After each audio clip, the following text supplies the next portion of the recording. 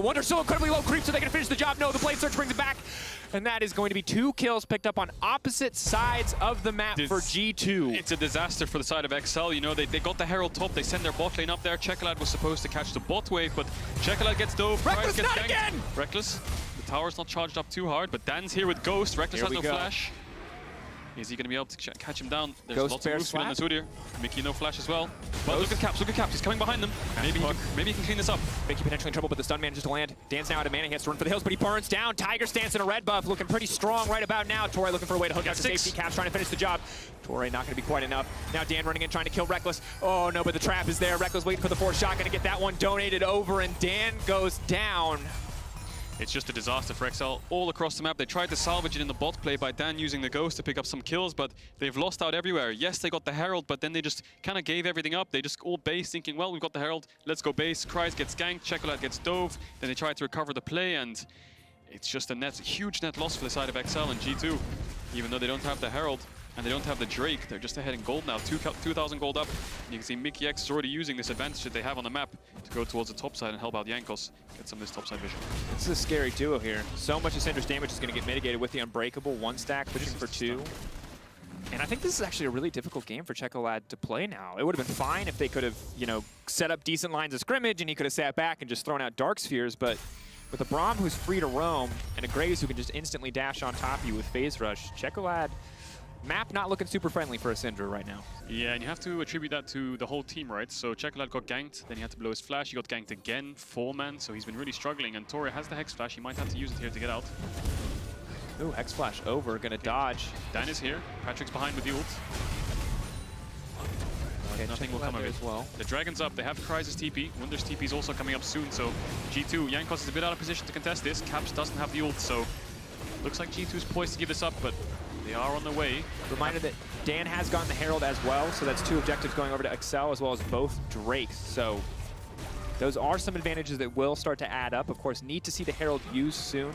Dan was unfortunately unable to use a Herald in a previous game, so it is something that we have to keep our eye on.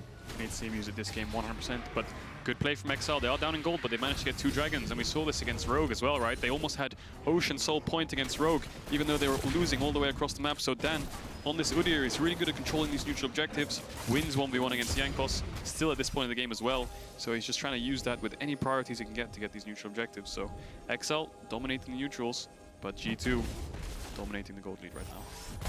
Nope. Patrick gonna get poked up here. All that early lane dominance from the Kai'Sa as well, now starting to fade away.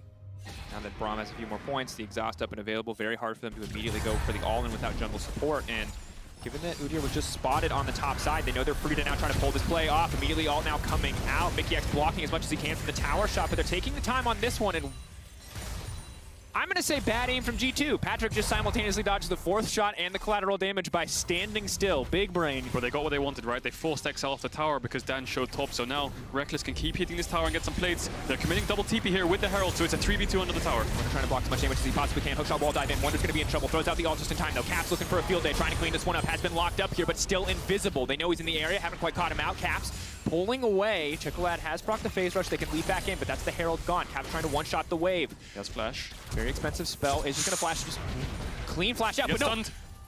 There's no follow-up. Flash forward, Dark Sphere. Clean from Chocolate, and that's big for the side of XL because Patrick's going to get plates in the mid lane as well. G2 have no members left on the map except for in the bottom lane. This is good for XL. This is really, really good for XL Dracos. They've got 2 Drakes. They use the Heralds really well. They got all the gold in their carries, and I think Caps responding with that TP was a bit over-aggressive. 3v2, yes, but Wunder got 1 shot instantly, so kind of turned into a 2v1 then. Kemal and the Syndra do pick him up, and Chocolate, he was 0-2. He's now 2-2. He's kind of back in the game. Same level as Caps, but Reckless, on the other hand, did get a full tower of plates. This is definitely someone that you're going to have to respect as we move later into the game. Take another look at this play and exactly how it played out. Yeah, see, Dan pops the Herald, and Chocolate wants to TP to make sure Wunder can't catch the wave, but then they commit to the dive. Yes, Dan is tanking and does eventually go down to Caps, but Wunder dies so fast before he can even use his ult and get some Qs off, and then it turns into a 2v1, but Caps' Shroud fades away, so he does get chunked out. He does play pretty well with the flash. He does manage to dodge away from Kryze's E, but I think Chocolate is the MVP of this dive here. Hits so many Qs. He's hit 2 Qs in a row now on Caps. Does hit the 3rd, and then his flash forwards with the 4th, and I think that's just a really well played from Chocolate. Gets the wave pushed out, levels up, now he's back in the game. Really loved the force of will one way, scatter the weak the other way, knowing that at that health level, one of them is going to hit Caps and kill him in that scenario. So really setting up for both options there, respecting the potential for Caps to try to escape that one. And overall, yeah, Chocolate making the most out of an early game that looked quite disastrous. He's now, you know, behind in boots, but has a tier stacking, has finished the Ludens. So things looking okay, all things considered. Yeah, lots of power spikes coming out. We got Blade doing King on Wunder, Triforce on Kryze. As the fight comes in, Torre's going over the wall. Torre, three-man knock him immediately into the rest of the team. Mickey trying to pull back to Peel. Jankos ults the crab. Respectable. I'd have done the same. Caps didn't have the TP, so he can join. Good identification from G2 to back off because Kryze TP'd in. Chocolate no flash though. Now the lineup immediately, Chocolate taken down. And this is the thing, the Syndra is so good when they are the team setting up the play, when XL are the ones pulling the trigger, but when G2 pull first, Syndra looking very, very vulnerable. And this is the second time we've seen Chocolate step up too far without flash. Does get engaged on by Mickey, who's kind of been aimbotting on these Qs. He's been bending them left and right, dashing through the creeps to make sure he can land them. So well played by G2. They do manage to get the Herald, and you can see G2's decision making, right? They back off on the 4v4 because they see the TP instantly. They run away, and then as soon as Caps is moving back up, they re-engage it because they know that half of XL have moved away to try and base. So they're just playing so well around their numbers advantage. And G2 snowballing this game really well, sitting on around a 3,000 gold lead, but they have the Herald as well. So I'm expecting to see that Herald go towards mid, and then they can take down that tower and start contesting these Drakes a bit more because XL is sitting on 2 dragons. And you can see while this game isn't going back and forth, there have been a lot of exchanges. While G2 were having that scrappy fight on the top side, Reckless was getting so much gold. We'll hold that thought as Caps is now on the retreat, trying to line up maybe to ult through Kryze. Dash out. Should go down here, has nothing left. The Shroud is gone. Caps maybe can try to outplay, but does not have the space to do so. Kryze gonna grab that one. Yeah, Caps overextending there. Good punishment from Kryze. Caps kind of wanted to save the ult bed, but he does end up using it in the end, and he does go down. So 15 seconds on the Drake, no TP on Caps, no ult on Caps either. So I think XL should just be able to move mid, get this wave pushed out, and start this dragon quite happily. And Reckless has to be careful. A scatter the weak into the ultimate, even if Mickey can block some of that damage, is going to be very problematic for them overall, especially as Chocolate gets closer to level 11.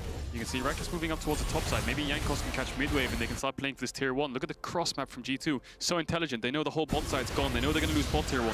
Wunder's not even going for that wave, but Caps can try and catch it with his W maybe.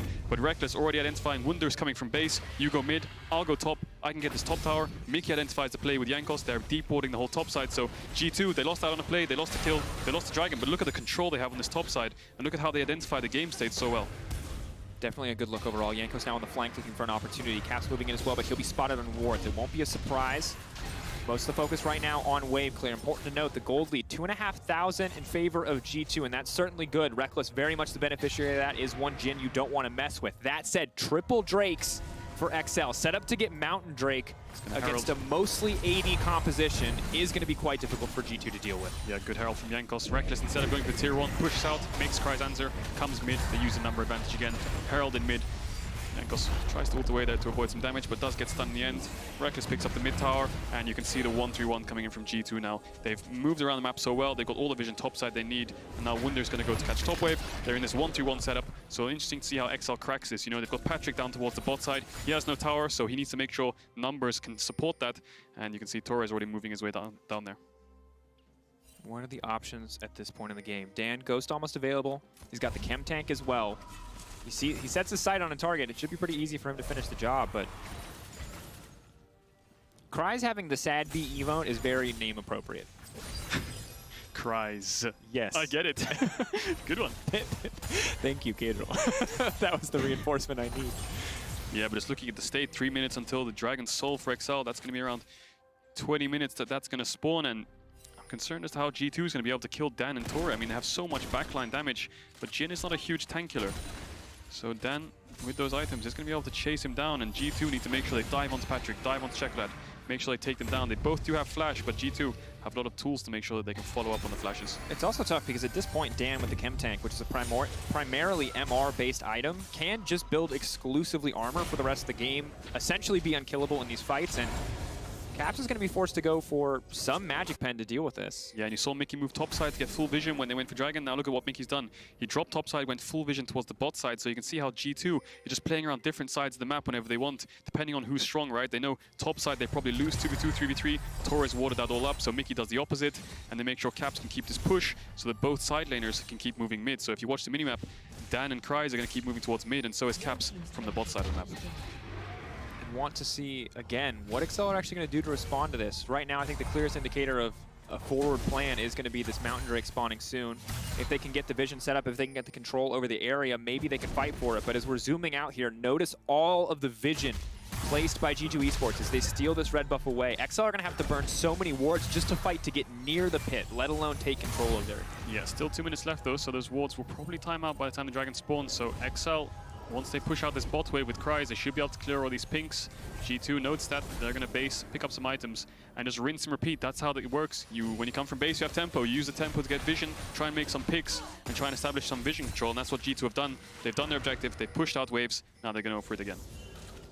And I'm actually just watching to see if XL can keep up with this pace of play, if they can match G2, if they can find windows to punish, because right now when we look at just combined experience across both of these teams, I mean, Patrick and Torre just a few years ago were rookies, were brand new. They're going up against the most veteran, or one of the most veteran teams in the league, guys who have really done it all. So if they can keep up with this pace of play, if they can match G2 in the setup here and find opportunities, it is a very good sign for XL moving forward. Yeah, XL playing with 4 members mid here to keep the mid push. They know top tower is going to go down, so they're going to use 4 members mid and take down the bot tower with Cries.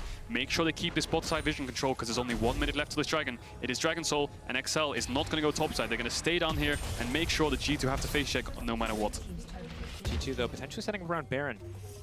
Offering a trade. Not sure if XL are too keen on that one. Checkolad needs to be very careful here. Q flash from Mickey is up and available. Has been a death sentence from Checkolad before. Ult down though. That's big. That is big on this dragon fight. 40 seconds. XL, rinse and repeating. Take the mid wave, control the vision. And they're keeping this up. G2 are going to try and... They're probably going to find this hard to retake because they don't have too much frontline. Mickey doesn't have the ult either, so they need to get Caps here. Caps is probably going to try and push out his wave and group, but Torre hits the hook. Good hook. Unbreakable already down now. Checkolad free to step forward and start throwing down damage onto any member of G2 that oversteps. Cries is here now as well, so G2's going to have to give up this mid wave as well. 20 seconds on this. Hook's going to land on the Yankos. That's exactly what you want, but Wonder maybe looking for an opportunity to turn the fire back. Reckless free firing on the back line. Curtain call. XL on the retreat, but they have the front line that they need to body block. Backing off as Caps smells blood in the water, looking for an opportunity. They've lost the vision. Can XL reposition? Torre is low, he doesn't have the ult. Checkolad does hit a good stun, but I think G2 now taking full control of the river. And XL, Dan doesn't have any flash or anything like this. No blast cone steal it, so G2 starting up. They know this, so Dan probably going to try and go towards bot side. And XL need to make sure they stay together. Mickey's low, Torre is low. It's almost like a 4v4 at this point, Dracos. 3K getting lower. Dan trying to make his way into the pit, looking for an opportunity, fishing, but he's going to get stunned. He's going to get locked up, and he's going to get taken down. G2 will not give the opportunity for the soul to fall away. They secure the dragon, and now they're looking for the fight. Caps dashing forward. Cloud Force in from Yankos, looking for an opportunity. Torre finished off. Caps on the hunt, waiting patiently. The opportunity to leap back in. He's not going to take it. The shuriken flip will not be used, and G2 happy to walk away with the Drake. No, I think that all comes from just a mistake from XL there. I think Torre didn't have to go for the hook. He got way too chunked out, had to flash away instantly, and this all came down to the mid wave. I think XL had that mid wave with Cries being there, so just an overextension, and G2 punish it so well. They get the setup on the dragon, and that is going to deny the Dragon Soul point for XL. So 4 minutes on the clock. Time has been bought for G2. They have almost a 4,000 gold lead, so they're sitting pretty well in this game, and the scaling is pretty even, Dracos. I think that the Camille does obviously scale super well compared to the Aurelia, but I don't think that's something G2 have to worry about just yet, considering how strong Caps and Reckless are. We'll keep our eyes as we go through, but again, this is the fight that came after that initial mid pick. You can see Dan desperate to get this. Feels like this is the way that he wins the game. Yeah, I think he knows he has no flash, so he has to try and commit to the dragon, but he gets smoke screens, CC'd, locked up, and XL, he was just way too early. I think XL was a bit too far away before Dan could walk up. They need to create space to be able to walk up, and they had no space to work with, so they were kind of stuck in that choke point on the tri-bush, and no one could really step too far forwards because Mickey had his ult coming up again. Yankos can pop the smoke screen. They have Wunder with this AoE ult as well, so if you walk into a choke against the Kali, Aurelia, Brown, I think you're all going to get melted down. So it was smart decision making from XL to kind of back off from the fight. They didn't lose too much, but still 3 minutes 30 on this next dragon, and now G2 have full control of the map. Torre caught out. No CC there. He's going to hex flash over the wall. You'll love to see it. Just about makes it. That is definitely a thumbs up escape. But Cries is sitting on 2 items. He's level 14. Wunder's not actually matching in bot. He's staying around mid, and Cries has TP, so that's the only thing XL have really going for them here. Cries is super strong on his side lane and can start hitting these tier 2s, so G2 need to find some way to answer Cries' sort of split push, which is going to be a bit of a nuisance for G2. Level 15. Definitely. And again, good look for Cries. No longer just a bot for Moonstaff. actually able to do something here on the side lane. You love to see it, but keeping, again, still 2 minutes and 53 seconds. This is the simplest way for Excel to get not an insurmountable advantage, but an advantage that can make up for the gold discrepancy we currently see. And as you take a look at the levels, really see how far ahead Cries is. Yeah, look 15 at Cries. Caps. It's been on a side lane, it feels like, for most of this game and is still a level behind. Yeah, he's been playing quite selfish, but that's what you need to do on Camille. That's what you need to do on these carry bruisers. I think Cries is basically a level up over Caps, level up over Wunder. So on the side lane, Cries is going to dominate the side. His team needs to get him some kind of vision. You can see on the bot side of the map, there is a pink, there is a ward around the entrance blue. Cries can work with that. Maybe a little bit more could be useful, but he needs to start pushing in these side lanes and creating some sort of pressure point for XL so that he can move mid and contest his vision. This is so solid. And the thing that I love about this is that the TF ban came through in pick ban, because we've seen so many split push attempts shut down by a Destiny into a gold card. But this time around, Caps is the one who has to farm the side lane himself. Yeah, he can burn TP to try to contest this push, but it's a big cooldown to use, and it's certainly not an instantaneous gold card stun. Yeah, and what does this side lane pressure do for XL? Why is it a pressure point? Well, the whole reason is Cries can push this wave in, then he can go into Fog of War, and that means that G2 don't know where he is, so they're kind of scared to start the Baron, they're kind of scared to step up too far. Cries could be anywhere right now. He's just hovering in the tri-bush for now, obviously, but he can move towards mid whenever he wants, so it becomes harder for G2 to fight the vision because Cries could just pop out of nowhere, and it's instantly a 4v5, and then Wunder has to TP in, and XL can just back off. And the question is, can you get a greater advantage out of this? Right now, playing on the bottom side, definitely not bad for XL, as Mountain Drake is generally where you think that they would want to keep their focus. But if G2 send 4 or 5 members to that Baron, are XL comfortable enough with their position in the game to contest, to try to interrupt that attempt without bringing Cries in? That's really when it's going to start to feel nigh impossible for G2 to play that one out correctly. Yeah, and G2's comp is not really good at rushing down Baron. You know, Graves, Akali, Jhin, this isn't a one-shot Baron. You don't have things like the Kais or anything like this, so it's really hard to kind of rush Baron. So G2 have to play well around vision and make sure they take fights correctly. So 50 seconds on this Dragon. You can see Chekalad's pushing out top. He's probably going to move towards mid. You can see Cries pinging towards the bot lane. You want to push out these sides as much as you can before the objective spawns so that you're not losing gold on side lanes, the enemy team is. A quick itemization highlight, very small thing, but very important in this meta full of healing, and most certainly when the opposing top laner has Gore Drinker as well as Blade of the Rune King. You've got both the Bramble Vest, all that. Thought his fight's now kicking off. Mickey on the front line, blocking most of that damage. Curtain Call to dissuade any further follow-up, but overall very positive for XL. Really no major cooldowns burnt. Now getting the TP out from Caps as well as Cries continues to push on the side lane. Cries, as long as he doesn't overstay his welcome, this is purely an advantage for the side of XL. 14 seconds till that Mountain Drake ticking down. Yeah, much better play from XL here. Torre hooks him on the vision point, so XL can actually chunk out Mickey. Mickey has to base. Cries is level 16 on this Camille, so this Drake, G2 have to kind of face check it somehow. XL need to play really well around this vision and try to catch someone off, and then look for the Drake. Cries looking to shut Caps down on the backside. Now Yango's going to get taken out to kick things off. Mickey now leaping forward. He's going to find the knock upon one. Wunder trying to dive his way through the back line. Not going to find the stun. Perfect all comes in from Patrick as he leaps across, fishing for Caps. But Reckless now to Rampage. Wunder looking to take him down. He's just so strong. G2 just out fighting the side of XL. Cries, a one-man army, needs to find a way back into this game, but Wunder is unkillable. Patrick can do nothing, and G2 again will deny soul point from the side of XL. It's the solo laners from G2 who show up in that fight. You know, Caps is splitting them up. Wunder's dashing onto Chekalad and there's no peel. And Cries is in a bit of a dangerous spot here. He does have the flash. He could go for the 1v2, but he does decide to jump out. So that's huge for G2. Another 5 minutes board on the clock, and time is what G2 needs. Still around a 4,000 gold lead, so the game hasn't progressed in that way, but time is what G2 needs to stop this Dragon Soul. In a difficult position again because you saw that fight, and I don't really know how else to say it, but Patrick is useless against Wunder, and as we look at Cries on the backside, more importantly, check out the front. The engage was so good, Jankos gets popped instantly, but Dan kind of gets stunned up. Reckless takes him out, and you can see Caps and Wunder. Watch them how they dive in. Caps buys time with his Zhonya's, and Wunder dives onto Chekalad, and there's no peel for Chekalad, so one of the carries of XL falls. Then it turns into a 4v3, into a 3v3. Cries does manage to pick up one, but he can't go in 1 versus 3, and Patrick, yeah, level 13 on this Kai'Sa. Doesn't really have the damage to take down Wunder, has to flash out. And we have to see Cries was overstaying before this replay. Looks like he stayed even longer and does have to burn his flash, so these fights are on a knife's edge. You know, if Chekalad got some kind of peel there, maybe Wunder would die when he went in. But it does end up in a good trade for G2. They get the Dragon. They're looking for the bot side vision as well to stop Cries from being able to split push. Dan, very fast. Knockup coming out, just wants to hit the blast cone. Shuriken Flip will follow. Is not going to make it out. The chain CC there, merciless from the side of G2. Quite tanky, but does get taken down. No flash to get away. No ghost either. So good CC chain from G2. That's one pick.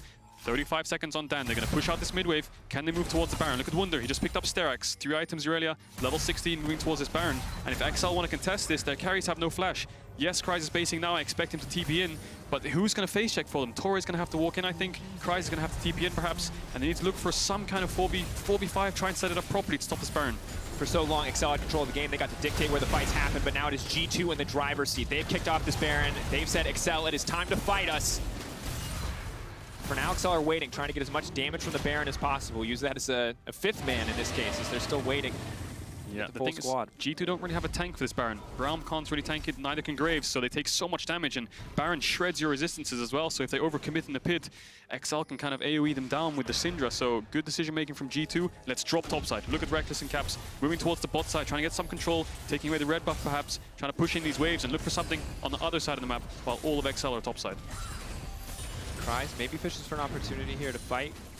1v1 difficult even with the healing reduction, the sheer amount of stats present there, but he's going to leap in. Wonder now going to find the stun. The leap into the air has been locked in. He can't actually go after the Syndra, trying to turn this one back, but he's going to get one shot. Yanko's now on the hunt. The sidestep from Checolat is clean. It's going to keep things going, but Yanko's now moving in. That's a lot of damage. Kryze can finish it off. One more. Precision protocol. Where's it at? But no, Mickey's not going to let it happen. Body blocking and stunning up to keep his jungler alive. Caps doesn't have TP to join this fight. You saw Caps hovering around the red buff. I think they took it away and he was trying to look for a pick on Patrick, but good idea from Patrick. Drop the red buff. It's probably gone. Let's group up. I don't want to get caught, but that was an interesting fight. Wonder does get shut down, so this Camille from Kryze is deadly. And the difference is XL does have a tank. If they get any greater advantage than this, they can take the Baron. That said, Patrick, definitely not where he wants to be. Cap's going to leap in with a shuriken flip, fish for the opportunity. Second, the sidestep there. That right there, nobody dies.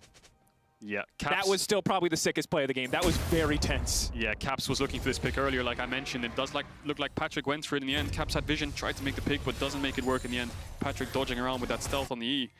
And this game, Dracos, even though G2 now have a 6,000 gold lead, it feels like it's so close, and that's all coming from Kryze on this Camille with having so much side lane pressure. And in the team fights, his true damage on his Q is just so much. I think G2 with no frontline is really struggling to set up this vision. And remember, in the previous fight, Patrick was forced to flash, but that was 5 minutes ago. That was when the last Drake was up, so he will have flash up and available in the next fight to come. Wonder will as well. That's going to be a big deal. And although Dan is 1-on-5, he is useful, right? He's frontline, and G2 need to get through him before they can get to Patrick. So as long as Checolat and Patrick position well, G2 should find it hard to get on the backline, but Wunder has flash coming up soon. Caps has flash too, so they might be able to duck and dive through as Kryze goes onto Caps. Immediately knows that he has no ultimate either. Coming goes into the Shroud. The entire team of G2 ready to collapse on this if necessary. Curtain call available for Reckless is just going to back off. Dan now on the hunt for him. Kryze now going in, has to be careful, is not going to get locked up. That's a shuriken flip up and available. Wonder leaping into the rest of the team. That's going to be a 3-minute ultimate. Trying to finish it off with Patrick uncontested, doing so much damage, but it's not enough. Mickey there to body block, and G2 just cannot be stopped in a team fight. My God, look at that. The turn from G2.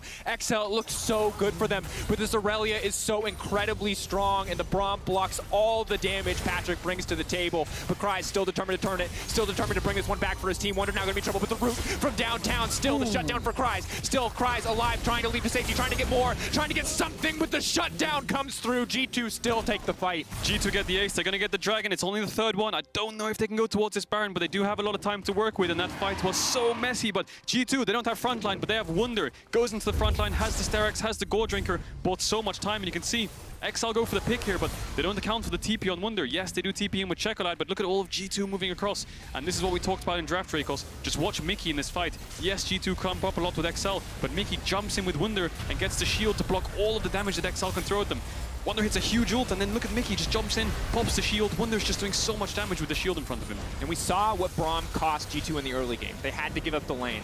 They lost out on trades, but here's what it does in the late game. That shield, the fact that you can block all of the damage that a single carry wants to bring to the table is it's hard to put a price on that. Yeah, Kryze does pick up Wunder with the W, the tactical sweep there, but does eventually get taken down and turns into basically like a 1-for-5 for the side of G2, so huge team fight for them. They didn't end up getting the Baron, but they did extend the gold lead to around 8,000 now, so XL on the back foot, and G2 are also on Dragon Soul Point now as well. And this is a game where so many games it looks like small advantages, you know, death by 1,000 cuts. It's a slow bleed out as one team pulls ahead and doesn't give anything up. But this is a game where XL are fighting with G2 at every single opportunity. They're boxing toe-to-toe, but they keep just taking one hit here, one hit there, one hit here, and it's resulted into everything being taken away to them to now where they're both on Soul Point. Someone is getting this Mountain Soul, Cadril, and they're still up against almost a 10K gold lead, 8K right now from G2 Esports. And XL, although they are down a lot in gold, they still have that factor in Kryze. Yes, he's level 18. He's super strong right now. He has teleport as well, whereas the side laner of G2 doesn't. And Chocolate notices that. He's going towards the bot side, so he knows now if the Baron gets started up, Kryze can TP in. It's going to be a 4v4. Keep our eyes. Chocolate sneaking this push. They're trying to get the CC. Stun on the Caps. Are they going to get Caps? They've blocked him up. At this point, click him down. They want to finish Caps off. He buys a bit more time with the Zhonya's. He buys enough time for his team to get the Baron, but what can they get down in turn? Caps? Are you kidding me? That should not be possible. XL burned all of their extra resources, and Caps has made it out. G2 have got the Baron, and they can just march down the mid lane. You could see what XL was trying to do there. Send 2 members, kill Caps, TP him with Kryze. Patrick does eventually pick him up on the backside, but G2 have the Baron. They're in mid. Tori goes for the engage. Patrick does have the ultimate if he wants to follow up. They want to finish the Graves off. Mickey's not in position to block all the damage. Patrick going invisible, trying to block as much damage as humanly possible, but it's simply not enough. The stun's coming through again. Braum proving his value in these late game fights. Curtains calls coming out. They've spotted Chocolate. Now they're on the hunt. Needs to proc phase rush and needs to get away. Needs to proc phase rush and get out as fast as possible, but it looks like it's too little too late. Gonna sidestep though. Clean movement coming in from Chocolate. Procs it just in time. Knows he needs to dodge as much damage as possible, but that's gonna be it. Gale Force into the final auto. XL's fundamentals are good, but the execution just isn't. Caps does manage to live. The idea was good. Let's kill Caps, get him down. Kryze TP's in. It's a 4v4. Chocolate can push in bot. That's how you open up the game for XL when you're down gold. Use teleport as a way to get this kind of numbers advantage in any way possible, but doesn't end up working out. Caps buys way too much time, and G2 took down the Baron faster than XL probably guessed because they kind of watched him take it down. Yes, Patrick does pick up Caps on the backside, but G2, now they have Baron. Now it's a 10,500 gold lead. Dragon's up in 50 seconds, and XL just don't have enough to work with now. They're lacking resources, they're lacking gold, they don't have enough summoners. Fighting now is just going to be super hard. Absolutely is. And for G2's composition, when you have this Jhin that can set you up the Braum to block any return damage, holding against this Baron buff is going to be very difficult. Kryze, the strong point on the map for you, not very good at holding these towers. You're going to have to be willing to force a fight to stop G2 from breaking into your base. Yeah, Kryze pushing in the top lane, trying to make it so G2 have less waves to work with, but they're going to play on mid-bot side, so they will have 2 lanes of pressure. Caps doesn't have Baron. Patrick's going in. Gale Force trying to get a little bit of space. But like I said, Caps no Baron, so Jankos might have to move towards mid and help him buff that wave up to stop Patrick clearing it. But G2 are going to run it down bot. The only wave clear is Chocolate, so G2, they could look for some kind of dive. Wunder is so strong right now. Kryze is strong. Kryze is going to shred this turret, but he's not as strong as 4 members. This is a situation where G2 are going to end the game if they do not get the respect that they deserve. Kryze immediately going to recall. Chocolate's still going to get hit. He doesn't move. It didn't get body blocked by Dan. Wunder now going to get locked up. Going to try to get some damage down, but again, the shield from Mickey is exactly where it needs to be. Gore Drinker used. That's going to be the Sterix proc as well. Patrick has to run away from his own base, but that's the 4th shot and the triple kill for Reckless. G2 moving into the base, moving in to end the game. And it's Kryze versus the world. We tried to paint a picture that he was the one that they needed to hold out hope for, but this is not fair. G2 gonna move in, gonna end the week 3-0 alongside Rogue as XL. They put up a valiant fight. It was a fantastic game, but at the end of the day, G2 beating them at just about every turn and closing this one out in style. Thank you all for tuning in, and let us know if you enjoyed the game or have a specific match that you want to see by tweeting @LEC. Match History, we'll see you next time.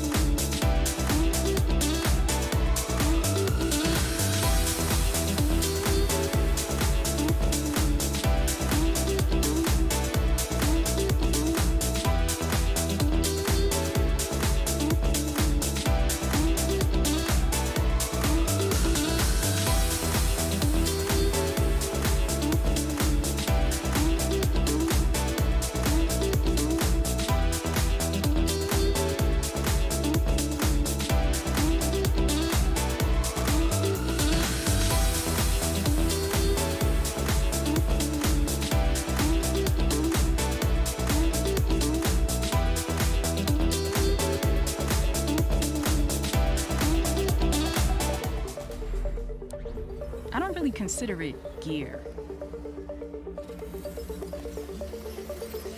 It's an extension of who I am. It blurs the line between fantasy and reality. Sometimes, I can't tell myself from my machine. I think that's by design.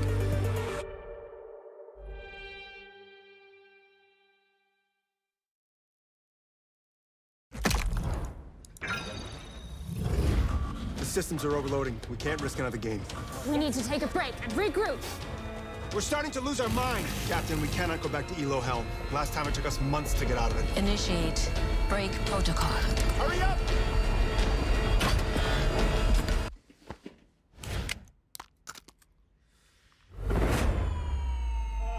Yes! Yes! I did it!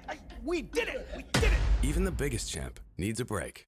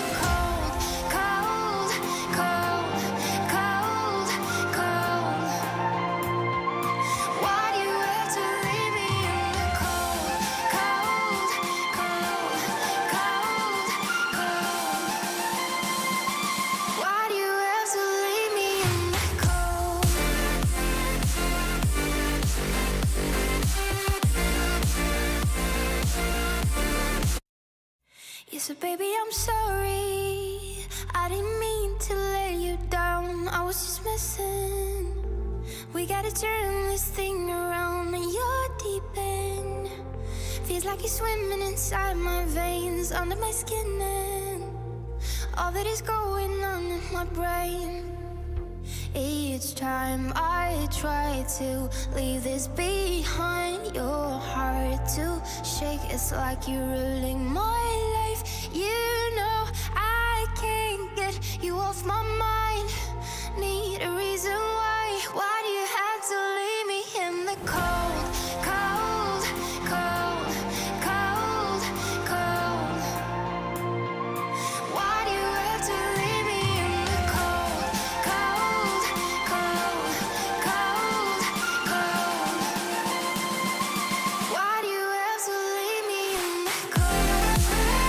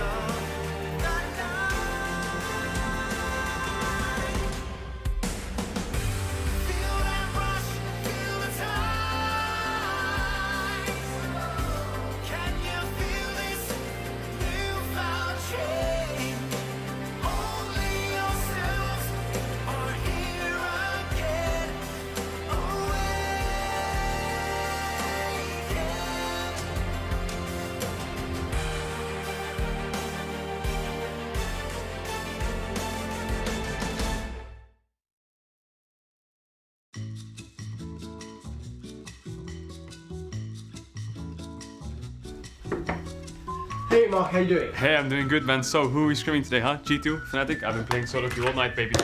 We're not scrimming, and that's why I've called you here. I need to talk to you about your first week performance. My first week performance was pretty good, right? I led a few segments. I mean, loads of pros have been going from pros to analyst. It was a good segment, right? We have to go all the way back to the basics. First and foremost, your scripts are entirely unreadable. Oh, hey, Park. Thanks for the follow. Yeah, this year is going to be so free. Look at this script. Damn, have you read anything so good in your life? Unreadable. Your guys' R key is such a long cooldown. I can't use it. The ultimate's way too long. That is not how scripts work in the real world. This isn't a video game. And also, don't even get me started on how you draft content for the show. All right, and that wraps up our script. That's G2 No, it doesn't wrap it up. versus It doesn't. Thank you, I think we need everybody, to. I think we need a telestrate segment. Oh, I'm sorry. The script is entirely packed, Mark. There's no more. No. I've been doing so much research. It's super in the meta. Vedius' win rate on these telestrate segments is through the roof. I really need We to do can one. look at it for next week. No, I really need to do one. I'm locking it in. I'm locking it in. Put it in! Is that not how drafting works around here? How do you think drafting a script works? Well, I don't know. The coach makes a suggestion. You go on stage, you pick the right champions, you steal some objectives, then you just win the game. Steal some objectives? Is that what happened during our cast? Price, you have TP, right? Yeah, you do have TP. Okay, I think we take a fight around this. We need to get some vision. XL have control of mid. XL are now pushing vision into the river. They're setting up a Baron. They want to set up stop the Baron. G2. I think we can start this Baron. I think it's 5v4. Wunder has no TP. XL on the Baron. Here comes G2. Jankos has got it. Oh my god, no, he got it. Oh my god. Have got the Baron. You could have just paused if it was that bad. Paused? All right, Kadril, any final predictions? Kadril? Hello? You paused during the show. How do you even do that? Do you know how League of Legends works? I mean, if you get a bug, a ping spike, you just pause the game, you tell the referee something went wrong, and if he asks you or pushes you for questions or answers, you just Alt F4. You just disconnect. Disconnect from the game. Like you're trying to disconnect from this meeting and disconnect from your responsibilities. Mark? Mark? An ally has disconnected. Mark?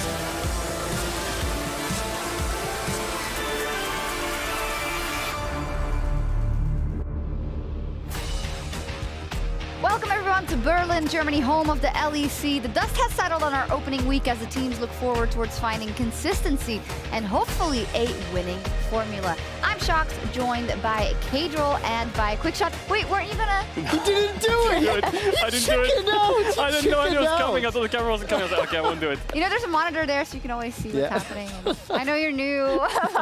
He still hasn't learned to type, by the way. Every single thing that we have on the script is QWER12DF. That's it. Yeah. It's my hotkeys. It's fine, but you're absolutely smurfing it when we go live. So I think that works for sure. So let's talk about week 1 in the LEC. Very back and forth week. And that is also reflected in the standings where every team has a win. It's the first time since summer of 2014, Shocks, that every single team has picked up a win before 3 games. In layman's terms, there's nobody at 0-3. I thought we had a little bit of stage jitters last week. Yeah. They weren't all the best of games, but they were very entertaining to watch. Yeah, and those 7 teams are tied for 4th place, 1 and 2 on the same scoreline. You have to look at the schedule, right? If you look at XL, they had G2 and Rogue in the same weekend. So strength of schedule, playing a bit of work there. We will see this unfold in the next couple of weeks as the schedule progresses. And what do you think about the level? As we talked about, it was a bit iffy in the first week. Everyone was getting used to it, the new meta, what they wanted to play. Are we expected to see it picking up coming into this week? Yeah, I think we'll see loads of different picks. It'll be really interesting to see how the meta evolves just in terms of play styles, because, you know, we saw lots of global comps, teamfight comps, pick comps. So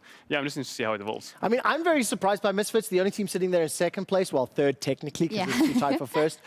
They shocked me a little bit. I think when you look at the debut that Hirit and VTO made on the LEC, LEC stage. Big talking points, big stories to track. I have felt for a long time that Misfits are a streaky team. They had streaks of wins, streaks of losses. So I want to see whether or not this young roster will stabilize or whether this is just what we're going to come to expect. Yeah, and I just think the way that they build the team for this Misfits roster just looks really promising, right? 2 rookie solo laners. Well, here it's somewhat of a rookie. Vetheo, first season in the LEC, and I just think the pillars around him of Razork and Kobe just going so well, especially Vander too. And when it comes to those newer players and a new team configuration, getting off to a good start is so incredibly important. But 2 teams we also need to talk about are G2 and Rogue. They are the top dogs in the LEC so far, and I guess Rogue is the one that was less expected, although a lot of people tipped them to be a very good roster. It's one of the things that you hoped to see, right? Oda Wamne coming onto the roster, I think a lot of people had high expectations. Nobody knew really anything about or like what to expect for Trimby, especially replacing Vander. There's a big shoes to fill.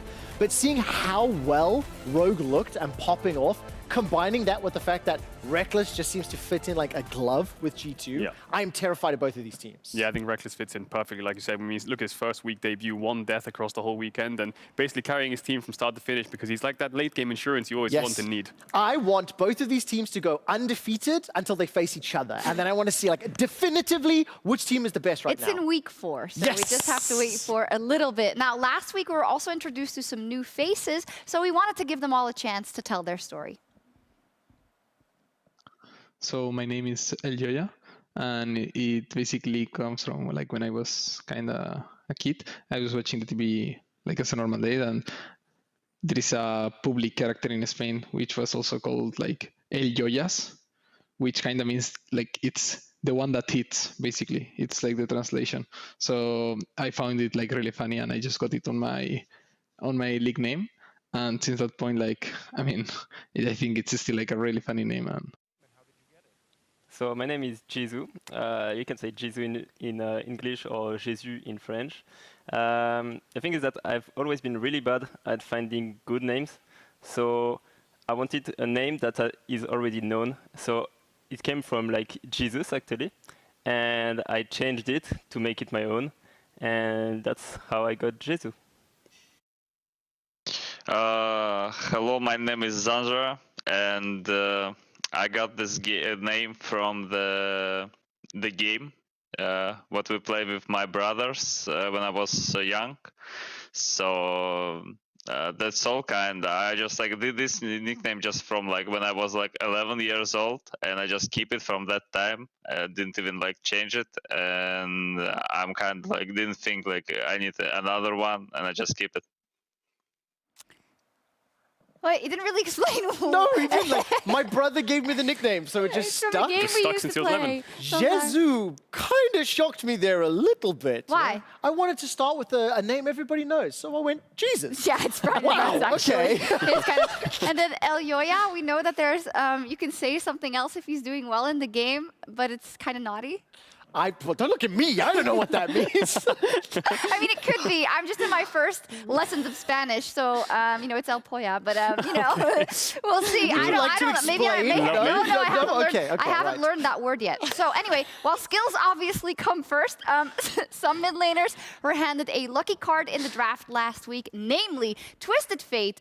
On fire, 7-0 so far, 93% presence in the LEC. I mean, the crazy thing about that is just how much higher the presence is in terms of pick ban priority versus every other region. If you look at the graphic on your screen in just a moment, it's 20% higher than the LCS. That is even more than what we're seeing in the LCK and the LPL. And I think you're just seeing that Europe as a region is really favoring everything that TF brings to compositions. The roam potential, the pick potential, he synergizes with almost every single champion in the jungle, and I am expecting that to continue to this weekend. That's some of the best analysis Trevor's ever basically made around me. That's incredible. Yeah, he's correct. You're right. Right on the nail on the head. Trevor's correct. He's correct. What? He's correct. Yeah, it's got such good roam potential, works in fights, scales really well, doesn't really lose any lane. There's no real matchup. Yes, Lucian's a bit hard, Zoe can be a bit hard, Sylas can win if he takes his ult, but this champ never really falls behind if he takes TP, has spellbook, always goes even, really impactful on the side lanes, especially when you've got these carry top laners. Now, of course, the thing that I mentioned just a moment ago, expecting to see Twisted Fate still high priority coming into the weekend. We are playing on a new patch. It is 11.2, something that we are seeing that is a higher priority in many other regions, but we've seen flirted with a little bit here is the Udyr. The reason I have to bring it up immediately is I want to cast Udyr. It's been played twice. It's lost both games here, but I am hearing whispers that on the new patch, we're going to see a whole lot more. Interestingly for me, though, it's not as successful. 7 wins, 14 losses when we look across LCK, LPL, LEC, and the LCS. Yeah, I think TF is a first big champion. Twisted Fate obviously really broken. But just looking at these 3 champions as the patch evolves, I think Seraphine, we saw a little bit of it here in NA, but I think that the champ itself is really, really strong around these bruiser champs like Olaf, Hecarim in the jungle, Aatrox in the top lane. It just really supports your team comp to get team fights going because Drakes and team fights is so important. So that's the first champion I want to kind of look at as a flex to AD and support. The second one that's sort of like a flex is the Senna, because the Senna was buffed in 11.2. Bonus AD on its Q, more attack speed, and the chances of dropping souls is actually higher for Senna. So the fasting Senna, the AD carry Senna, we might see a little bit more Senna. And like Trevor said, Udyr, this champ just fits everything you need. Yeah, it's super, super strong in 1v1s, clearing, fastest jungle clearing. It's not winning a lot right now, though. So I'd like to see it win a bit more. So do you think actually we're going to see it more? Yeah, I think we'll see it more because this champ, you can do a full clear in 3 minutes, 15 seconds. That's incredible, level 4. And yeah, the win rate's not good, like you said, but I think people need to kind of learn the champ itself because it's quite hard to play, I think. All right, let's see Udyr with that Midsummer cosplay on point in bear stance. And also, importantly, Viego is still disabled for this week. We will see him next week in the LEC. Now, Fnatic and the Mad Lions, they have most of the explosive playstyles in the LEC. They also like to experiment with the champions, and tomorrow they clash on the Rift for our match of the week.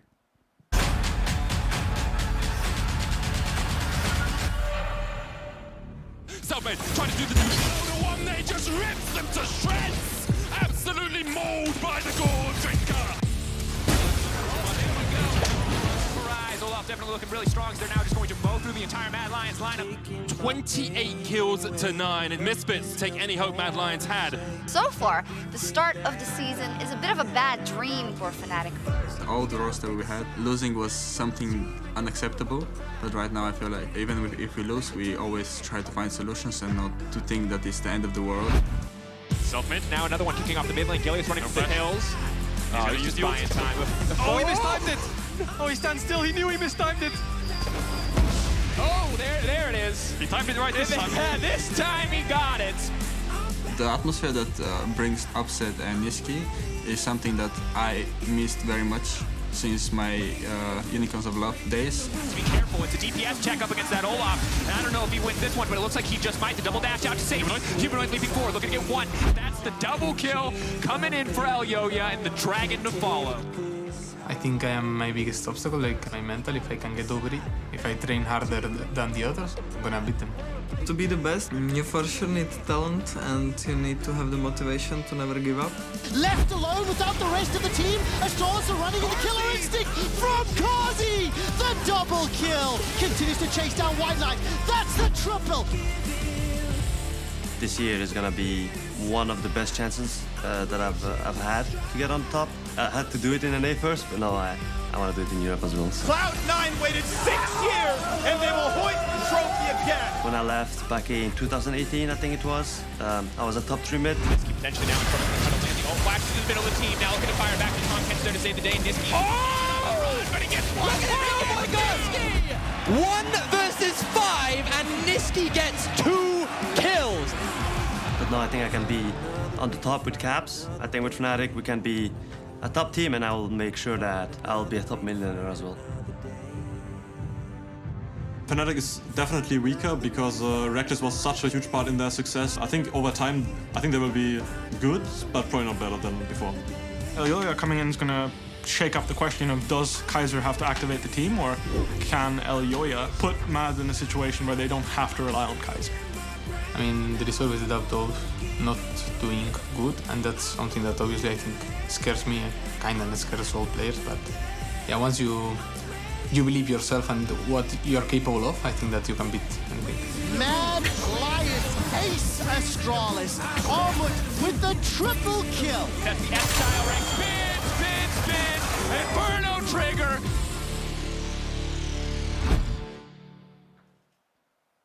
match of the week with two teams that made Worlds last year and have had some changes on their lineup, very notable ones going head-to-head tomorrow. And we're going to expect a very action-filled matchup because they've been going at it last week. And there's a lot of stories to unpack here. I think the two lanes that I'm going to be focusing on primarily is this battle in the middle lane. You know, Humanoid is just exceptional right now. He's been performing very well for a long time. But for those of you who may not remember, Mad Lions, formerly Splice. Nisqy played on that roster before going over to NA and making a name for himself.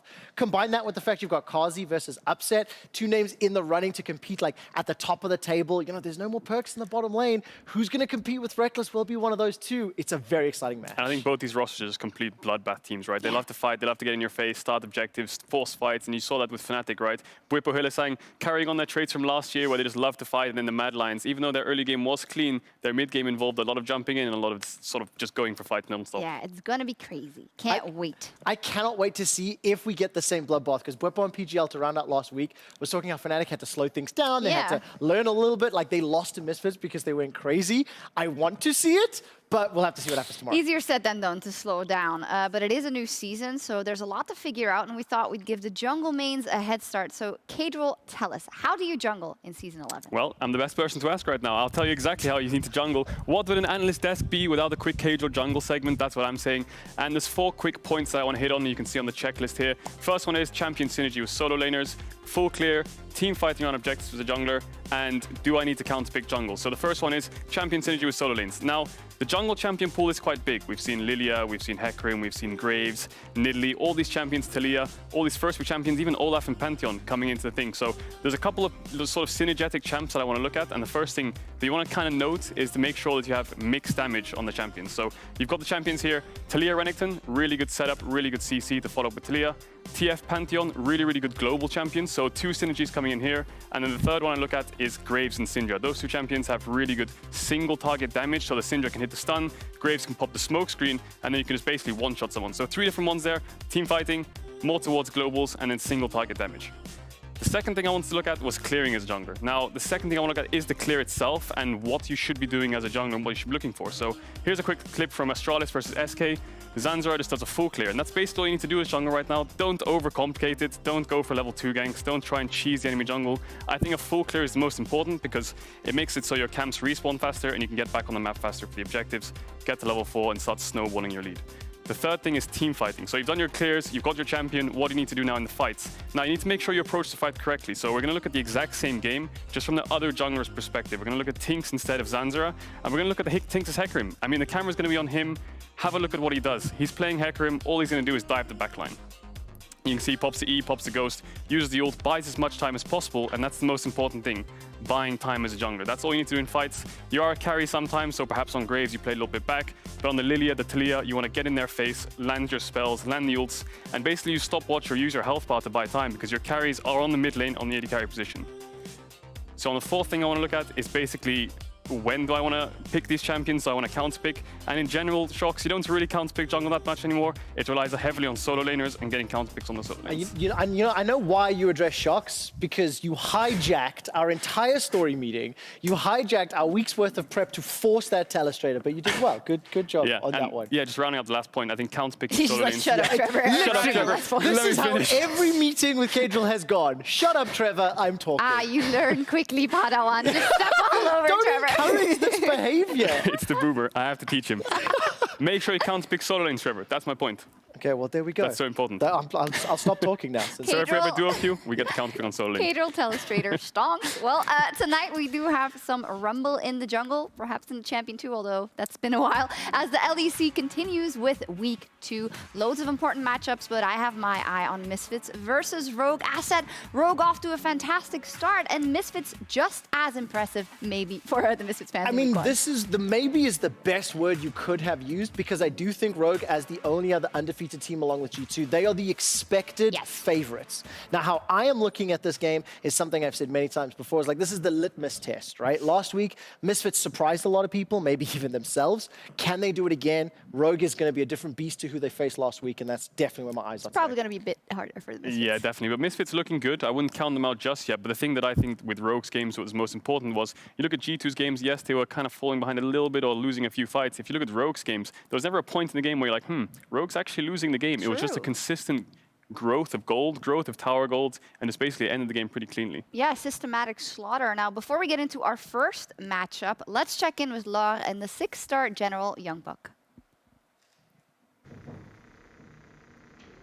Thank you very much, Shox, and thank you, Youngbuck, for making the time for this interview. How do you feel?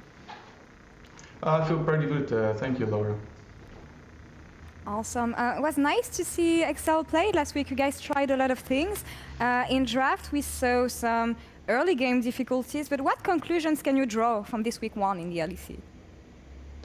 I think, all things considered, we had a pretty good week. Going into Rogue, we knew they were going to be favorites, so we took a bit of a risk in the draft playing the Ivern, which we had only picked up the day before.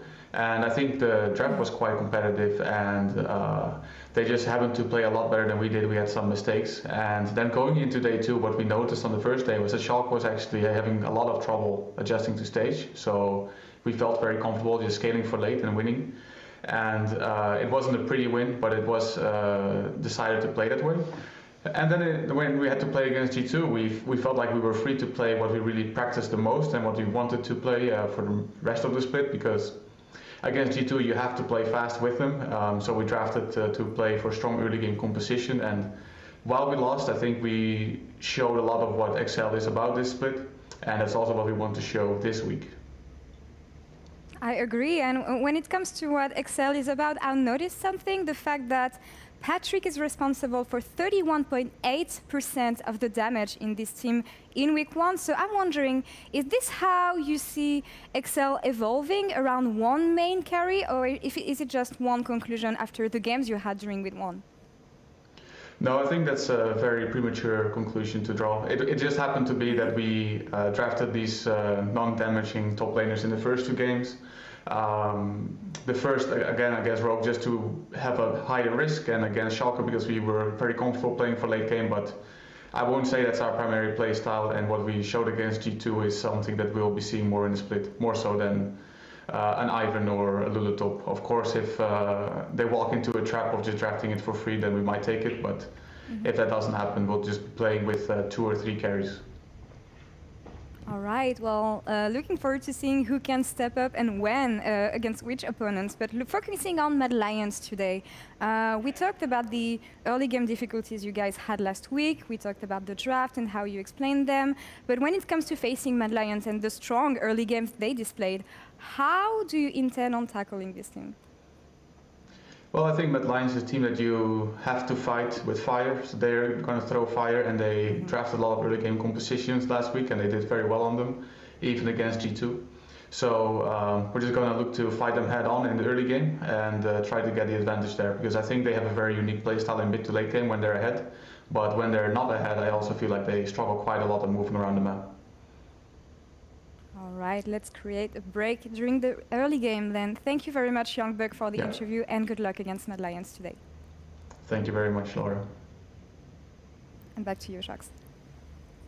Thank you very much, Laura. Indeed. And Youngbuck, saying a couple of things that are of particular interest to me for this matchup. Let's start with the draft, because they did have some surprising choices, as said last week with the Ivern, the Lulutop, and then in the end settling on the Camille. Now, Youngbuck saying this is more of in line of what you can expect from us going into this split. Yeah, I think, like you said, the Ivern was practiced the day before, so I think they kind of went for the Ivern thinking we should go for it rather than was it good. Didn't really have any prior lanes, couldn't really function so well. And then the second time against Schalke, I think drafting full scaling Lulutop actually worked this time around, because you had something to play for, Graves, Kai'Sa, Orianna. But like we said, the Camille was really the one that shined for Kryze. I think the composition was really good. I think that XL played pretty well as well on this standardized composition, but I just want to see, can Kryze play something other than Camille and do something similar to what he did in this game? Because I think his Camille, we saw it last year, it was really good. And of course, I do like the fact that Youngbuck actually explicitly said that our third game against G2 with Kryze and Camille is what we want to do, how we want to play. That's what I want to see. I didn't like the support of top laners. A little bit earlier today in RDYCHK, I talked about that Udyr in the jungle. Dan is the only jungler that has played Udyr. Lost both of those games, unfortunately for me. But I do want to see if that trend of putting Kryze on a carry that he can have more impact will continue. Just as a side note, that Camille game was the second highest damage percentage of any top laner all weekend long. So he really did perform very well. And there were multiple times throughout the course of that game where I thought that XL actually could have taken down G2. Exactly, it was very close, and it seemed like he was on his comfort pick and in his comfort zone. something else that Young Buck said is, that late game team playing style where we only get going or we have to fight back. That's not something we want to make a habit of. And that was the case, though, for XL. Weak early games up versus the Mad Lions, who really prioritize the early game. Yeah, definitely. The first two comps at XL Draft were kind of holding on for the early game. You can see it in the stats, 10th all across the board. I think that it just really wasn't an early game competition they were drafting, but look across the other side. Mad Lions, 100% first tower, 102nd in gold. They were drafting really heavy early games, and we saw their early games were good, but their mid to late games weren't that great. So you can see that's the reason that they only picked up 1 win. I mean, with 3 games apiece, obviously now we want to see some development, right? We want to see XL improving their early game. I think having a not Lulu and a not Ivern top can help in that regard significantly, especially when you look at just the G2 game in isolation. In contrast, Mad Lions, a team with 2 big important roster changes from last season to this season, seeing the early game working, seeing the elements of training that are easier to do during the week and coming into a split paying off. But now you want to see this younger roster developing, making smarter choices in the mid to late game, not getting so scrappy, not getting so forceful when it comes to fighting, to actually pushing their advantage. But I think the fundamentals are there, right? You slot in 2 new players into Mad Lions, but their early games are looking strong. Fundamental early game is one of the most important things a competitive team can have, because if you have a stable early game and a lead, then transitioning your lead and playing from ahead is a lot easier than playing from behind. So I think that Mad Lions have the fundamentals. They've got a good early game. As the split progresses, if they can fix their mid to late game a little bit, I think they can be a really strong And this team. is going to be a very interesting game as well, because when we look at, again, how specifically XL finished the week against G2, the only other undefeated team next to Rogue, I got excited. Like, you almost lost your voice in that game because like G2 and XL went blow for blow. So if this game goes even, it's again going to be a really good test very early on in the season to see how their mid to late game decision making and team fighting can play out. Yeah, that's the biggest question. What can XL do against that early game might of the Mad Lions, or what they showed in week 1? To highlight specifically their jungler Elyoya, who we heard from earlier. He had a fantastic early game in all 3 games. He had the highest goal difference at 15 at 10 minutes. Huge forward percentage. He was in that jungle, that enemy jungle. He was pushing, he was helping his laners. And I feel like that's such an important part. We heard them talking about how they are expecting him to take a vocal role in the team and a strong role. So that's kind of what you want when you play the first games with a brand new jungler. Yeah, definitely. That's really important, especially for confidence, especially for a rookie jungler to come in with a big voice. It's super important. I mean, we saw last year Shadow was really popping off in the regular split with this team. So Elyoya kind of needs to fit that kind of role. There's quite high expectations on him from the roster, from the coaching staff, but I think he's performed well. I don't think many of the mid to late game mistakes were on him as much. I think the early game snowballing was really good, but yeah, comparing it to Shadow last year, you've got a lot to live up to. And I do think it's very important to zoom out and look at this Mad Lions roster that's on your screen right now and think about the fact that the Mad Lions team and organization and players excelled last year. Yeah. They managed to build up a fandom, a support base, and a level of expectation, especially because of the remaining players in Humanoid, Kazi, and Kaiser, our mid-split MVP, Kazi, one of the next up-and-coming like bot laners. When you look at Armut and Elyoya, they now have to live up to that, right? There's more pressure on them. Let's be frank, XL with Kadril, we're not super great, right? Yeah, we were not bad. However, the amount of pressure, of course, is going to be lower than that of the Mad Lions. And when you consider the Mad Lions, the success that they had, you mentioned a little earlier today that, they went to the World Championship, they didn't make it out of the play-ins, of course, but it is something that does factor in that we all hold them accountable. Yeah, it's some insane goalposts that are shifting if you go into your year 1 and you do so incredibly well, and also the pressure on the remaining members, as said. But Armut is, of course, also very experienced, as he played in the TCL and knocked Mad Lions out of the World Championship, but it's going to take a bit of adjustment time. It will, and there's one last little story, just as we're getting closer to picks and bans, that I do want to highlight, that I also only just recently learned about, is the fact that Humanoid and Checker, they have a history together. Yes. If anybody follows them, or the players, or the organization on Twitter, there was some back and forth, and the fact that Checkerlud was actually on the Mad Lions roster up until that they qualified, and Humanoid was picked over Checkerlud. But there is a healthy respect, there is a healthy level of competition between the players, and from what we've heard from the Mad Lions organization and from the managers themselves, Checkerlud is actually really excited to go up against the guy who replaced him. Yeah. And there's bragging rights on the line. The apprentice versus the master. Exactly, right? Will the Padawan overcome and defeat the master? And that's what we're going to find out. Oh, very exciting. Yeah, a lot of good faces to look at here on the side of XL and of Mad Lions, trying to get off to a flying start. And this week, the teams are fighting to find consistency after a chaotic start to the season. Let's see what happens.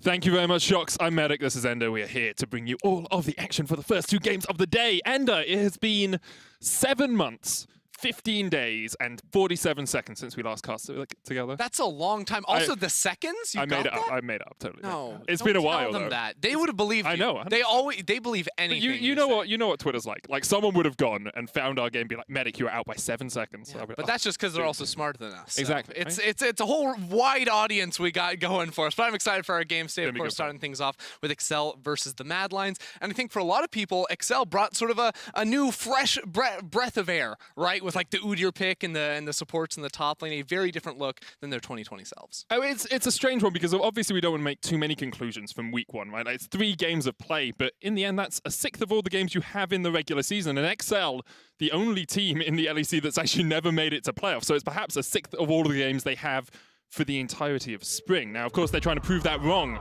as they take on Mad Lions here. Mad Lions going 1-2 alongside XL. Most of our teams went 1-2 last week, but I'm sure both of these teams have a lot to prove coming into week 2. Let's jump on in to the action. Go.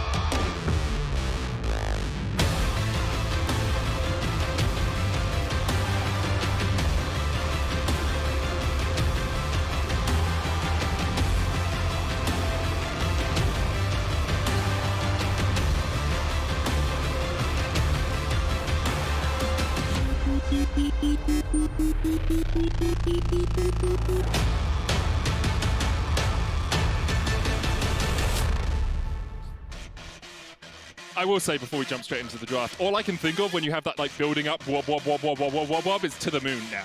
I've been on Reddit, I've been on Twitter, like wob wob wob, we're going to the moon, diamond hands everyone, and immediately the diamond girl in the bottom lane is taken away. Seraphine banned here by XL. Mad Lions are going to remove the Pantheon themselves. All right, so already seeing the bot lane menace taken off board, but actually this Ryze is very surprising. So like Humanoid has definitely played Ryze in the past, but this champion we didn't really see at all in week 1. But we were looking at sort of like the solo queue histories for these players, and Humanoid has played quite a few games, I think 13 already on his account. 13 games, his second most played champion this season in ranked. He's in Challenger, he has won 11 of those 13. So although it is not a traditional ban in the form of something like a Twisted Fate or an Akali, the Ryze is a targeted ban against Humanoid. Yeah.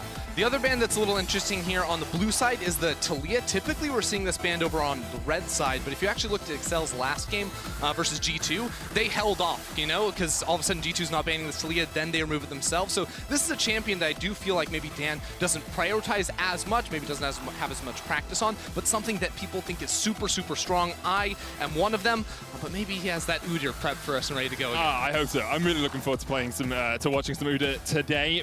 Kai'Sa is going to be picked. 100% pick ban through week 1, was only sitting at about a 37 to 40% win rate, I believe. So actually one of only 4 champions that are being picked and banned all of the time, and the only champion that doesn't have a positive win rate out of those 4. Xayah now locked in for the Mad Lions. We saw a few Xayah bans last week, and I still think she is a very strong AD carry because of her self-peel in a lot of team fights. Yeah, I think it's fun seeing us go back to the Kai'Sa and the Xayah times. These AD carries get to have a little bit more fun down the bot lane, a little bit more agency. Now an Orianna pick for Humanoid. This is largely to be expected. Kind of early in the draft, you would consider it, but as far as Oriannas go, like, it neutralizes pretty much any lane you get, and Humanoid definitely feels very comfortable on this champion. This is one of his go-tos back at Worlds last year. One of the good things about it is it can't jump into a fight, which is a weakness we saw from Humanoid last week, sometimes a little bit too eager to get into the middle of the fray. XL now going to get a Syndra in the mid lane for Shekolad. We saw how good he can be on that against G2 last week.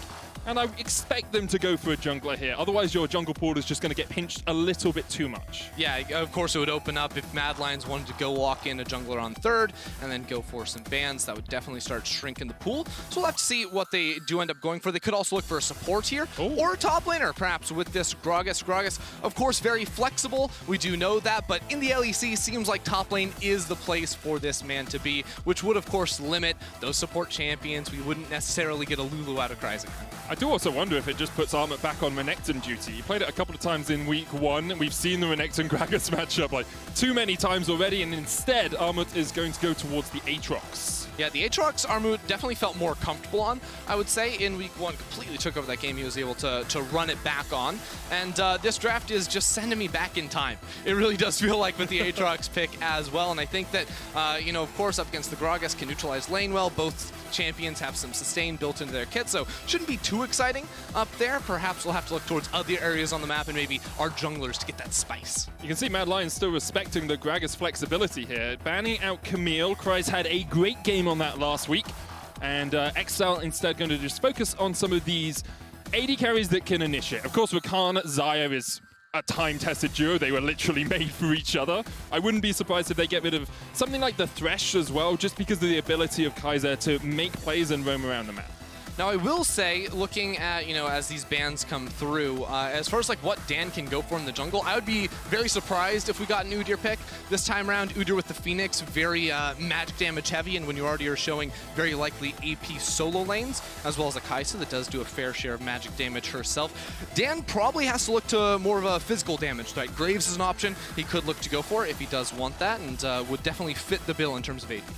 Makes a lot of sense. We did see Graves a lot in the LCK and the LPL. Not so much so far in the LEC, though of course Selfmade has brought it out on a couple of occasions. Mad Lions here probably looking towards their support, or you could go jungle here and then save the support for last pick. Instead they say, no, we're going to keep our jungler for last and lock in the Leona in that bottom lane. Yeah, and I think the combination of the feathers plus Leona against a Kai'Sa, especially before she can get that E-evolve, you can definitely try to catch her out, snap grab her if you bring the jungler down towards that bottom lane. So I like that pairing, and sets up, gives some Mad Lions some more team fight options, that long range initiation, either with that solar flare or you chuck the ball on top of a Leona as she's trying to jump in. It definitely fits the bill here. And now for that all-star next to the Kai'Sa, it's all about these melee supports for her. Gragas very likely going up top side, I would say, off of that, and a strong composition all around. And there's the AD jungler that you were looking for. Physical damage coming out in the form of the Graves for Dan. So nothing too inventive from XL this week. Last week we saw the Ivern, the Lulu, a couple of games of Udyr. This week it's all a little bit of purple and orange. Gragas, Graves, Syndra, Kai'Sa, and Alistar to round it out. And Mad Lions here will be looking towards their jungle.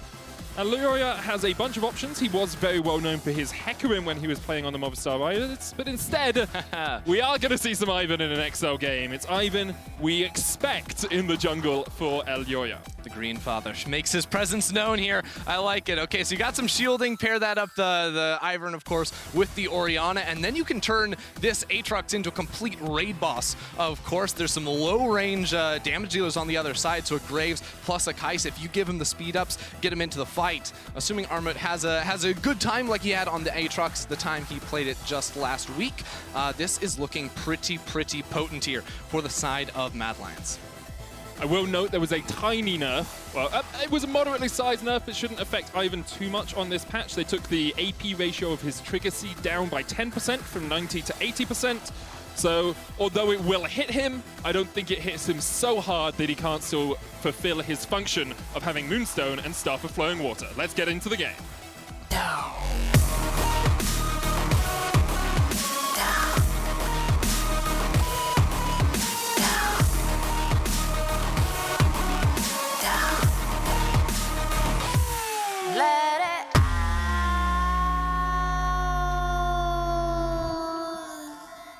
And on to Summoner's Rift we go.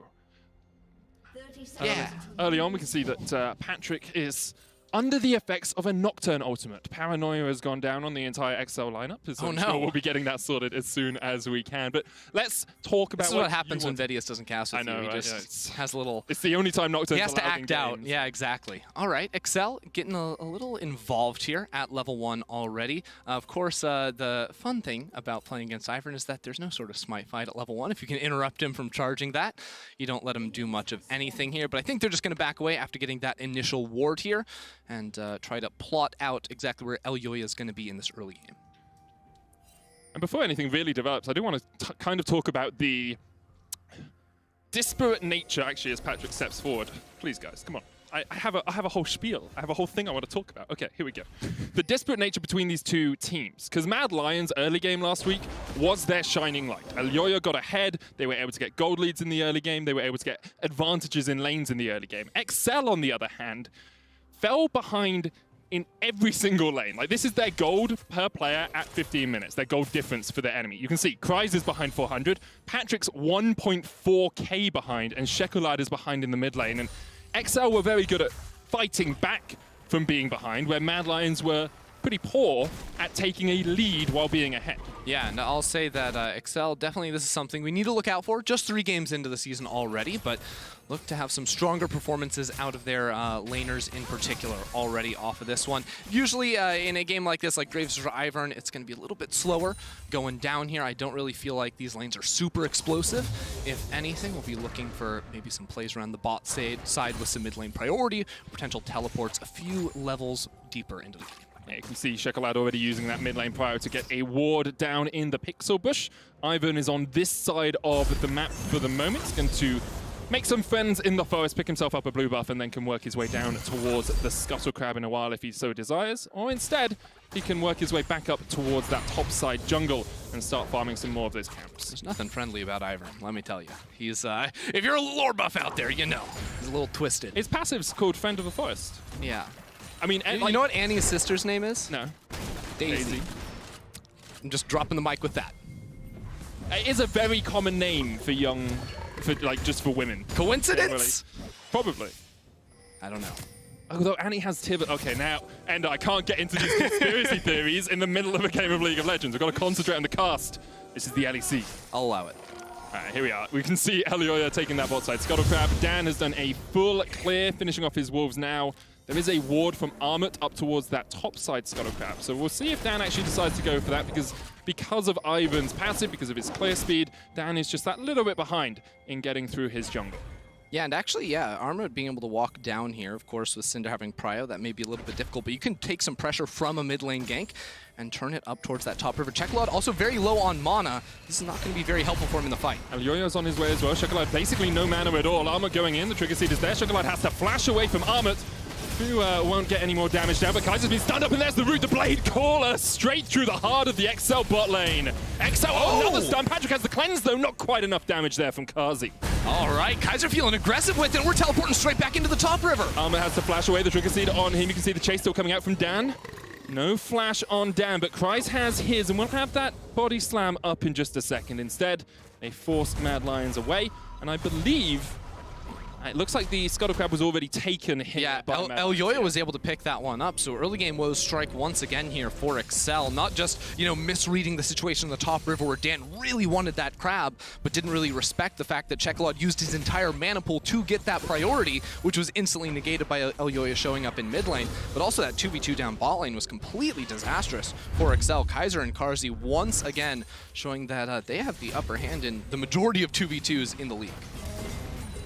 Have another look at it. You can see Torre goes in, looking to be aggressive, and you just can't do that. Yeah, it's the Zenith Blade following the flash, right? There's that small window you can actually get the flash off, but all it does is put him closer to Patrick, and Torre, of course, falls in the end. Alongside that, as an Alistair in that situation, if you're engaging, you have to make sure you can't be re-engaged on, because you burn your Aftershock with your Headbutt Pulverize combination. And so if the Leona can absorb that damage and then go back in with the Zenith Blade, you're just going to lose out on that trade every single time. Exactly, and I actually think it's really worth pointing out that Torre did go for the Aftershock, because it is much more popular nowadays to go for the Phase Rush on the Alistar. Of course, Mr. Support Main over there, that's all about proccing your E very easily and chasing people down, but Aftershock should, in theory, give you a stronger 2v2 early on in the lane phase, and the fact that they lost already makes that choice a little bit worse. Also does help you if you are one of the primary engage tools for your team, because as you can see from the rest of XL, Kryze can kind of get in there with a body slam into explosive cast. Torre, though, will be the guy going in. You can see him here near the mid lane, just trying to make sure that Shekolad has an easy enough push in. Shekolad can now back and reset the mana if he so desires, or he can just stay in the lane and try and continue to put Humanoid under a little bit of pressure. So one thing worth pointing out here is top laners. Armut does have a teleport advantage and was able to get back to base for that Kindle gem for the early ability haste, which means that XL can't even try to reclaim some of the pressure around bot lane. Like Dan can't show up down bot side because he's facing a TP mismatch in top lane and in mid lane, I'm noticing. So now using this huge wave at the same time Dan's top side to pick up his blue buff, it looks like, they're just going to be denied 2.5, 3 waves. Like, how many ranged minions are there?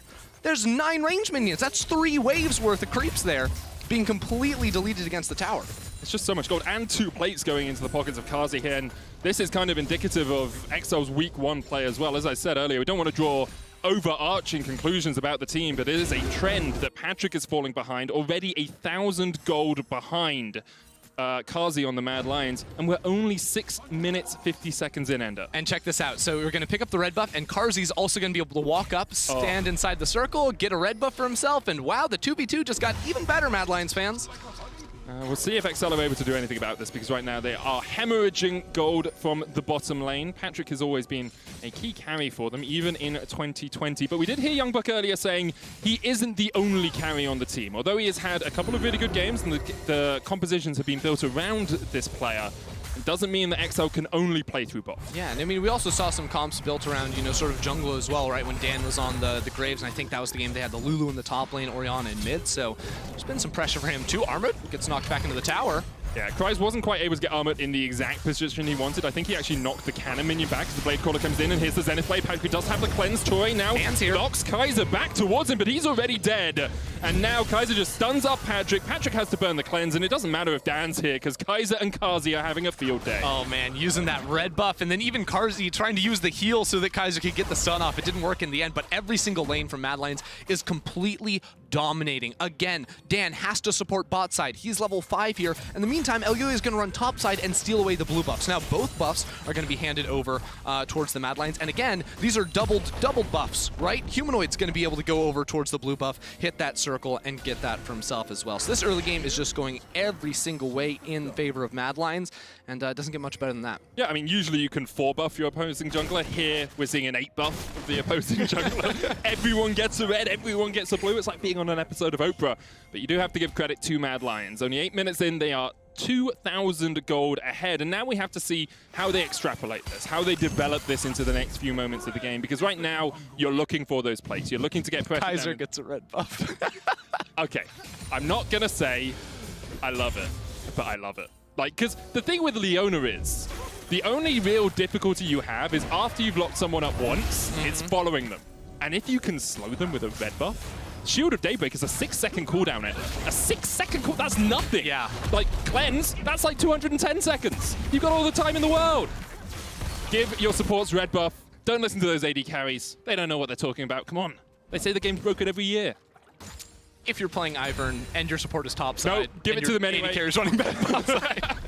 Anyway, here is the Rift Herald from Madden. I asked just 30 seconds ago, Ender, how are they going to continue? How are they going to snowball this lead? Well, this is a prime example of how to do it. Yeah, and I almost like it, right? Mad Lions focused first was on taking away enemy jungle camps, right? When they had the huge bot pressure, they very easily could have walked away, taken Dragon, but Dragon doesn't really mean anything at the start of the game, right? Like, the stats from Mountain Drake are going to be, you know, very inconsequential compared to the gold and EXP you're going to get from all those waves and the denial around the bot lane from stealing away a red buff that then transitioned into a kill later on. Even the Herald was preceded by walking in and taking away a blue buff from Elyoya, or by Elyoya as well. So I really like the order of operations here for Mad Lions, and what it's going to mean is they're going to amass this huge gold lead, and maybe they don't ever get to the point of having, you know, a Dragon Soul later into the game, but they're just going to have an item advantage over XL, and that's going to make it impossible to fight. Shockwave used in the mid lane as Humanoid just trying to chunk out Shekelad. It's already a level advantage for the Orianna. Kaiser's going to get this ward in here to spot Torre and Dan if they do work their way around. And although Dragon isn't the most vital, the most important, you can take it in a situation like this where you have a pushing mid lane, a pushing bot lane. Elyoya can do it pretty easily by himself. Trigger Siege just keeping him topped up on HP as he whittles away the Dragon. Yeah, he's doing the Dragon. He does have some camps up, but they're charging up at the moment. It's a 2-level lead for Kazi. Yeah. That's what happens when you deny 2.5 waves off of the tower, get a couple of kills. I mean, now Patrick's, of course, hit level 7 for himself, but This is very well played by Mad Lions already, and Excel just don't really feel like they have any way to battle back into it because, to be honest, like a lot of their lanes were on the back foot already, and Dan in the jungle, like on this Graves, like he's trying to chill, farm just a little bit, and he has not been able to do that with the pressure Mad Lions have been exuding. It's just actually an incredible start by the Mad Lions. 3,000 gold at 11 minutes into the game. I'm going to check with our stats as we get towards that 15-minute mark because I think we're approaching like biggest lead at 15 proportions quite easily here, at least for this split, if not for like LEC history. Yeah, and I mean, the more impressive thing about this play to me is it's just 2 kills, right? That's turned into 3,000 gold, right? And they're going to get more with the turret played bot side, whereas I think in the past you would expect Mad Lions, if they're going to have a big lead, it's going to be an explosive early game, you know? You know, shadow of the past flying in for ganks. This time it's just been Elyoya saying, hey, we can chill, walk into the enemy jungle. He's been in the right points to apply pressure and help deny waves many, many times. And the team has not been making many risks. It's just been calculated plays. Now the Herald goes bot side. That's going to be a very easy first tower, and Patrick again has to vacate the premise. And remember when we talked to Mac originally, he was saying, well, Elyoya is this cerebral jungler. He's the smart guy that can make these moves on the map. He doesn't need to be getting all of these kills. It's working out for Mad so far as the tower in the bot lane drops. And the Rift Herald will get one more charge in here. Patrick's going to try and stop it, but the eye was not open. And now, we'll see where Kazi and Kaiser go, because there's no dragon on the map for another little while. There's no Rift Herald on the map. You can just move them up towards the top lane. You're not losing anything on the bot side. And you can look to get some more of these plates. 1 minute 30 for Mad Lions to get as many plates as they can. Look, Medic, I'm just saying this is what Excel get for not playing Udyr and Ivern top lane. You know, they went a little bit boring, and now what's going on here? I want the spice. I miss the spice, Medic. I'll be honest, after watching them against Misfits last week, where everything was a skirmish and every time they lost, I'm quite happy to see Mad Lions be a bit more measured. Like, who else has been measured so far? Rogue have been incredibly measured and are probably the best, if not joint with G2 team in our league right now. I like measured play. Yeah. Yes, I would like some more kills, obviously. I'm a play-by-play. Oh, no, I was saying Excel need to go for the spicy picks. Oh, Excel needs to go. Yeah. I love how Mad Lions have been playing it. Like they've hit the item breakpoints now too, right? With a Moonstone, a Gale Force. Gale Force received a pretty meaningful nerf to the active item. Went from 60-second cooldown to a 90-second cooldown, which is quite the increase. Of course, when fights are happening less frequently, maybe it doesn't matter quite so much, but still an item to look out for. And here we go, 3v1 Ender Tower. Yeah, Armor's been locked up, stunned up, and he is done for. Not really much you can do in that sort of situation. Didn't even have time to burn his flash. Yeah, okay, so this is good from Excel trying to make some sort of a cross map, because you know Mad Lions putting so much pressure in mid. Unfortunately, like this wave in mid is gonna allow Mad Lions to get almost 2 turret plates. They should be able to finish that one off. They also had Karzi hard pushing in towards that top lane, so still a very large gap between the 2 ADCs, but Patrick is getting a lot of time by himself here. Dan's also been able to split the map and steal away a couple of camps, so this is a good move here from Excel to fight back in some way, because it has been very quiet from their side up until the 14-minute mark. And I think that's what we've kind of seen from Excel over the last week or so. Their early game is a little bit lacking at times. They haven't been able to find these advantages in lane, but when they get out of that, they've had a few times where they've been able to fight back, even from a 4-5k deficit, and have some good team fights. The G2 game springs to mind, and even though they lost that, they still, stood pretty strong in the face of G2. Yeah. Go looking at some of the more of these mythics coming through here. I like the direction Dan has gone. I think last week especially we saw a lot of Gale Force Graves. Yep. I think Immortal Shield Bow as some of the changes continue to come to the items, and just on Graves in general in a very scrappy game with a lot of these fighter style champions. Graves wants to get into the thick of things, and I think having that extra sustain and survivability within fights is gonna, in the long term, give him more effectiveness against this Mad Lions team, because if he was going for this Gale Force crit build, I mean, imagine trying to punch down an Aatrox who's sustaining with his ultimate, with shields on top of him and Moonstone from Elyoya and the shields from Humanoid. Like, that's going to be really difficult. And I think the battling healing with healing is a little bit more effective of an approach than just the raw damage. It's just going to be who can sustain the most throughout a fight. It's going to be welcome to 2021 to watch. Armored here once again under the tower, but he has Elyoya for safety. Daisy pushes Torre away. And Excel will try to look for something as Shekelad and Humanoid look for a fight in the mid lane. The Shockwave comes down, but Shekelad can just unleash power. Humanoid almost dies, has to flash away. Shekelad still has to flash. The Dark Spear comes out. And Kaiser, a little bit too late to help out his mid laner, is now in for a world of hurt. Solar Flare comes out, only hits Torre. Dan still on the chase. Kaiser has to flash across the wall. Kazi hits. Oh, poor Kaiser. He tried to drag them away from Carzzy, right? If he walks down into the river, then 2 people are going down. So Kaiser's going to take one for the team on that. But Shekelad with a solo kill, and then Excel punishing Mad Lions right there. Very nicely done by them. Shekelad with a solo kill versus the guy that used to stand above him. Of course, Shekelad and Mad Lions were teammates, or at least Shekelad was on ERL roster for Mad Lions in the past. Looks up to Humanoid quite a lot, so getting that solo kill will definitely be a bit of a bolster for his morale. And it does lead me on to a very important point here, and Humanoid. It would if my buttons were working, but we're going into a replay, so I can't use... Humanoid is in this replay. Yeah, he's about to die. That's exactly what you were going to say. So right there, Humanoid just doesn't actually dodge away from the first Q there. Shekelad just, lands 2. This will be his 3rd Q and an R, and that's good enough for the kill there. And of course, the rest of Excel running down here. Even if he hadn't finished off the solo kill, like Excel were going to be there to show up. Excel were trying to, start that play off, of course. And here's where Kaiser realizes if I go down to the river, we're both dead. Torre also was on the hunt for Carzzy with that, but the rest of Excel decided we get the guaranteed kill instead of going for that little extra on that Carzzy kill. Humanoid. We can't. The button isn't working. No. I was trying. Yeah, I understand. I tried as well, but for the moment we won't. Well, we can. I mean, we can still talk about it if you want. You still want to talk about the point? Humanoid dies a lot. If you guys are wondering, Medic was really trying to bring up a graphic, a little thing with some stats on the bottom of his screen. He was struggling with. Oh, look at that! Look at that! See, all we have to do is give a little hint. Lucky, yeah. Medic didn't do that, by the way. That was probably Kevin. Thanks. Okay, so let's talk about Humanoid a little bit, because right now he is struggling. You can see as the shockwave comes out in the mid lane, he's forced back. Kaiser does have a flank, but we're fine for the moment. Torre should be okay as he dives back on into Armut. Get rid of the Humanoid graphic for me, thank you so much. Armut is dead, as it took a bit off a little bit more cow than he could chew there, with Torre taking the kill. So we've learned anything. Medic's not allowed to do the graphics. Yeah, it just throws us off. Let's just if we've learned another thing, it's that Excel continue to try and group up his 5 to force these plays, and I think this is the right decision for them. Unfortunately, at the same time, because Mad Lions aren't losing too much, right? It's just a kill here and there,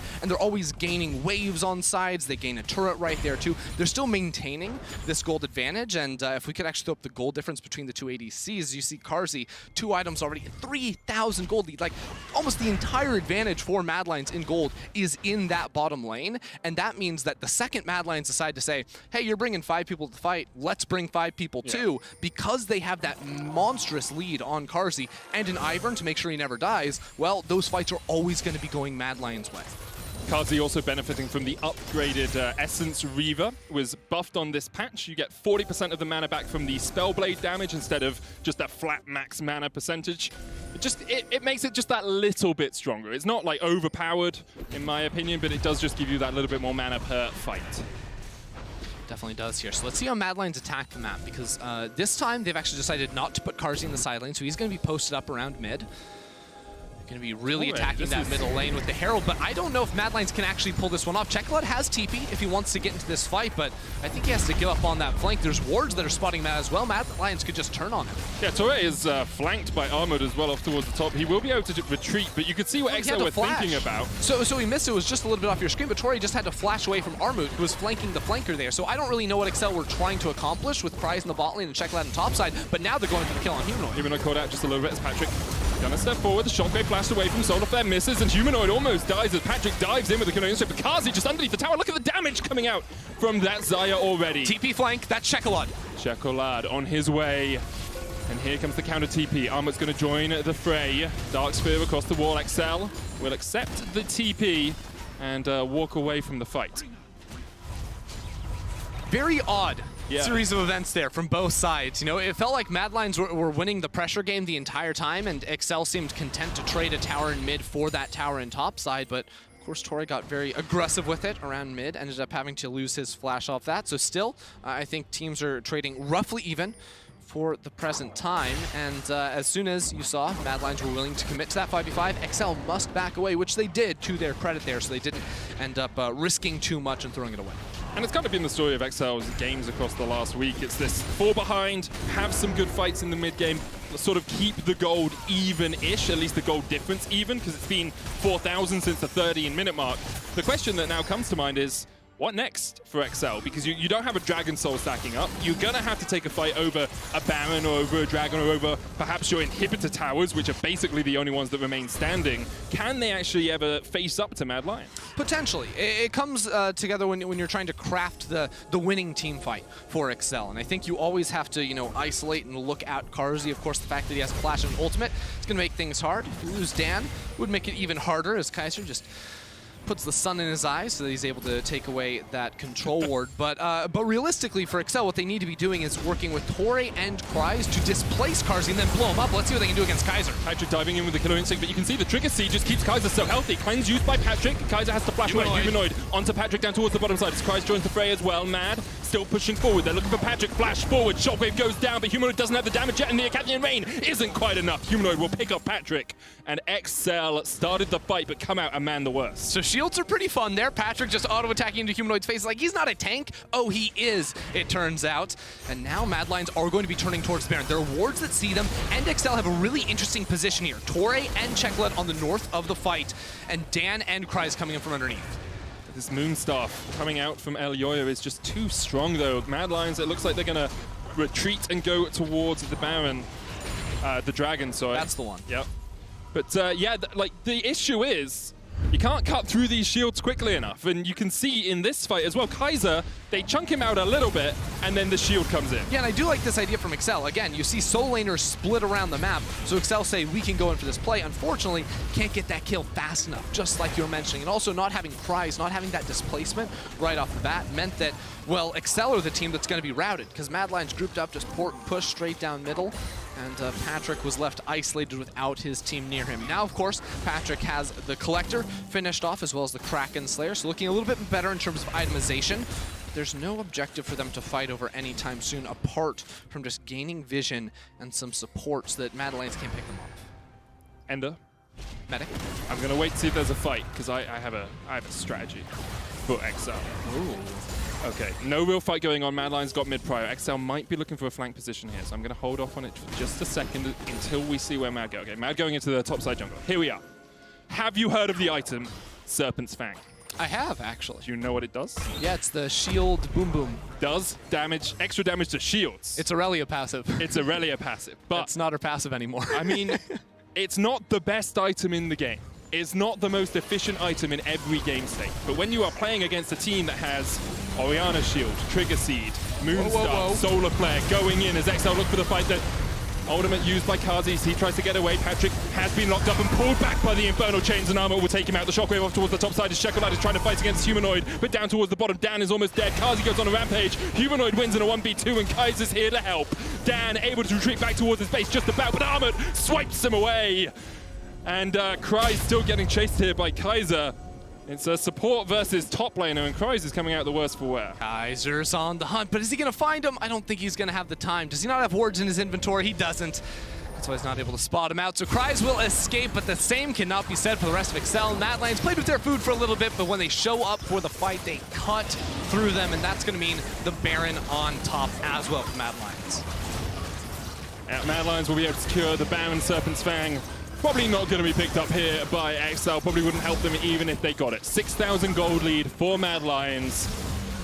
And that only extends to 7 as the Baron is picked up. And now with only one tower remaining outside of their base, XL are in a very, very tricky situation. Yeah, so XL are just trying to get priority in mid so they can then contest vision inside the river. But that's where Torre sees the pick potentially onto Carzzy. But again, I was talking about Torre and Kryze have to be on the same page, because during the time period that Torre lands the CC onto Carzzy, you also have to have the explosive cask knocking him into the rest of your team. And if that doesn't come through, well, it's just not possible. So Torre thought he saw an opening, but didn't check all the, you know, the check boxes off on his list. I don't know, something like that. And of course, that makes it very difficult to deal with, where Mad Lions can just sort of charge straight into your face. You see Armor once again having a great game on this Aatrox. Kaiser looking for the Zenith Blade, can't quite land it. Solar Flare goes wide as well, but Patrick has been caught by Armor, who's knocked back. And look at Armor, he just escaped through it all. What are these shields? That's just not fair. That's illegal, as Kadril would say. Mad Lions retreat, wounded but unkilled. And the Trigger Seed, the Orianna Shield, well, Orianna Shield wasn't even there, actually. It was Sterax, Trigger Seed, and a bit of healing from Gore Drinker, I believe. All right, that was silly. I had to double check because it seemed insane. So far, Moonstone Renewer has done 2,300 healing, which isn't that insane. I've seen some bigger numbers on the item, but when you're stacking those shields, that's nuts. I think it's pretty strong considering there've been like 2 fights since the Moonstone Renewer was completed. Like, it is, it's just so devastating in a game like this. Especially, you can see Griever's Wound starting to come through for XL. You've got the Oblivion Orb, you've got the Executioner's Calling, but Mad Lion's very willing just to walk through this bottom lane. And XL really don't have too many ways to defend. What is that damage from Kazi? Oh, Shockwave no. on Torre. And there is still a counter minion here to help Mad Lions pushing. Torre and Patrick have to walk back to base. You know, it's amazing how trigger happy Mad Lions have been all game. Like, even though we haven't seen a lot of fights, like Karzi, like going in, healing in the bot lane just to try and get extra auto attacks down. Like, they've just been throwing stuff out and seeing what lands. And when it lands, XL have nothing to show for it. And the thing about it is not that much has to land to kill Patrick. Like, that was a cloud burst into like a couple of autos from Kazi. He's down to about 1/10 of his HP. Torre takes 1 command dissonance, and he's down to half. This cow is not too tanky. Elyoya knocked to the side, the solo player coming out, and I'm sorry, Shekolab, but you stepped way too far forward. Kaiser jumping in, has the stopwatch to keep himself alive. Torre dives in as well, but Christ just can't get into the middle of the action, and that's 3 down already. Patrick tries to dive in, but he's all on his lonesome, has to flash away. Armut not willing to let anyone from XL escape. And Aatrox, the world ender, will end XL's day. 12 kills to 4, Mad Lions looking for the win. Just clinical from the Mad Lions. You know all about that, Medic. And honestly, just cutting through this team time and time again. They won every single lane. They used the pressure from those lanes to completely dominate the map and suffocate XL. This team looking very strong to start off week 2. Mad Lions continue their early game dominance against a faltering XL and go 2-2 in the LEC. Easy clap. Whoa, this music is way too fun. I think I used the wrong emote. It's definitely a cat jam off that. It's a rat jam, mate. Have you not seen Rat Jam? I'm a believer in in the Church of the Cat. Okay, I stay in my lane. Okay, and it's the Mad Lions too, right? They're cat jam. Yeah, it's a cat jam. This one's a cat jam. We're jamming. Great stuff though from Mad Lions. We were wondering at the start of the game whether they'd be able to take their early game dominance. And are you okay? Yeah. I mean, they cut to my camera while I was dancing, and no one was supposed to see that. I saw the camera and then started dancing. No, I was dancing. Nope. Thanks, Kevin. That's a bit of a weird champ moment right there. I will say we wondered if Mad Lions could take their early game dominance and take it into the mid game and actually control a game. They definitely showed us that there. And if you think one of their players stood out amongst the rest, you can vote for them at LEC on Twitter. Elyoya, Kazi, and Kaiser are your options. Yeah, all good options. True. The maddest of Lions. Who will win? You have to go on Twitter to find out. I know, you'll find out here. You can vote. Oh, we'll also tell you on this. Yeah, we're going to tell you afterwards. We've got a German clash in our next game as SK Gaming and Schalke 04 hit the Rift. Bah!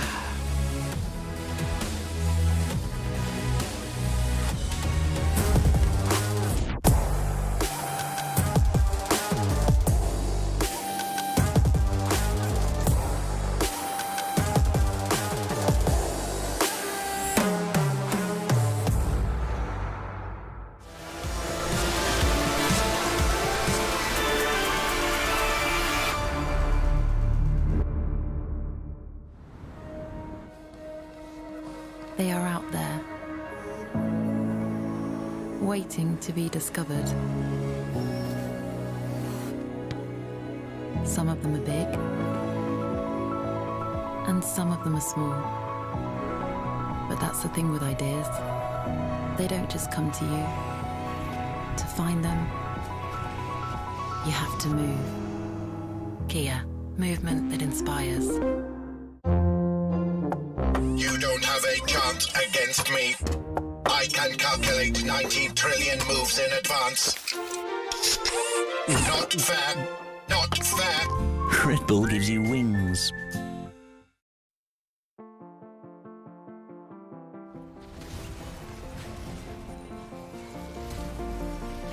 Got a feeling nothing is forever. Keep your voice low. The sun is high, but I wish I could bathe in the moonlight. Ooh, this is it now. Come out of the shadow.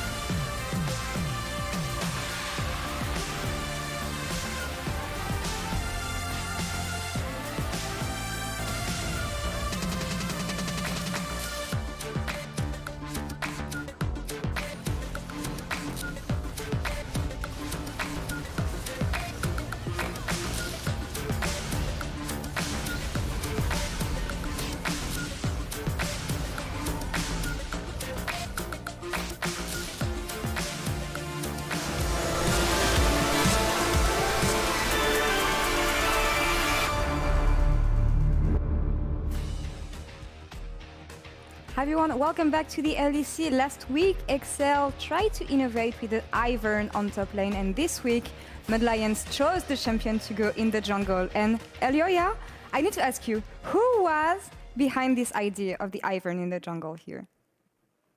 I mean, it was kind of a... I mean, it was like a decision, like from kind of all the team, I would say. Like, it was what was working for us in Scream, so yeah. All right. I mean, the pick fit well here, and it's not a champion that we usually see in the jungle or ever. Such a unique pick, actually, but we know that it can clear fast in the jungle. It's a Moonstaff lover. Once it has 2 items, it's very strong. But what are the downsides and the upsides of Ivern in the jungle right now when you compare it to the other, other junglers that you can find in the meta? I mean, I feel like his farm efficiency is pretty low if you compare him to other junglers like Nidalee or just Udyr even, like they're way more efficient. Also, his skirmish potential is, I would say, not as great as others, even though like I think he's fine. Like if he has a space to fight around, I think it's pretty good. But I would say that also like the passive, it's like kind of a double-edged sword. Like it can be good for you, but it can also be bad because if you don't have a smite, they're just gonna take the camp in your face. Yeah, but it went in your way here against Excel, and it was interesting because they tried to pick up some fights here and there, but less effective than the way you guys were fighting, actually, and they didn't manage to capitalize on the fights that they were taking. So how did you prevent them from doing so?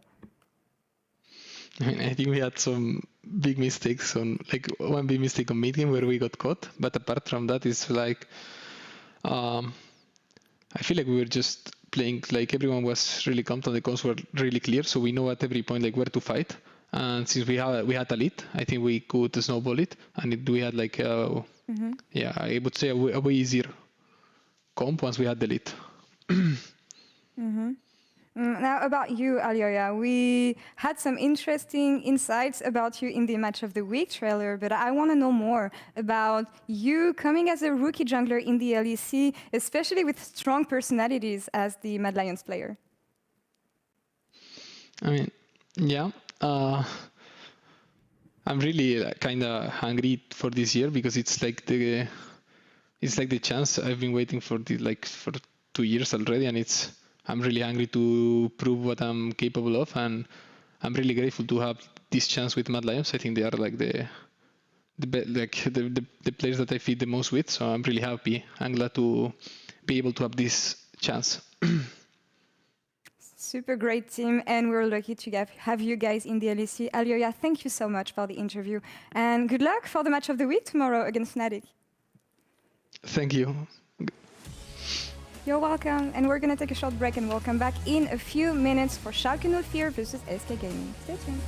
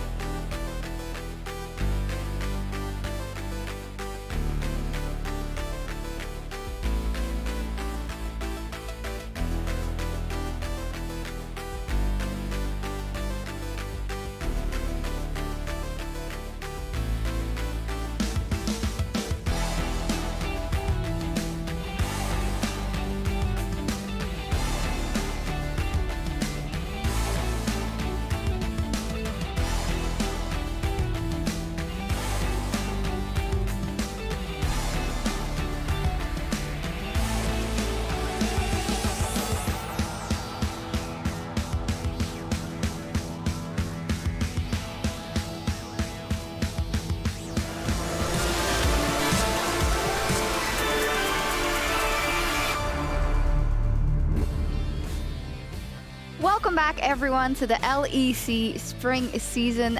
This year, we've seen multiple players go from the LFL, which is the French league, to the LEC. And I'm very happy to be joined by LFL caster and legend, I should say, in the French scene, Chips, about SK Gaming's Jesu. Hi, Chips, comment ça va? Bonjour Choc, ça va très bien et toi? Très bien aussi et félicitations de notre équipe à ton équipe et le succès des émissions de OTP. La première semaine, c'était vraiment formidable. Félicitations. Thank you. Merci beaucoup. No problem. I guess we'll switch to English now for all our viewers. But I have you here to talk about Jesu. Now, of course, he played on Misfits Premier in 2020 in the LFL. What can you say about his performance and his highlights in that year? Well, I think what was really surprising with Jesu is that at the start of 2020, we really didn't expect him to do something. I mean, he was not a really hyped rookie. We were waiting for people like Tuku, VTO, this kind of player, but Jesu kind of came off nowhere. And really fast, he started to adapt to pro play. He started as a Misfortune one trick, and I mean back in the days he was doing a lot of mistakes, but we could see his improvement days by days and match after match. And I mean we saw him grow as a player, and he became one of the best in our league. So yeah, I mean his improvement is really stunning. Absolutely, growing day after day. You say he was a Misfortune one trick. What can you say about the way he likes to play the game? And maybe can you compare the way he likes to play the game as a marksman to some of our known marksmen here in the LEC? Yeah, I mean, I can do that. I think so. I think his play style is really clean in lane. I think he's not a player who tends to push too much in lane, so I think he's really stable and steady. He's a really reliable player. In team fight or this kind of situation. You can always expect something coming from Jesus. So you know he will be there when you need him, and I think that was some characteristics of Reckless, for example, because Reckless right now is so complete, you know, he's stomping lanes, stomping everything, but the first thing you could recognize about Reckless is the fact that he was always there for the team during team fights, and with a good farm, doing good skill shots, making the good choices of positioning, this kind of stuff. So I think in some way we could compare to the younger Reckless. Yeah, I mean, ways. Yeah, for sure. I know you're being careful because you don't want to say this is the new Reckless or whatever, but I do think that no, this is not Reckless, but... Yeah, exactly. He maybe could be one day and saying that his play style is very reliable, which is very important to any team. Now, we also know that you were a top laner when you played together in the French zoo. So what can you tell us about him as a team player, his comms? You know, is he flamey? Is he building his teammates up? What is he doing game? No, I think he's a really kind guy. You know, where we were playing with the French zoo, we were putting all our eggs on our bot lane because that was our strong side with Jesus and Treton. And I think he knows how to take pressure. He's not afraid of taking responsibilities. And he's really a good guy. And when you tend to know him, he's really funny also. So I think he's a really good teammate, and he's really tryharding, because one funny thing about Jesus is that, for example, he never watches professional games of League of Legends. So I think all of the players are watching the games, you know, during LEC or whatever. And Jesus always says, I won't grow as a player if I spend my time watching games. So I prefer playing solo queue and improving in this way. So yeah, he's a big tryharder. Big tryharder. I love that. And we don't hear that often, in fact, when they say, well, I don't watch that many games with other people. Thank you so much, Chips, and good luck today with all the broadcasts and the broadcasts that are coming. Thank you. Have a good day. Will do. Thank you. Yeah, there he goes. Doesn't watch any pro player VODs games. Just does It's his one own of those thing. things that I can respect and I can appreciate, and I will expect to change, right? And the reason for that, with any sport, with any competitive endeavors that anyone like strives to do, you will learn different aspects of how to grow. And at some point, he will learn that you can watch some games, right? But I absolutely love hearing from Chips, obviously hearing the breakdown. I did not need to be reminded of the French zoo and the pain that we suffered at Yes, their they hands. beat us. But it was also amazing to hear, Ifya, you just speaking in another language on broadcast so fluently. It wasn't flawless at all, but thank you. It was fantastic. Thank you. It needs a lot of work. But Jizu, this guy, and I also like that, you know, he's a different kind of player because often we hear so much about the flashiest of players, the super aggressive players, but there's also these players who don't exactly are going to make everyone jump out of their seats immediately, but are doing exactly what the team needs, and that can be very important for SK Games. Reliability is the key with Yes. AD carry. Teamfight positioning, making sure you're staying even, late game insurance, all these things that just come back down to the reliability. And if you can fill that role in your team, you're doing your job. We'll see if he can do today because SK's opponents are Schalke 04. And after last year's famous miracle run, the magic, unfortunately, is slowly starting to fade a little bit. They had a really rough week 1, and there was no magic to be found, which is something that they will have to change coming into week 2. I feel like perhaps they're overcomplicating things. I think that some of their drafts are not too easy to make easy win conditions out of. You know, they picked the Jax. Broken Blade is known for his Jax, but he doesn't get much jungle proximity. He's the lowest jungle proximity top laner in the league, I believe. And it feels like he's not really snowballing to the point where he can carry the game. He dies 1v1 to whip on the Auron. And there isn't really too much of like a grasping team fight comp. There's not much scaling. I feel like they're all over the place in drafts and in gameplay as well. Their late game, mid game decisions, not the greatest. But I think that if they go back to like a sort of easier to execute composition, scales well, team fights well, like most of the other teams are doing, I think that they can start matching against these teams. And if I could be a little overly dramatic, so forgive me for this one, I think they were one of the worst teams in week 1 across the 3 games. And there's a number of factors, a number of reasons that go into it. I'm not going to panic just yet, despite how strong those words were, because Schalke have a history of starting poorly.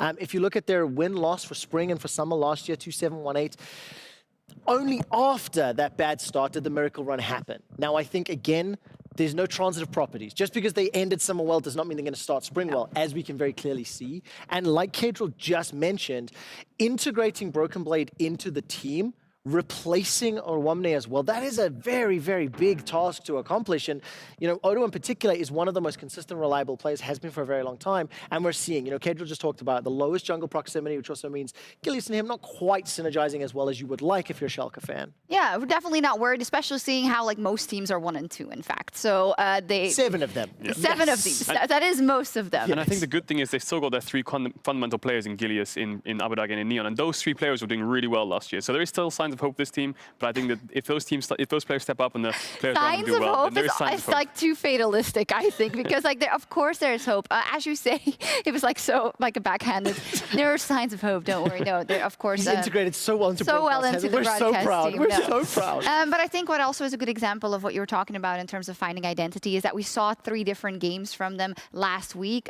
We had the throw versus XL, and we had the comeback versus Vitality, and then we had the getting stomped by Fnatic, which was kind of the worst game they played that week. And that just tells me week 1, we're figuring this stuff out. And as the weeks progress with this new configuration, things are going to look up. I completely agree. And I think one consistent thing that from my eyes I saw again was that there are still high impact players doing high impact decisions. Now, it's not holistic, right? It's not the best setups, but there were several times that Gilius tried to do Gilius things. There was 1 or 2 plays where Abadage showed elements of Fakeadage, you know, where he got some of that nickname from last year. Yeah, so there is some consistency we need to see there. I think today coming up against SK, it's another team that does need to also find their feet, does also need to, you know, show some level of consistent performance themselves. So this could be one of those down and dirty games, or this could be one of these teams stepping up, rising above what we saw in their 3 games last weekend. And it's only 3 games, but the only win that Schalke actually got was off the back of a clutch, right? Gilius stealing away the Ocean Soul from Vitality means that they could go later in the game, and that's what won them the game. Now, you need to win games more convincingly to actually look like a strong team. Clutch factors are good, and I think you can see that from last year. Gilius was clutching last year. He clutched that game, but I need to see more consistent, sort of good League of Legends from Schalke. That's a good mission statement. Not always relying on the clutches, but relying on just having the good fundamentals. We'll see what happens. SK and Schalke looking for a good start to week 2. So let's get over to our casters.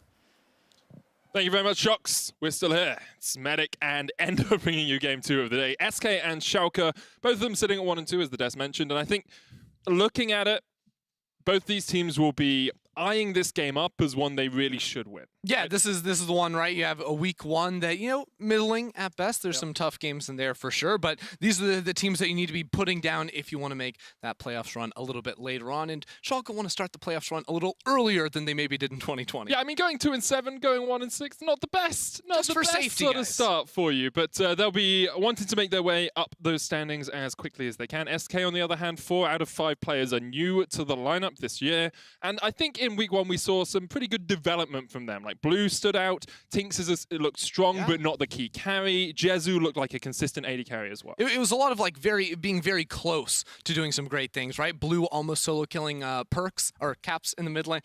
That was a little slip. And then of course I think their bot lane too did very well against Rogue early on, winning out in those 2v2. So let's see what the rookies have to throw Schalke's way. You can keep going. You do it. You do this the one. Well, we just got the countdown. 5, 4, 3, 2, 1.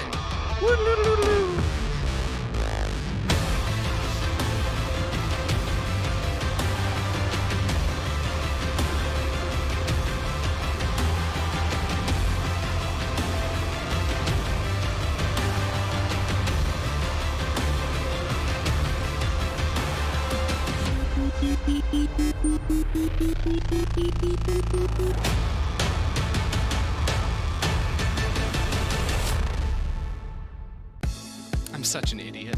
I was hoping for more than I'll be honest, but we'll get on into the pick ban phase and we can ignore whatever happened previously. Hopefully we don't have to listen back to it on any VODs or any such.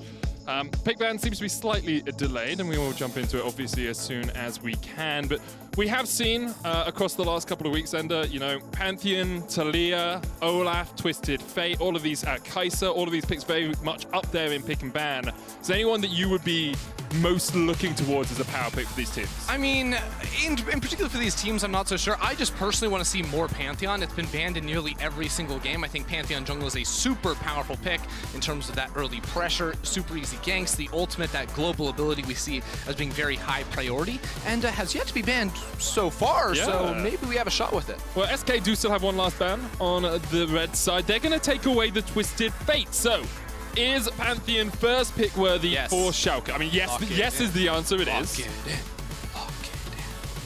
Give it to me. Give it to me, Gilius, because the other thing is, I feel like, excellent, I love to see it. The thing is, Gilius, even if you look at last year, I think last summer, Gilius was one of the best performing junglers in our league. He had an absolute terror towards the end of the split, but he never had very high jungle proximity. And that has persisted into this year, but the difference is, last year, he still was super effective with his ganks. Whenever he went for a gank, it got kills.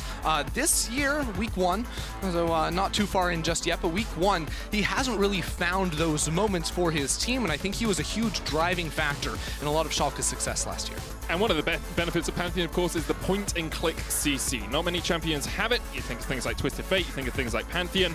Just makes it so much easier for you to follow up on a gank or even set up for your laners. And now Kalista and Alistar are pretty good at keeping a Pantheon at bay. Of course, the Alistar can just headbutt him as he gets into the lane, and Kalista has that Fate's Call to try and save her support whenever she needs to. I really like this, and I mentioned it before the draft, but I thought Jezu and Treats actually started off their game against Rogue last week really well. They won that 2v2, and then maybe some of the inexperience came into play, because I thought after that, there was some mismanagement of their wave, right? They stuck around in the lane trying to push out, and it put them on the back foot for the rest of the game. So I actually think that's a really good game to check out if you're interested in seeing how, after getting a kill, you need to properly manage the wave, otherwise you end up falling behind. So we'll see if maybe they can course correct if they also were digging through the VODs, although we know Jezu apparently doesn't dig through the VODs, so we'll see if he can course correct some of that. That's an interesting one. I think watching some of your playback can be helpful, of course. Camille picked up here for Schalke alongside the Galio. Can go support, can go towards the mid lane, so we could see an entire top side of the map already locked in here for Schalke. Look, I don't want to see Galio support. I want to see Galio mid here with the Camille. I think it's a super powerful combo, and if you put Galio in the mid lane next to a Pantheon too, like, you just own the side lanes. There is not much that you can do here if you are SK, and that'll put a lot of pressure on a bot lane of Kalista Alistar that wants to be playing forward, especially past level 6, when instantly Gilius and Abadagi could come flying into bot lane. I wonder what SK decide to ban here. They've got AD carries as an option. You can get rid of things like the Misfortune for Neon. He also used to play a lot of Ezreal, although we haven't been seeing that much in the meta here in 2021. However, it's a very safe AD carry. And if you get rid of an Ezreal, it makes it a lot easier for you to play through your bottom lane. Definitely true. We'll see what they end up going for with this one. Looks like a Lilia ban to start things off. I think that's a good one to take away from Tinks here inside of the jungle. But yeah, I mean, as far as Schalke are considered, like they have such a strong dive comp already that I feel like you want to finish off your bot lane with something very similar there. Kai'Sa is definitely something that could come into play here because you're either looking for like super long range that can support in a team fight like a Misfortune or something like that. Kai'Sa is what I would be sort of eyeing here if I was Schalke. It looks like SK might think that this Galio is going down to limit in the bottom lane with the Syndra taken away. There's the Nidalee ban from SK, and of course banning these AP junglers when you already see a lot of physical damage coming out from the Kalista and from the Volibear makes a lot of sense. Also forces Blue perhaps onto, well, either Blue or Tinks need to take something AD in the jungle. AP, sorry, is my mistake there, in the jungle. Tinks has played a lot of Hecarim. That's quite a bit of physical damage. True. Whoa! Dr. Okay. Mundo. I mean, Mundo was buffed on this patch. He was. Well, I have to double check it there. Yeah, so some health refund on the Q, as well as our health regen is going up. Some bonus damage on the E2 was increased here, and I believe this could be a jungle Dr. Mundo for Tinks, because if you actually look at it, Volibear was a very classic answer, like it whirled into the top lane, into that Camille here. And I know last year, like Dr. Mundo, it never really caught on, but legitimately had one of the fastest jungle clears in the game. You would start with like Machete and W on Raptor Camp, you get a recall in, and you would be blitzing through the jungle. I remember there was a little contest the playtest team actually had. I was peeking in on a bunch of stuff that they were doing there, and they were, you know, trying to get a sub 240 clear, which is ridiculous and possible in the past on that champion. Oh, with the Kai'Sa and the Orianna logged in, Schalke will take that Galio into the support role. Orianna gives you that more teamfight threat. We've already talked about the dive bomb, ball of death coming out from Schalke. You've got Shockwave, you've got Kai'Sa jumping in, you've got Galio with the hero's entrance, Hextech Ultimatum, and the Grand Starfall from the Pantheon. SK Gaming have a couple of, well, they've got 3 tanks already, so they can deal with some of that dive, and there's the Azir. A little bit of a shuffle, a little bit more safety as Schalke try and get on towards the back line. Yeah, Azir, another of those champions that got a tiny little buff there, some cooldown reduction on those soldiers here, and fits the bill of what Blue has played. You know, Blue played the Victor just last week, a couple of games on the Sylas, so has shown us that with a pick like the Victor, likes to play that strong backline scaling mage DPS threat here. And all around, SK's comp just looks a little bit wild because you have 2 raid bosses in top and jungle just absolutely trying to mow down the rest of Schalke. And then as far as Blue and Jesu are concerned, they're going to have to try and avoid this full-on engaged stunt comp from Schalke. It really is about how well SK can stay away from Schalke as they try and dive onto that back line. Schalke, we said we like to see press R comps in the early weeks of a split. We said we want to see compositions that just do one thing. Schalke have definitely got that. Can SK be their match in this game? No.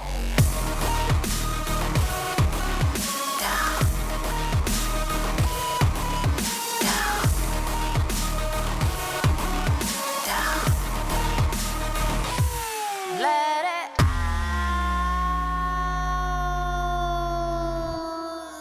30 seconds until minions spawn. And on to Summoner's Rift we go. Ender. Ender. Medic. Talk to me about Mundo. Talk to me about Mundo jungle. I know you love jungling. I heard earlier Kader was saying, oh, Udyr has a really quick clear because he can clear all of his camps by 3 minutes 15, and now you're telling me you can clear at like 250 on this champ? Yeah, okay, well, that was in the past. I actually have not run any Mundo clears in 2021 on this champion, but you can already see he's going to have fleet footwork. You expect him to have Ravenous Hunter as well, trying to maximize the amount of health he gets back in the jungle because his Q, his E, all his abilities, they actually cost mana, so it can be a little bit punishing inside the jungle, but I'm expecting him to start W. That used to be the play, W start and Raptors solo, and you would do it with, of course, the Hunter's Talisman to get that AoE proc, and it looks like Schalke are trying to punish him with an invade here, and I really like this play, trying to disrupt him right off the bat. Yeah, Gilius has the Comet Spear, so no Aegis Assault, no stun. Oh no! For him. Tinks, they know how to play against your champion. It's a disaster here. Of course, it's a little bit sad off of that one. One of the things that I do think maybe went a little bit under the radar is because the jungle items, the starting, Machete and Talisman were effectively combined, you can get the best of both worlds. Because, of course, it used to be with Machete, you do the single target camp super well. With Talisman, you do the AoEs. So the clear that used to be on Mundo was you start with Talisman, you do Raptors, red buff, then Krugs, then Recall while your W was running, so it would kill the baby Krugs without you even having to auto-attack them, and you could cheat your Recall animation just a little bit. Then you'd have enough money to buy a Hunter's Machete, and then you do your bot side camps, because those are your single target guys. But because they got melded into one all item, of your information is outdated. No, but the thing is, you don't actually have to go back to base, which is why it could be a little bit of a benefit for this type of a champion. Gilius looking for a fight here in the mid lane. Abadagi is going to land the slow. Blue working his way away. Does still have the flash. Uh-oh. You need to... Okay, it looks like Blue has accepted that he's going to die and is just wasting as much time as possible. Gilius is like, I am getting this kill now. I mean, it's suited for the champion he is playing. I'll give him that. The Pantheon very bloodthirsty, of course, as we see Broken Blade trading a little bit in the top lane. Back to Mundo, though, as he is in that mid lane. I do want to quiz you a little bit, Ender. When do you think was the last time Mundo was played on the LEC stage? Wait, we actually... In the jungle. 2014. 2013. Really? Okay, that was close. Collectively, he is 2 and 5 all time. So Tinks might be able to get him up in that estimation just a little bit, but of course cannot equalize him at a 50% win rate. For now, he is behind and lost an early kill on Blue. But that's why I actually think like Schalke's level 1 play is phenomenal, because the idea with a Mundo, very similar to like an Udyr who just blitz through the jungle, is they want to build up a level advantage. And Pantheon, his clear is fine, but it's not anything to like write home about. So just by getting into the enemy jungle, disrupting him from level 1, you can see that the advantage won't build up quite as large. Now Gilius is going to be slightly behind. It's level 4 to level 3. Gilius should tag up off of Raptors, because he spent a lot of time running around this map. It hasn't netted too much, and actually because Tinks didn't check Gromp camp, he's going to be a little bit sad. He expected, because Wolves are down, that Gromp is also going to be down, but that's just a misread. He did then ping the Gromp afterwards, so I don't know if he was pinging, hey, this is gone, or whether he was like, oh, I didn't actually check to see this. Yeah, it is possible that you see like Blue, the waves pushed up against him. GenX also was taking a base that he didn't want to necessarily overstep himself, but I think once you hit the Scryer's Bloom there, you expect either Gilius is on his Gromp, in which case you can just back away very easily, because he doesn't have a flash, or he's on the bot side, and then maybe you can make something happen there. And although we've had a lot of focus on the jungle, we can see the other lanes are relatively even. Of course, Blue has died. Abadagi got an assist from that. Both of them used their teleport to get back on into the lane. Abadagi going for the tier on this Orianna. It's so cheap these days, you might as well get it if you are ever going to run out of mana in lane. You can see the Dark Seal and Doran's Ring here on Blue. I wonder if he was perhaps just a little bit short of getting a tier of his own. Yeah, I have to expect that happened after the early death that went down top lane too, doubling up on the Dorans. If you guys don't know, Volibear does like to go for an early Doran's Ring with a lot of AP scaling, both on the passive, coming through those lightning bolts do favor him quite a bit here. Use the E to try and get the last hit. He nails the cannon. Very nicely done by him. And he even gets a little auto reset for the melee creep. Nice CSing under the tower. I mean, it's as if this guy has played the champion before. It's as if he understands how to play League of Legends. It's like he gets paid to do this. I will say it's one of the better lane swaps or role swaps we've seen. Because like a lot of people might not remember, actually, GenX was a mid laner when he joined the league, and him moving to top, a lot of people saw it as, is this actually going to be able to work out for them? But last week he played very well in the top lane. This week he has continued to do so. Last split he did so, and he seems to be very much a leader for this team in terms of just his ability to guide them through some of these games. Yeah. Definitely been pleasure to see. And I actually think we saw him on the Volibear absolutely tear up a couple of games last split. If my memory serves me correct, well, some attention being shown towards him is with mid-priority, Abadagi moving up, has his level 6, has his ultimate, ready to go. Low HP, low mana. And I think GenX is going to sense that something is awry here and try to get out of dodge. Gilly's going to jump in, look for the stun, Aegis Assault for a bit of extra damage, but GenX didn't even have to burn Flash. Abadagi took his time to get up here, and you can see Blue trying to push out that wave. Azir's clear, not the quickest until you get a couple of items under your belt, or at least a few levels, so you can put the soldiers down and just shred through those minions. Yeah. GenX pressure under the tower. Won't lose the turret plate off this one. I did just do a quick little check-in on Tinks on the Dr. Mundo as well. Here's supports duke it out in the bot lane. Look, this is all the excitement you get as a support. It's like, can I hold the wave for my AD carry? Am I a good guy? or am I a bad guy? It's just the rushes. You deal 48 damage to the enemy support. It's not. It's about sending a message, Ender, okay? It's about sending a message. If you keep that wave under the tower, it's like getting 3 kills. It's what chat's for. I mean, it's true. Come on, as if you don't mute all at the start of your game. It's true. I do that. It's just the optimal way to play. But there you can see in the nice little box that's back. I love that box is back. Tinks is going for the Emax. 3 points in that already. Qmax was something you'd see a lot in like top lane, I do feel like. But a lot of the value you get with Q is the max HP damage it does against monsters inside the jungle. So he's just going to go for that E, give him that bonus AD, try and cut through these camps as easily as he possibly can. And now that he's level 6, he's an absolute machine whenever he runs it down. So like now that you're level 6, you're actually going to start winning 1v1s against a Pantheon when you have that ready to go. And it just makes any sort of skirmish fighting very, very powerful on the champion. You know there's a passive on that E? Yeah.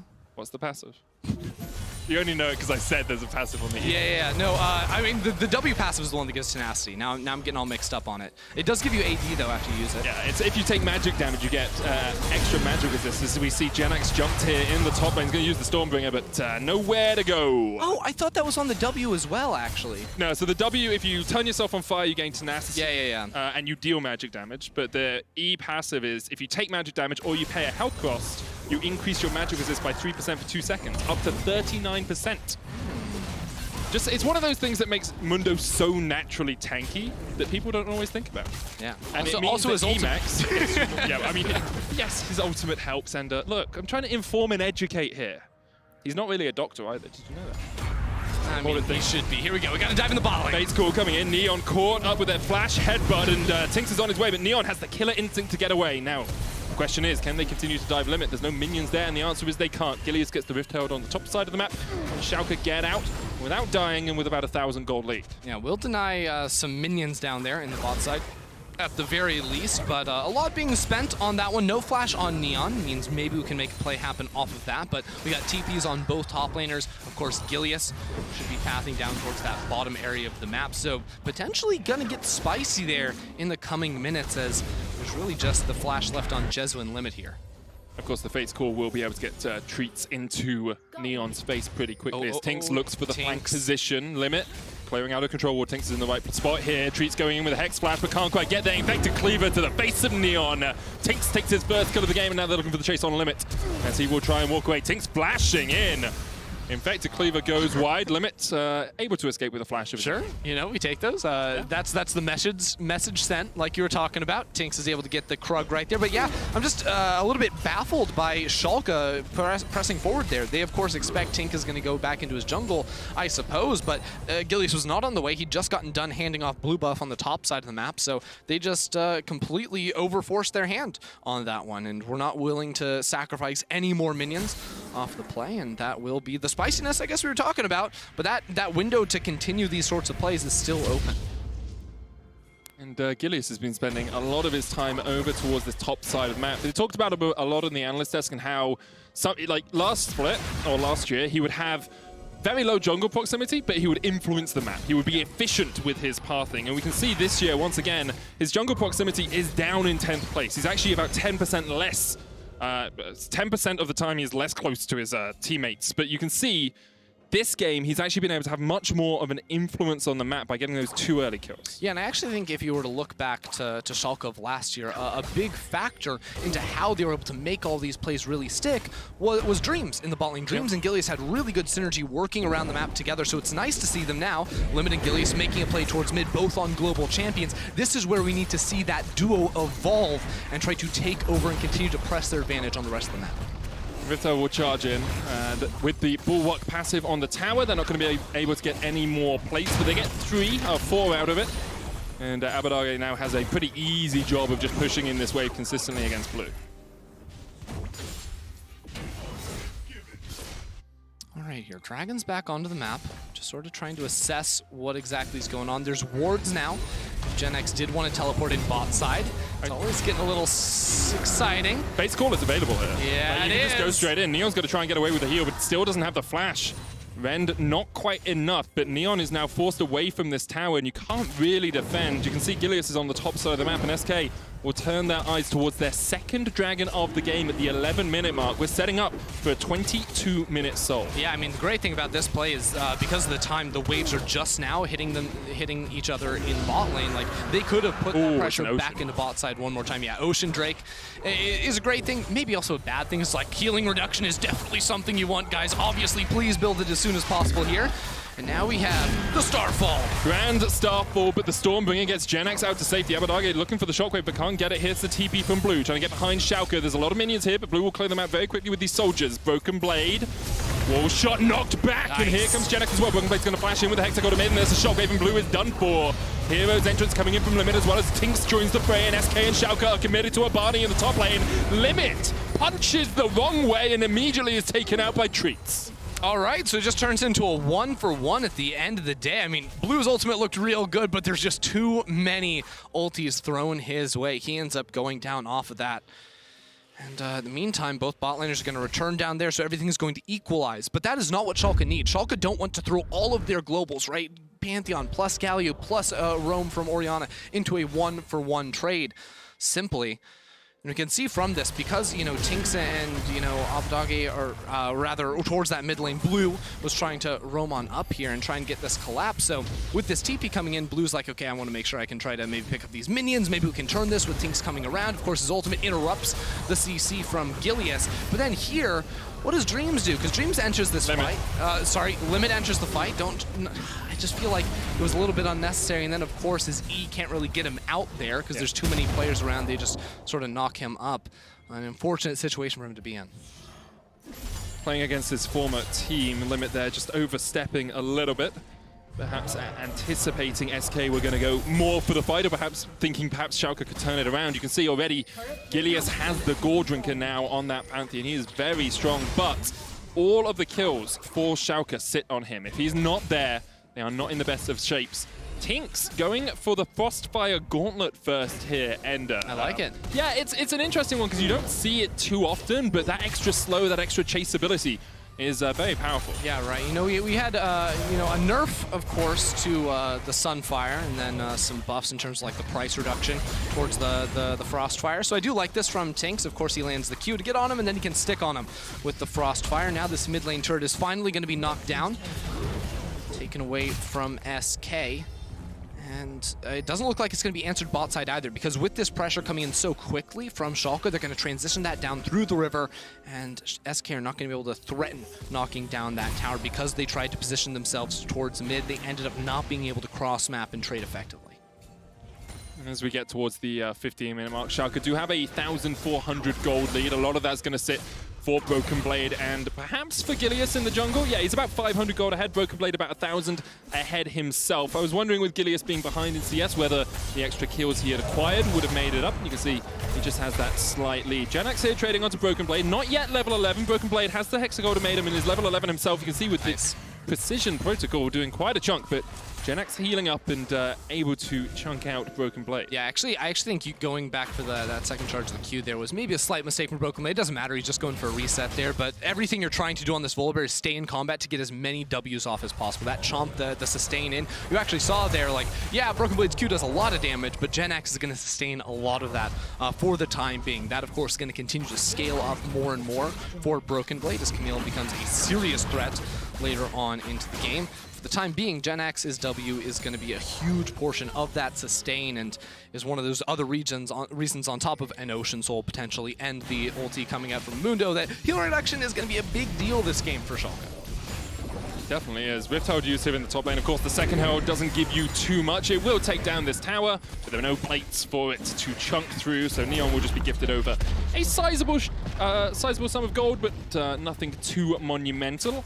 Across the board, we're seeing more of those mythic items. Complete Trinity Force on Broken Blade, Immortal Shield Bow finished on Jezu. He's a little worried about how much dive threat there is coming out from Schalke, so do not blame him at all for getting that little bit of extra shielding when these fights go down. Of course, later today, we have Fnatic versus Vitality in Game 5.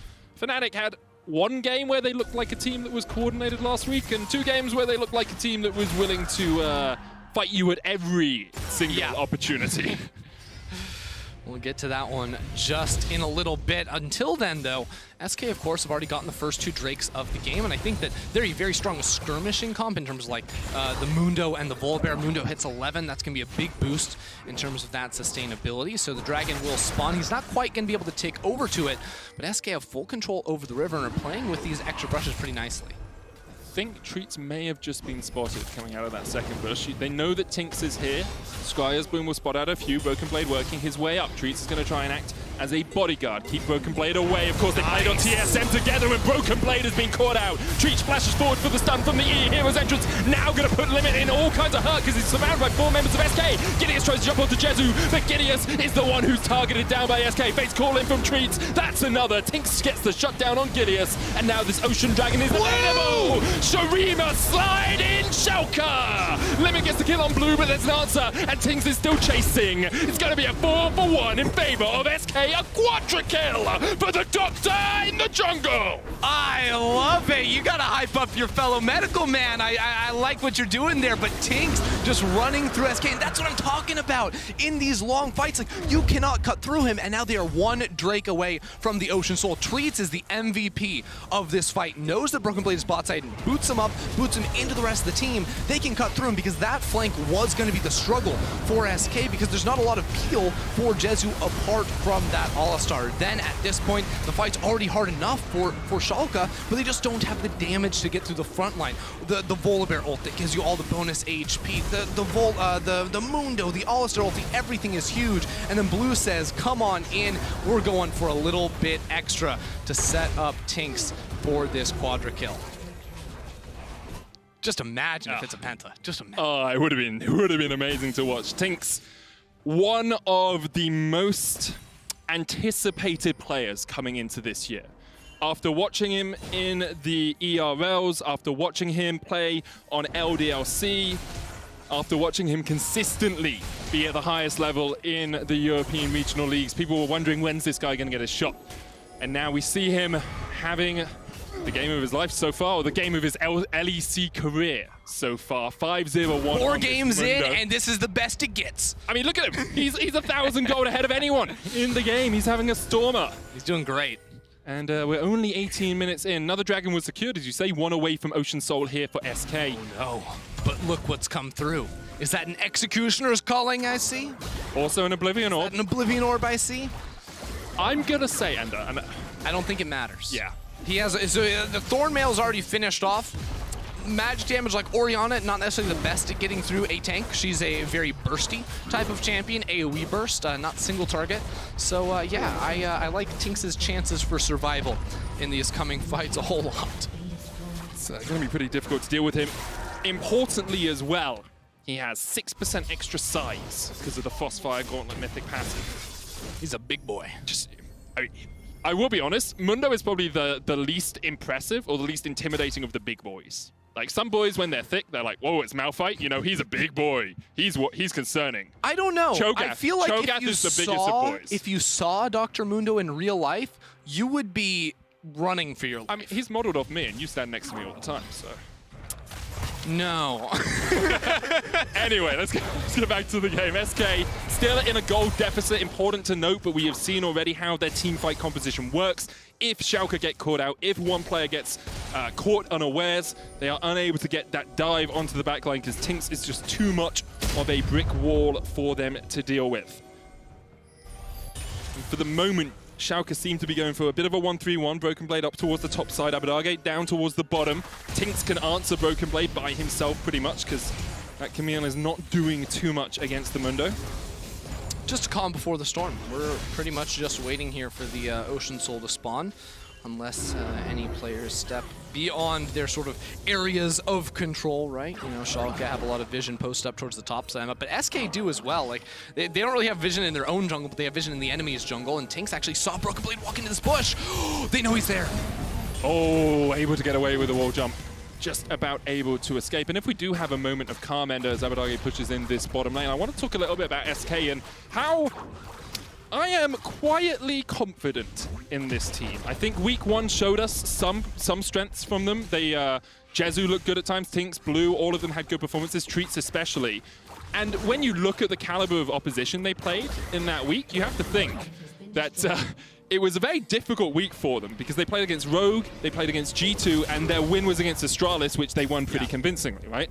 Over the next few weeks, as we bring the graphics up production, they have Misfits, Mad Lions, XL, and Vitality left to play. And if they can take 3 or 4 games here, yeah, great stuff. If they can take 3 or 4 games out of this, they are looking like middle to top middle of the pack. Look, these are the defining games for this team, right? Trying to figure out, suss out where exactly they lie in the league before we get into the playoffs race later in the split. Because like everyone right now, like no one's really thinking about playoffs right now. They're thinking like, hey, week 1, we had these things we need to work on. It's all about week on week, day on day, getting better over the course of things before the rush comes in later. And Schalke know all about that rush, and they're going to need to figure something out very quickly because the Ocean Soul is fast approaching. In the next minute, that's going to be up, and SK are looking ferocious. The important thing is, though, if Schalke are able to take this next dragon, if they're able to stop SK from getting this early soul, they do scale. You have a Camille, you have a Kai'Sa, you have an Orianna. They get stronger as the game goes on. Now, last fight, Broken Blade tried the same flank, and Treats stopped him in his tracks. So there's good vision to see Treats trying to do the same thing, but Broken Blade cannot be shut down like he did in the last fight, or Schalke will not stand a chance. Oh, here comes the Grand Starfall. Gilius is diving in. Look for Jezu, who flashes away. Broken Blade coming in as well. Gilius tries to jump on. The Shockwave lands. The hero's entrance is there as well, and this is the perfect team up for Schalke. They found their man, they found their mark, and they're able to pick up 2 kills quickly. Broken Blade on the backline takes out Genax, and there was only Treats and Blue left alive. Blue almost done for. One more spear from Gilius in his rear will cause him to die. And in the end, Schalke find the fight they were looking for. Oh, the spear from the back. It absolutely shuts down SK there, and they spotted out Jezu. Singling him out was huge for them, and they were also able to burst down Tinks pretty effectively. That's not just going to deny the soul from SK. That is very likely going to mean the Baron as Schalke sprint over for that objective. But see this, Jezu is in the front. The rest of his team leaves him behind. Even after he tries to flash away, well, Gilius can follow that. They layer everything beautiful. The Pantheon point and click into that shockwave, into the hero's entrance from the Galio. Just beautiful stuff. And then Abdog, I believe he gets killed by the dragon. Yeah, you hate to see that. You think you'd be out of range. How does he even shoot you from over the wall? It's a little bit unfair, but at the end of the day, it's not too bad for just Abadagi to go down in a fight like this. And as you saw in the picture-in-picture, Schalke now have the Baron. We've already seen them enact part of that 1-3-1 previously. Now we see it once again. Abadage up towards the top side, Broken Blade down towards bot. And about 10 minutes ago, you posed, Gilius has 3 kills. He has all the kills from Schalke. What can he do to turn it into much? Well, it was quiet for just a little bit, but that fight, 3,400 damage on a Pantheon in the team fight. Really nicely done by him again to find Jezu. Yeah, especially finding Jezu. You saw there, the Kalista did 403 damage in that fight. That's one of your primary damage dealers. If she is not outputting DPS, you are in all kinds of hurt. And now a 6,000 gold lead for Schalke. My quiet confidence in SK has been shattered, Ender, because of that great fight from Schalke. Perhaps I need to convert it into confidence about Schalke. Yeah, I mean, there's also a few things we need to keep in mind when it comes to, we set up like Tinks should be like unkillable in these fights after he got that quadra kill, but Broken Blade going to be doing a huge burst of true damage via the Q. Also, Neon's Kai'Sa does a lot of HP damage, right? Shredding through that. So Tinks has to be careful not to get burst initially because he does have to sacrifice a lot of his health bar to get that ultimate going. We saw he actually disappeared very fast in the last fight to much of my surprise. All right, Ender, I have a little quick stat for you. I've been rebranding them to Medic Moment. I thought I'd escaped from Quick Shot, okay, but... Medic Moment, here we go. Okay. Last week, Schalke got 1 Baron. Guess how much gold they got off that Baron? Negative 300. I think it was negative 684, yes. Oh my but you God, were that was very, close. very close. This time they are looking to do a little bit better than that. Currently sitting at plus 1,659, now 2,300. As they start to break these tier 2s and are looking towards those inhibitor towers. Treats once again. I can see if he can catch something, but Limit, not really the target you want to go into as he goes in for the stun. Doesn't have phase rush, chunked out. You said like Neon could do a lot of damage to Tinks, never mind how much damage it can do to Treats. Get on over here. Go back to the base. Heal up. Treats held on to his ultimates. That's not going to mean the end of the world for the fight, but this siege is brutal. It's now a big lead in terms of overall gold here for Schalke. And against this push, like the wave clear, just Blue trying to cut through it as much as he possibly can. There's no sort of runons on Jezu. He went for the Ginsus as expected, but it does mean wave clear options are not very much there, and these cannon minions are just beating down on the towers. Okay, we've got to keep our eyes on Treats here, because look at the way that he is working. He's trying to see if Schalke will overextend. He's now going for Broken Blade. Once again, looking for the stun, but Broken Blade, oh, he gets locked up, has to flash across the wall, and Genax will conserve his flash, won't chase the Camille. It is important to get a flash right there and try and slow things down. The Baron buff is also going to dissipate in 10 seconds. No turrets went down, and a nice little pickup there as the red buff is donated over to Neon. But mid lane tower, very low. I think top lane is down to about half health as well here for SK. It's going to all set us up again for that next Ocean fight. SK are just going to keep throwing themselves in. They have not seemed very proactive in terms of like looking for picks or anything, but in a minute before an Ocean Soul spawning up, they're going to try to get vision, they're going to try to get mid lane priority, and then win that fight. And this time, Jezu cannot be at the front. He has to have some protection. He has a stopwatch now. His flash will be back up by the time the fight does come through, so he has all the protection tools he needs.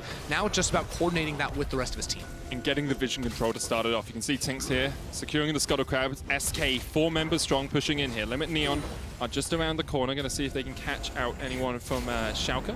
Broken Blade's down towards the bottom side, but last time it was because Broken Blade could get into the front of the fight without being caught out by Treats that Jezu was easily targeted by the rest of Schalke. Here, Treats and Jezu will get total vision control over this ocean pit, and we will see as it spawns. I mean, the issue is, if your resets are happening now, Schalke can now push back into this river and try and take control themselves. Yeah, it's hard too, because I think SK's comp is the comp that like when you're even or when you're ahead, you just run over Schalke, right? And your front line is just too much to deal with, and your back line doesn't really matter. But now that after that Baron, power play happened, the fights were won, 7K gold lead. If we throw up the gold on the individual members, you can see it's a massively, I think almost 3K for Neon in the bot side too. So coming into this one, it is much more reasonable to try and deal with the frontliners of SK, and SK are going to have to find some creative way to win this fight, because it's not going to be easy. Yeah, Treats already chunked out.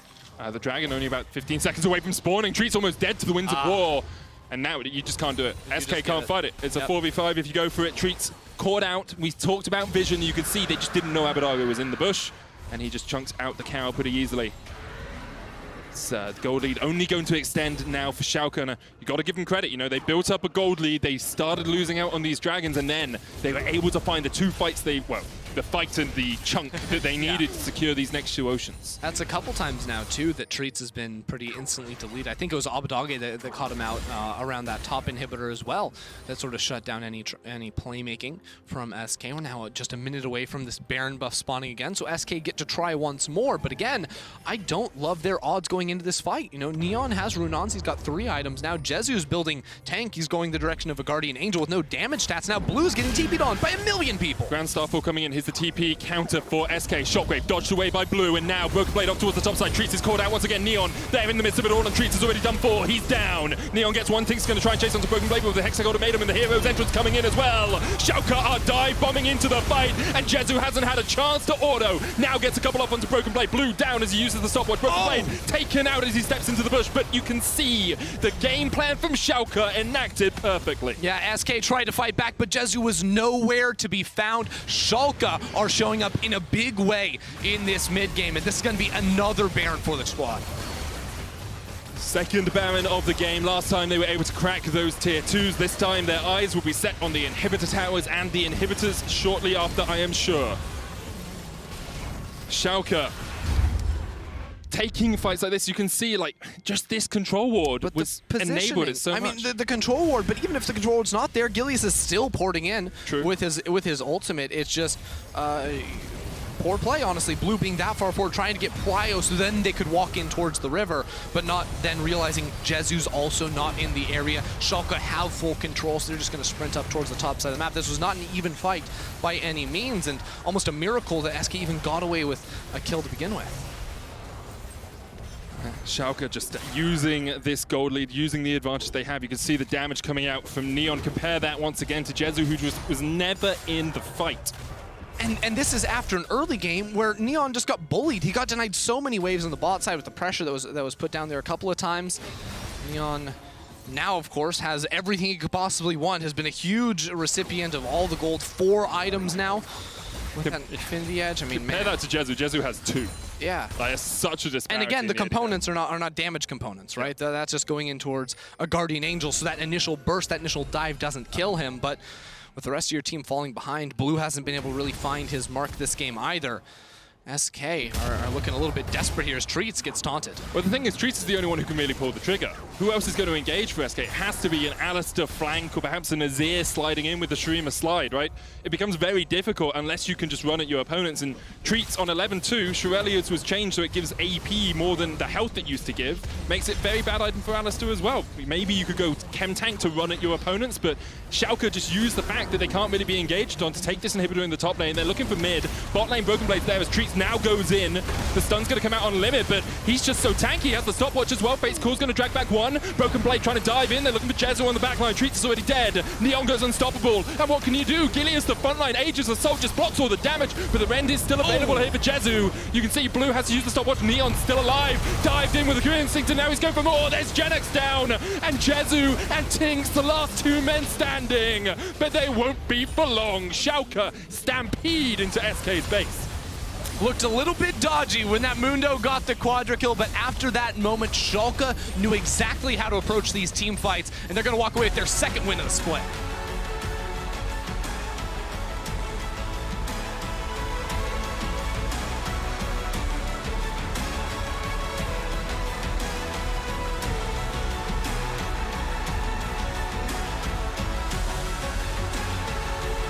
It's a jam. Yeah, I just like to let it breathe. It was so hype that I was like, are we allowed to talk over this music? Like, it's so, oof. But yeah, gotta give credit to Schalke. Like, after that 3rd dragon went down, after Tinks got the quadra kill, it was looking bad for them. Like, they still had a gold lead, but all it would take was one mistake in a team fight, one little error at a dragon fight, and you've lost the game because Ocean with Mundo is pretty darn difficult to deal with. Yeah, I think the big difference between the comps is that SK's comp sort of fights in one direction, right? Where you said you only have one engaged source, and then you have a lot of big meatballs with a lot of stats, and if they can get on you, that's a big problem. But Schalke, they have way more creativity with the ways they can enter the fight with a Camille flank, with a Pantheon flying on in there, and that's exactly what they were able to use, Gilius in particular, to find Jezu and win that critical fight at the Drake. And speaking of Gilius, he is one of your options in the Player of the Game vote at LEC on Twitter. Gilius, Abadage, and Neon, your options for that Kia Player of the Game. But for now, G2 Esports have looked terrifying. With Reckless in the bot lane. We'll see if that undefeated run continues versus Astralis.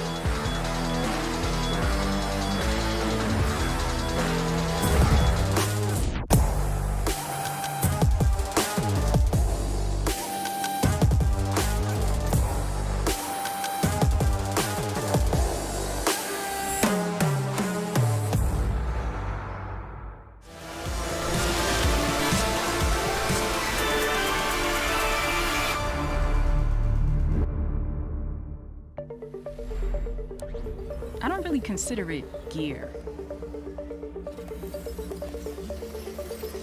It's an extension of who I am. It blurs the line between fantasy and reality. Sometimes, I can't tell myself from my machine. I think that's by design.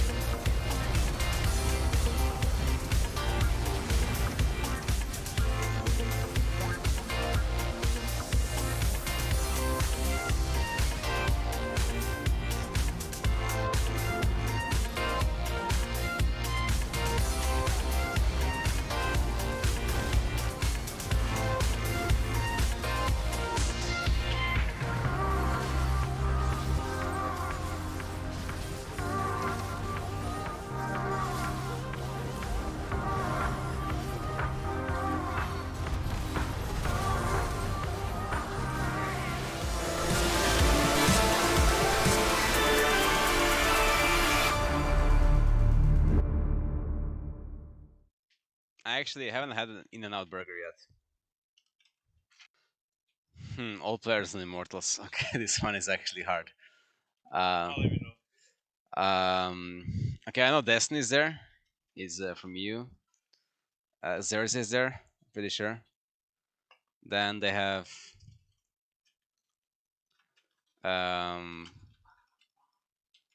okay, they have Pretty. No, it says sub, right? So they have Insanity. Top is Revenge. I think so. AD carry, I have absolutely no idea. It was keep me brief, but I know it's another guy, so I don't know who he is. I can't really explain why I said I was gonna go deadless the whole opening tournament. That wasn't kind of a prank, but I will probably go deadless than the spring split since I haven't gone in the tournament. It has to be one of them, I guess. The tournament is kind of off the charts right now. I think dying 7 times in my first game was probably a pretty good debut. I was just showing off. I'm not scared of hinting. Where is Umayan? Well, as of right now, I believe he's actually playing on Fnatic. The Fnatic new AD carry has been doing pretty aggressive plays so far. It's a huge shift from his previous playstyle. So he's carrying on the spirit of Umayan. How fun is it to play Milan again? Playing Milan is pretty fun. I like being the highest level in the game, besides jungle. Because jungle is not very weak right now. But it's not yet the assassin method that I'm hoping to play. As of right now, it's more of a team-oriented meta. I want Riot to bring back Sass Akali. That's pretty fun. It's the biggest rival coming to the league. My biggest rival is probably Alfari. I really want to go top lane against Alfari and auto space him in a melee matchup.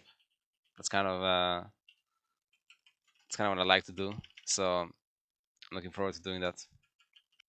The most American thing I've encountered so far. I'm not really sure actually. Maybe the most American thing I've encountered so far was having like Timo top, Karthus jungle, Zed mid, and like Heimerdinger support in my solo queue game like yesterday. That kind of just threw me off completely. Didn't have that one yet in the EU, so it's probably the most American thing. And yes, the rumors are true. I did go to NA to avoid getting 3-0 by an LPL team in the final again. So yeah, just gonna go to the region that actually wins against LPL. NA solo queue is actually not as bad as some people were making it out to be. I think when there is a lot of pros in the game, it's pretty good, and the ping is not much of an issue. So I'm actually enjoying playing League, similar as to you, but there is some games where I just don't enjoy League, but I think that's just same wherever I am. So it's not actually, it's for sure like a little bit worse than you solo queue, but it's not like unplayable or it's not gonna make me hate League or something. So it's really fine. Always nice hearing from Perks and his journey in NA. But let's go back to EU and LEC business because I have God himself, Gilius, with me. Are you here, Gilius? How are you doing? Hey, I'm here. I'm doing good. How about you? Super good. Nice game from you. I want to talk about everything, especially the mid game, because they were on soul points. You made kind of misplays around the third Drake fight, but I want to know, how were you feeling back then with the Mondo, maybe getting the Ocean Soul? How did you get back on the horse? Throughout the whole game, from draft to game to in-game stuff, I thought the Mundo pick was absolutely useless. And I was not scared at all of them getting Soul because he was really useless. Tell me more about the Mondo, please, because we didn't see this pick in the jungle in Europe since 2013. So do you think the pick is bad as it is, or just bad in this draft? I think it was just bad in the draft. I think we had 2-3 good tank killers, and he was a running health bar. And I think Tinks wanted to just look like he wanted to get on Reddit, maybe. That's why he picked it. I don't think it's a champ for pro play. Getting the nice attention on Reddit. Okay, one last question about the jungle, Gilius, because we saw Ivern during the first game, Mondo here. I tend to think that jungle right now is a very defined role, but still we keep on seeing new picks. What's your take on jungle as it is and the champion pool that you can use for this role right now? I think jungle is extremely broken right now. There's like 10 viable OP picks, and as we saw last week and this week, people are forced to ban 2 to 3 junglers every game with me, and it's not different in scrims. People always ban 2 or 3 junglers, maybe 5 jungle bans. So I think I'm doing really well in this meta. I'm preparing a lot of picks for every scenario. So I like it, but I can see Riot nerfing jungle soon, because it's kind of, it's jungle gap every game, kind of, yeah. You are doing really well indeed, and the community saw it during this game because you're the player of the game, Gilius. I want to know, I left you last year after the Schalke Miracle run. Everything seems to be going well for you guys right now. I know how instrumental you were through Schalke's success last year, so how are you doing with this new team? I'm having a great time with the boys. I love all my teammates. I think like having Limit and BB on board now brings a new light to this team. We have a lot of fun, and every day it's not like going to work anymore. It's like going to my friends, you know, and having fun here in the office. And I think it's kind of sad we didn't show our true power yet. Like in the Super Week, we struggled a lot. It was not so good going 1-2. And I think we're fixing our issues. We're just becoming better day by day, and I hope we pick up more wins in the next weeks. It is great to hear, and Gilius, thank you so much for all these insights. I'm very happy to hear that everything is working on the get-go for you this year, so I hope we talk soon for another interview. Thank you, Laura. Have a good day. You're welcome, you too. And we're going to have a short break, and we'll come back in a few minutes for G2 Australis. Stay tuned.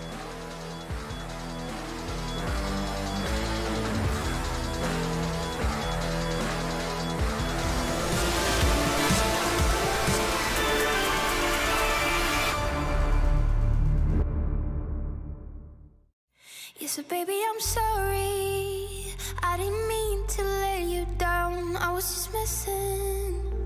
We gotta turn this thing around, and you're deep in. Feels like you're swimming inside my veins, under my skin, and all that is going on in my brain.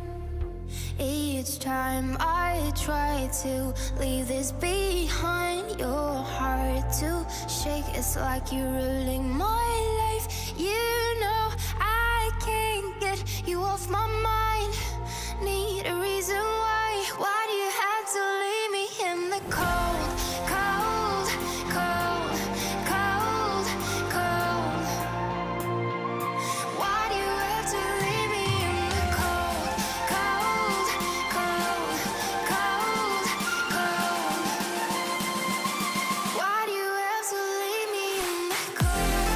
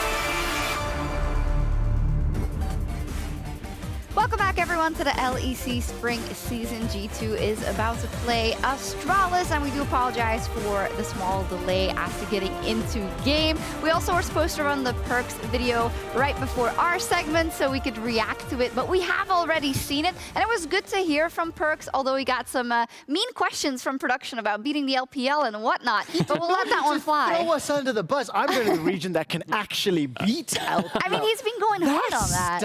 That really stung. I do, however, love when the question was like, name everybody on Immortals. Like, well, I think it's just wild guessing. Yeah, I love it. I love it. It's cool. We'll be doing these check-ins with Perks, I guess, throughout the year to see how he's doing, if he can keep up his end of the bargain with placing better than EU and whatnot at international tournaments. The thing that I want to throw in, because our producers and our production team obviously gave him some difficult North American focused questions. The next one is going to be, is Reckless doing better than you did in G2 in the bottom lane? Because not only has he taken over the torch, based on the 3 games you've seen, he popped off. I mean, you can take a look, first, second, or third when it comes to KDA Detriment. What a KDA player, 37. Has always been a KDA player. Went unkilled in his first 2 games, but I think more crucially, more importantly to me is like on PGL with Grabs, where Grabs was talking a lot, or on the interview with Grabs, correction, where he was talking a lot about how Reckless was fitting into the team and the mentality. That was something I wasn't sure about, you know? Reckless has always been a fairly serious, very stern kind of guy. G2 or not, but it's good to see that they're meshing well. Yeah, but I think if you look at the voice comms as well that LEC published, you know, Reckless was saying, well, you can pick me Sivir. I have no clue what I'm building, but pick me Sivir. That's basically G2 in a nutshell, so he's already embraced it. Yeah, and that's a great point as well. Just a question not only, you know, is it going to fit within G2, but how is G2 going to change to play with Reckless? And if we look at the first week, he got so much freedom to do what he likes doing. And what was also interesting is that Caps got no attention from Jankos, got no attention in terms of getting the CS share. It all went to Reckless. So Caps is kind of in the backseat now. I think it seems like the team is prioritizing making Reckless feel comfortable and making sure that he gets in there. Yeah, Caps is going to be like the playmaker for you. Reckless is going to be the insurance, right? You saw Caps make a great way to see it. Caps making the flashy plays on Akali. He picked TF, roams across the whole map. He's soaking a lot of pressure while giving out a lot of pressure. That just gives loads of breathing room to Reckless, right? He's not forced to make plays. You saw most of the fights, he was Jin-ulting from the back. The Sivir, he was scaling up. And then in the late game fights, Caps take a step back, Reckless takes a step forward. And that's how the kind of G2 competition works in general as players. And of course, because of all of that, G2 go 3-0. Debut week to start off the year.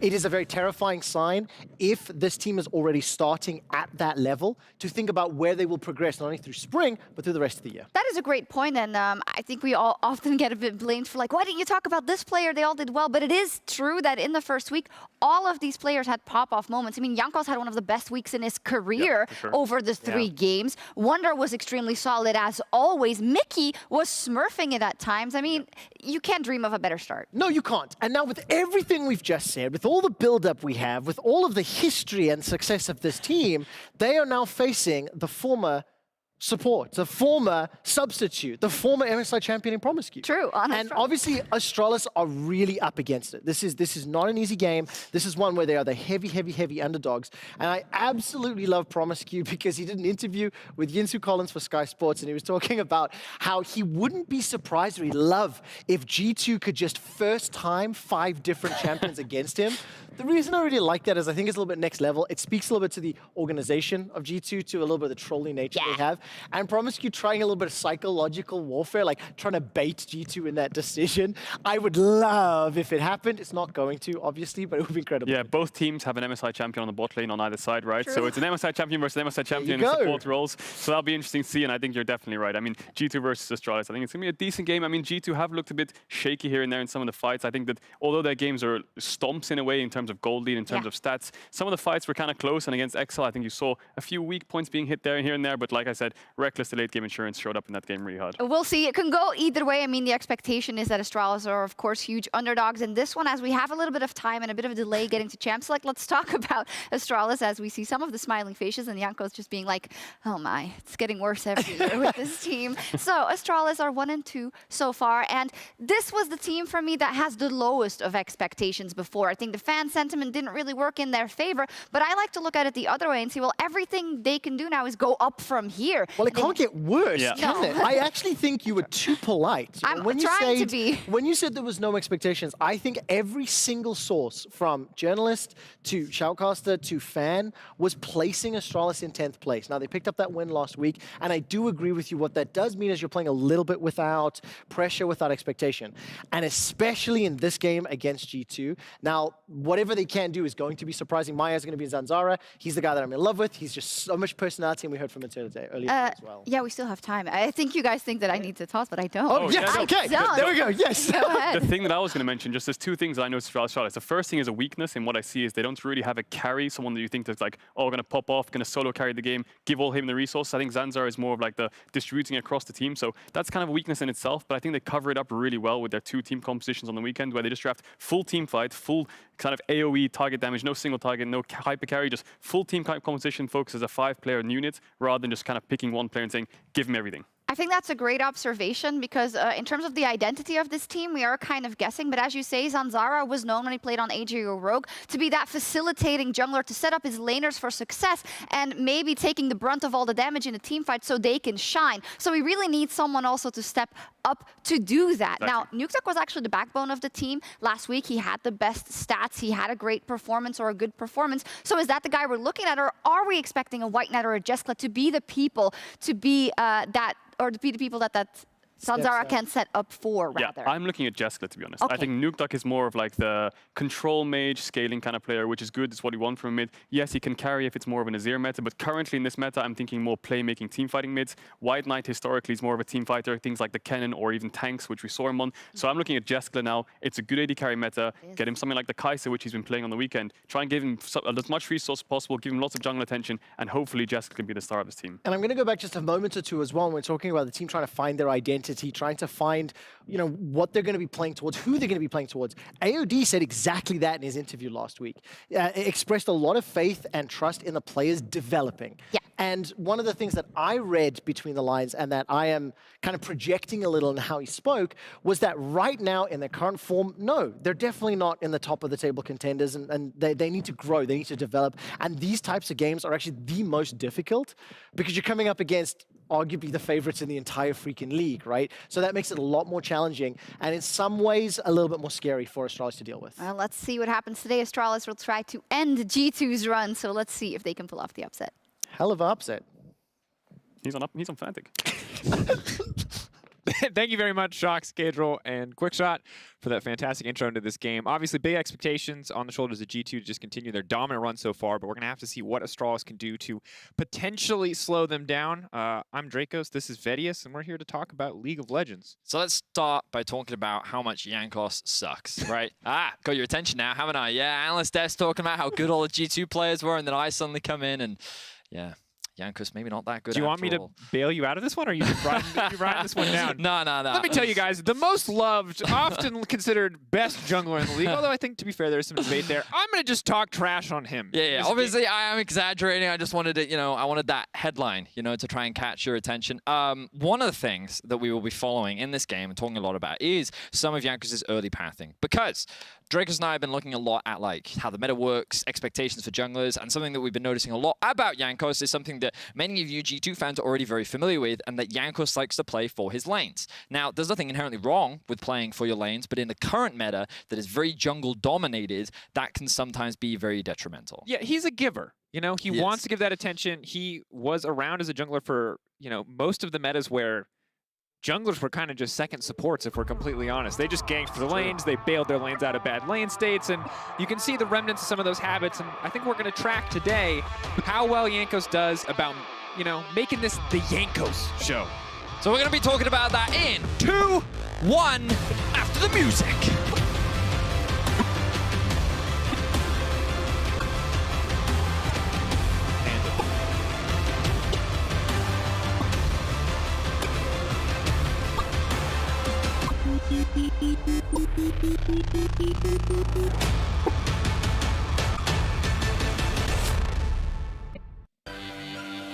That was our remix version.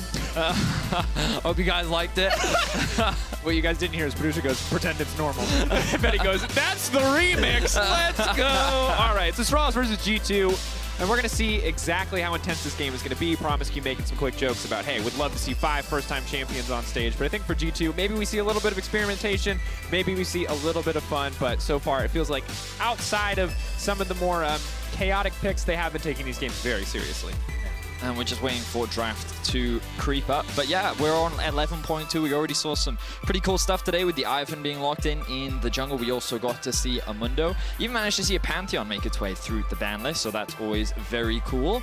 But what will shift up between these two teams? Thresh going to be taken off the board, and a Talia from the side of Astralis. So nothing too crazy early on. And obviously the Olaf and the Aatrox taking big hits overall, but Talia remains one of the big top-tier junglers on this patch. Was not hit at all in 11-2, so expect to continue to see her to dominate. Pantheon, another name on that list of untouched champions. It's pretty interesting that here in Europe we've also been seeing a huge presence of the Lucian.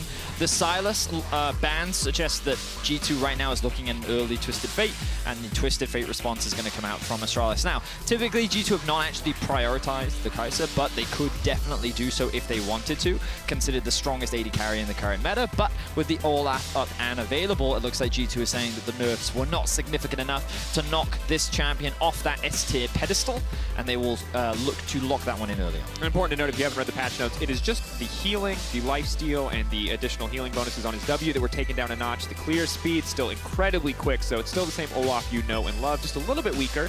And Astralis have opted to respond with the Lilia alongside the Alistar. Love seeing an Alistar. The Lilia, though, has been, I feel like, kind of hit-miss in Europe so far. It certainly has been, but still very strong clear speeds can keep up with the Olaf. Early dueling, of course, not the strongest, but the great thing about Lilia is how easily she can kite away from champions like an Olaf. And when you have that great engage with the Alistar, feels like Astralis have already built this very strong foundation, and they can be very flexible with the rest of their draft. G2 do still need some AP, and they're going to get themselves the Gragas. Now, remember that Gragas is a flex pick. We haven't actually seen it in the bot lane yet for Europe, but for those that don't know, Mickey is a huge Gragas player. He loves this champion, and he considers it a pretty good pick into the Alistar, so we may very well see it in the bot lane for the first time, but we'll have to wait and see as the rest of the draft plays out. Definitely something to keep our eyes on, of course, for G2 Esports, see how exactly they want to approach this game strategically on the opposite side for Astralis, and really for any of the teams that have been struggling in the LEC. Vetis, we talked a lot about looking at things, hoping that teams were going to keep it simple, keep it straightforward, keep for easy win conditions, maybe not so much towards the 1-3-1, but as interesting as it's going to be to see how Astralis builds their composition, we do have a Senna now coming into the fold. We've heard rumors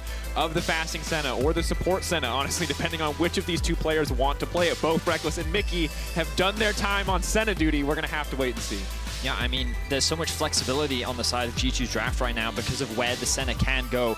Obviously, you expect it to be in the bot lane position, but where? Will it be support? Will it be AD carry? Will that Gragas be top lane? So Astralis, they're going to stay safe for now. They're going to lock in Samira, a pretty well-rounded AD carry, and I imagine that they believe that the Senna is AD, so, but they're going to be sure, and they're going to take off the Seraphine. So it is that Seraphine Senna bot lane that you already heard the analysts talking about at the beginning of the day. I think that it has been rising to prominence. I've been seeing it a lot in solo queue, and I think that it is a very strong duo. So no surprise to see that one removed. The question is, will Astralis look to ban something like the Kai'Sa away if they're afraid of that, or will instead they focus on removing a potential few other support options? The problem is, again, G2's comp is so flexible, it's very difficult to know for sure where exactly every champion is going. And as an outsider looking in without perfect data on what's being scrimmed, there have been so many different Senna pairings over the history, right? Sometimes it was just a traditional support with bigger, we had Wukong, we had just things like Tom Kench, but with a Sunfire cape instead of his normal build path. So how they choose to use what could be this additional source of income in the form of whatever champion they want to pair the Senna with is a big question. That said, Renekton now banned away as well. I'm going to assume that one's a scrim special and or potentially respecting the Gragas flex pick here, something that you brought up earlier, Vedius, which with the Senna could be a very menacing duo. What's interesting here is the Camille and Aatrox are both very good picks into Gragas, which does suggest that this Gragas is looking like a top lane pick for the time being. But perhaps it's just to throw Astralis off the scent. It's difficult to predict when it comes to G2. The Orianna, again, Astralis composition, very well-rounded, very strong team fighting. Like, again, it's it's very meta, very conventional. Right now, they just need some kind of, well, they can kind of go wherever they want with the top lane pick. They have AD with this Samira, a little bit more AD. You don't really want another AP champion up towards top lane, but Gragas is usually the only one that you see up there. But with so many banned away, I'm curious as to what direction they actually take that top lane. We've seen a couple of volley bears, but I'm not sure if you necessarily want to lock that into something like a Gragas, because we now know that that Gragas will be up in the top lane with the Leona coming in for Mickey. Question is, how will G2 round out their draft? Knowing Caps, he wants something that can impact the side lane, something that he can carry on, something that he can look to roam around the map on, so something he can get a little bit of pressure on early. I don't think we're going to see a stand made from him, but it's difficult to predict what that pick necessarily is.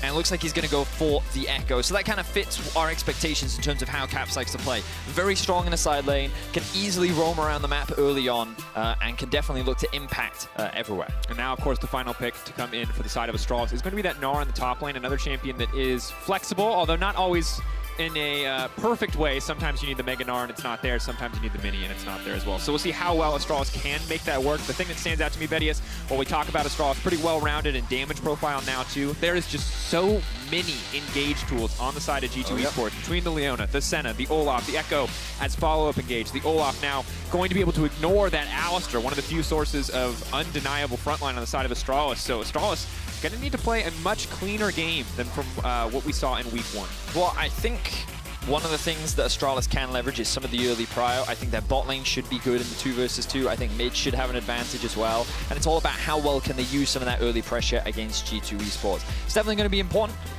because G2 is a team that they can try and take advantage of in the early game. Let's see how they can do as we jump into G2 versus Astralis.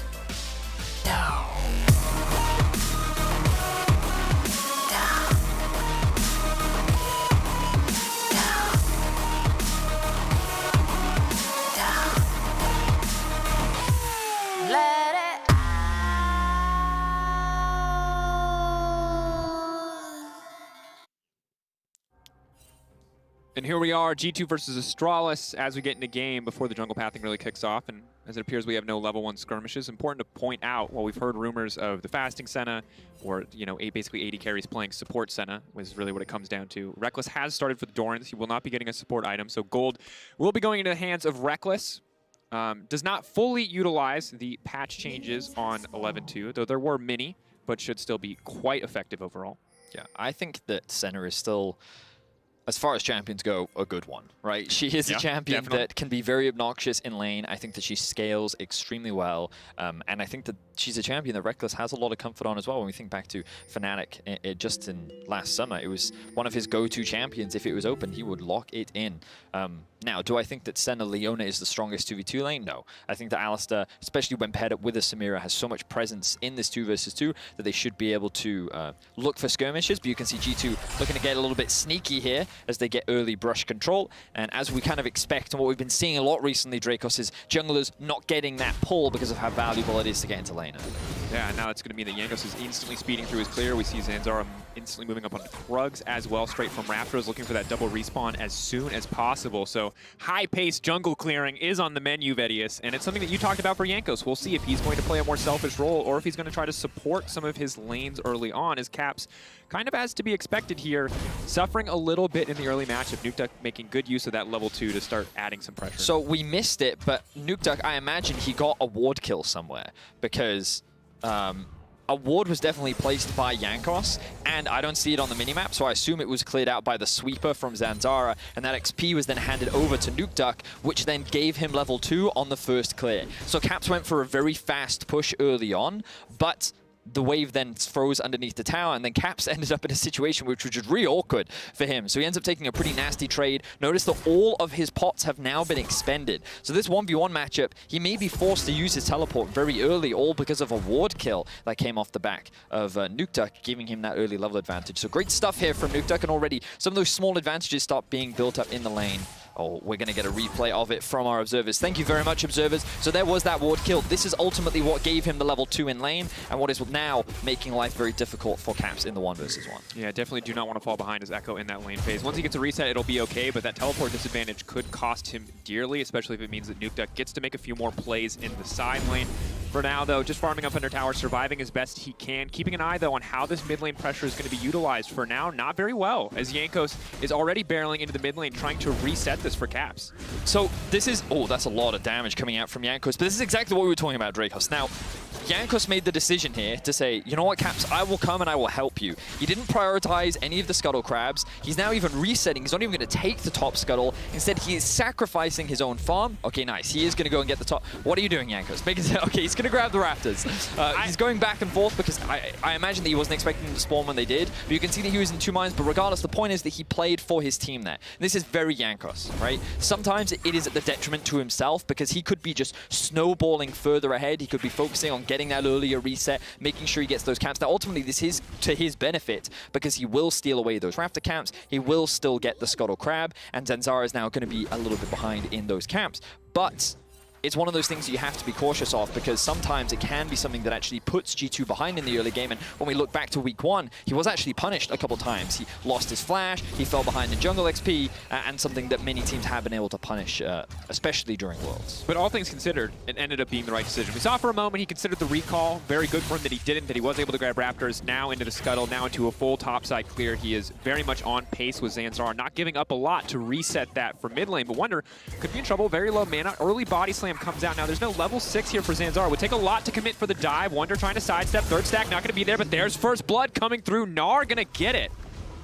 And a great gank from Zanzara overall. I like that. You know, he was on the top side of the map. There were no camps to clear. He decided to help out his top laner, and Wonder just held on to the flash for too long. I think he realized a little too late how much damage he was taking, and he ends up getting punished for it. So Astralis off to a great early game here. I liked what we saw from Duke in the 1v1, and already a great gank from Zanzara. And as much as we talk about Jankos, I think it's important to highlight Zanzara as well. A very unique player overall. We saw in week 1 that he was one of the players who was not afraid to go into the enemy jungle, who did, despite the struggles of Astralis, have some pretty solid early games. He certainly did. I liked his awareness on the map, and from what I've been told, Zanzara is a very vocal player, and I like what Kadril said on the analyst desk as well. He's someone that likes to play for the team. He's a very resource-focused jungler that wants to try and enable his laners as much as possible, and I think that he does a pretty good job of doing that. You know, you can already see that he likes to get in the face of the enemy jungle with the counter jungle percentage being much higher than the average. He really likes to get into the face, and he really likes to get involved and do things in the early game. Yeah, generally it seems like early game when it's come that he's been good at tracking enemy pathing. He's been good at getting all the advantages that he can. We'll see if this holds up for mid game though. That's been the big question for Astralis, where we've seen some of these fumbles. Jankos is now going to connect this Raptor respawn. Caps now leaping in, very aggressive here.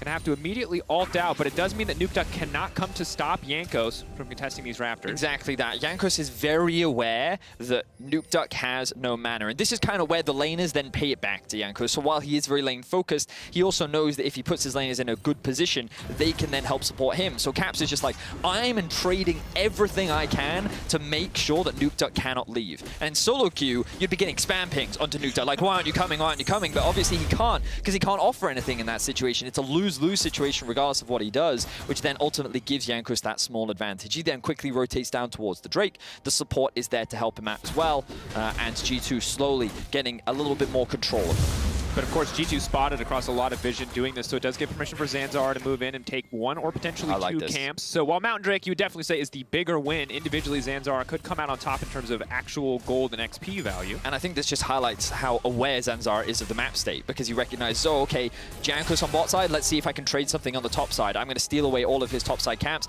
Top is also pushing, so we could even consider a dive. But now the Astralis bot lane recognizes we do not have our jungler on our side of the map. Drake has just been killed, and we had that control to spot them walking in, so this is way too dangerous for us. We're just going to have to accept that we're going to lose these resources. That said, it does buy more time for Lilia. Sadly, the trade is steadily getting worse for Astralis as more and more of these power plays are taken. And I think at this point, Jankos doesn't know that that ward was in the brush. He walked right past it, and of course they did sweep the tri-brush there, so sadly is going to lose out on a lot, but Lilia going to clear 3 camps on the top side. In the meantime, Zanzara is going to be feeling pretty comfortable, and ultimately 2 tower plates, a bit of gold denied from the side of Astralis. Hard to say if that's actually worth it for what Jankos has to give up. So Zanzara, he is a little bit ahead of the play right now, and you can see he's slightly up in gold as well.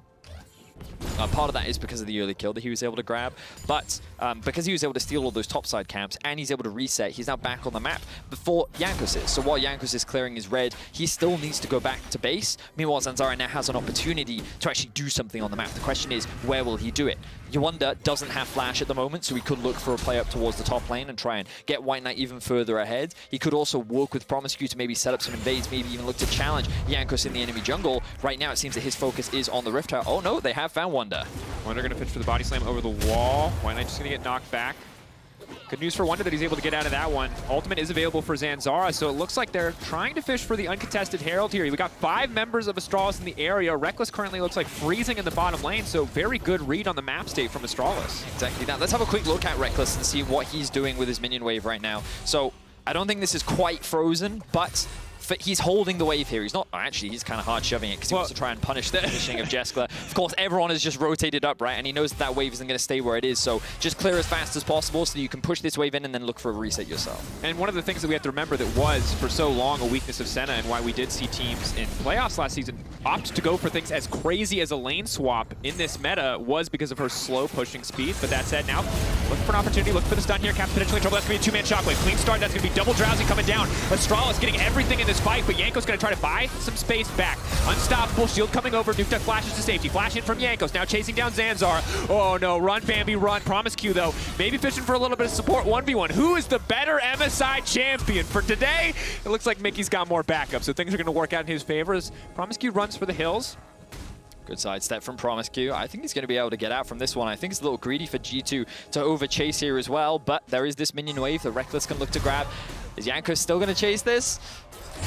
Very squishy. No, they're going to give up. All right, so Promiscu does get away with his life. But I was going to comment before that fight happened, is just like, wow, what a cool, like, high-level game that we're getting, because it's just a lot of trading. You know, one team does one thing, and then they respond on the other side of the map, you know, using their tempo effectively and just constantly trying to trade these smaller objectives. But G2 do what G2 often does, which is like, hey, I think we can fight here, right? They know that Reckless is in a position to be able to quickly rotate up. And notice the minion waves in the bot lane as well. That's so much farm and XP that's being lost to the tower. So even if these kills end up trading even, it's not actually an even trade for Astralis because the AD carry ends up dying. He loses so much additional farm off the back of that, and on top of that, G2 get a bunch of additional kills, so this loss for Astralis is actually much more than simply giving those kills over to G2.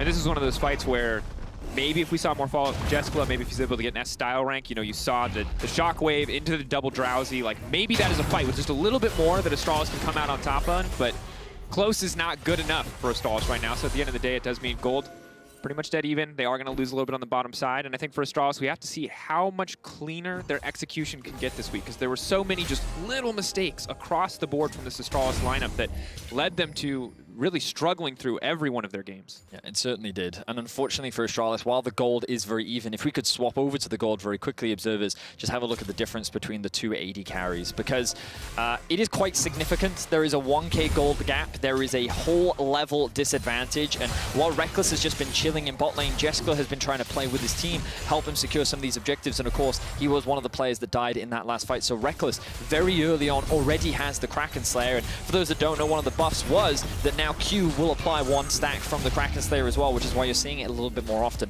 on Senna as a champion. And G2, they're just upping the tempo of this game, playing for all these plates, trying to funnel as much gold into Reckless as possible. And now, with that mid-prio, they can quickly rotate down to the Drake, and they can look for another fight. See what they can get done here. Important to know this is going to be a very difficult game for Jeskla as we see White Knight coming down. Will not be able to block Senna auto attacks with his mobile wind wall. I like how Astralis used their priority bot to actually get control of the river. Now they have a pretty good collapse onto G2. Pull back. White Knight stunned up. Meganar's going to be a big deal here, though, but he's going to leap back out to safety. Snare almost connects. Zanzar goes golden, but there's no one here for the follow-up. Jeskla off to the side. Trying to stack up. Promiscu goes in, but it's scattered from Astralis. Wonder, though, coming in hot. Promiscu now trying to make his way out of safety. The ultimate slowly but surely going to fade away. He's burning. He's ticking. He's down. Caps now on the hunt. White Knight has to run. Oh, the worst time to turn mini, but just enough movement speed to make it out to safety. And Nuke Duck completely out of mana. This is bad news for Astralis. Oh, it certainly is. And G2 are not done yet. They're looking for the dive. Cap's going to get the shield first. Has the reset on his ulti up and available. Can tank a few shots. Reckless coming in to follow, but now he's the one tanking the auto. The flash over the wall. The Q, the follow-up. One more to do it. The Kraken Slayer coming in clutch. White Knight getting shut down from downtown. And Reckless making his mark on that fight. Wow, and G2 are just ballooning this game out of control. They're going to get the Drake, they're going to get a bunch of kills, and Astralis are just being ripped apart. Their positioning looked good, and the fight continues. Wonder, going forward, he's going to be sleepy. He should go down here. Caps maybe could try to turn this one around, but with the Ignite ticking and with Wonder not quite able to make it over the wall, he will drop in the end.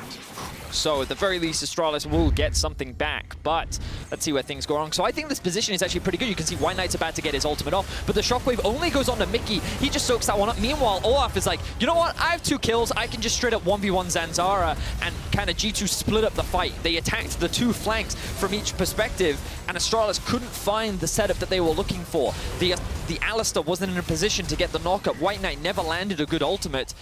And that meant that G2 could just kind of pick what targets they want and slowly pick apart this Astralis squad. And I think this is something that makes G2, one of the things that makes G2 such a good team is that they're so good at respecting enemy cooldowns. They did not put themselves in a position to get really collapsed on there, to let the kind of wombo combo from Astralis really punish them. Although, as we say that, Caps could be in trouble here. Oh, Prominent Skew. I thought he didn't have his Hex Flash up.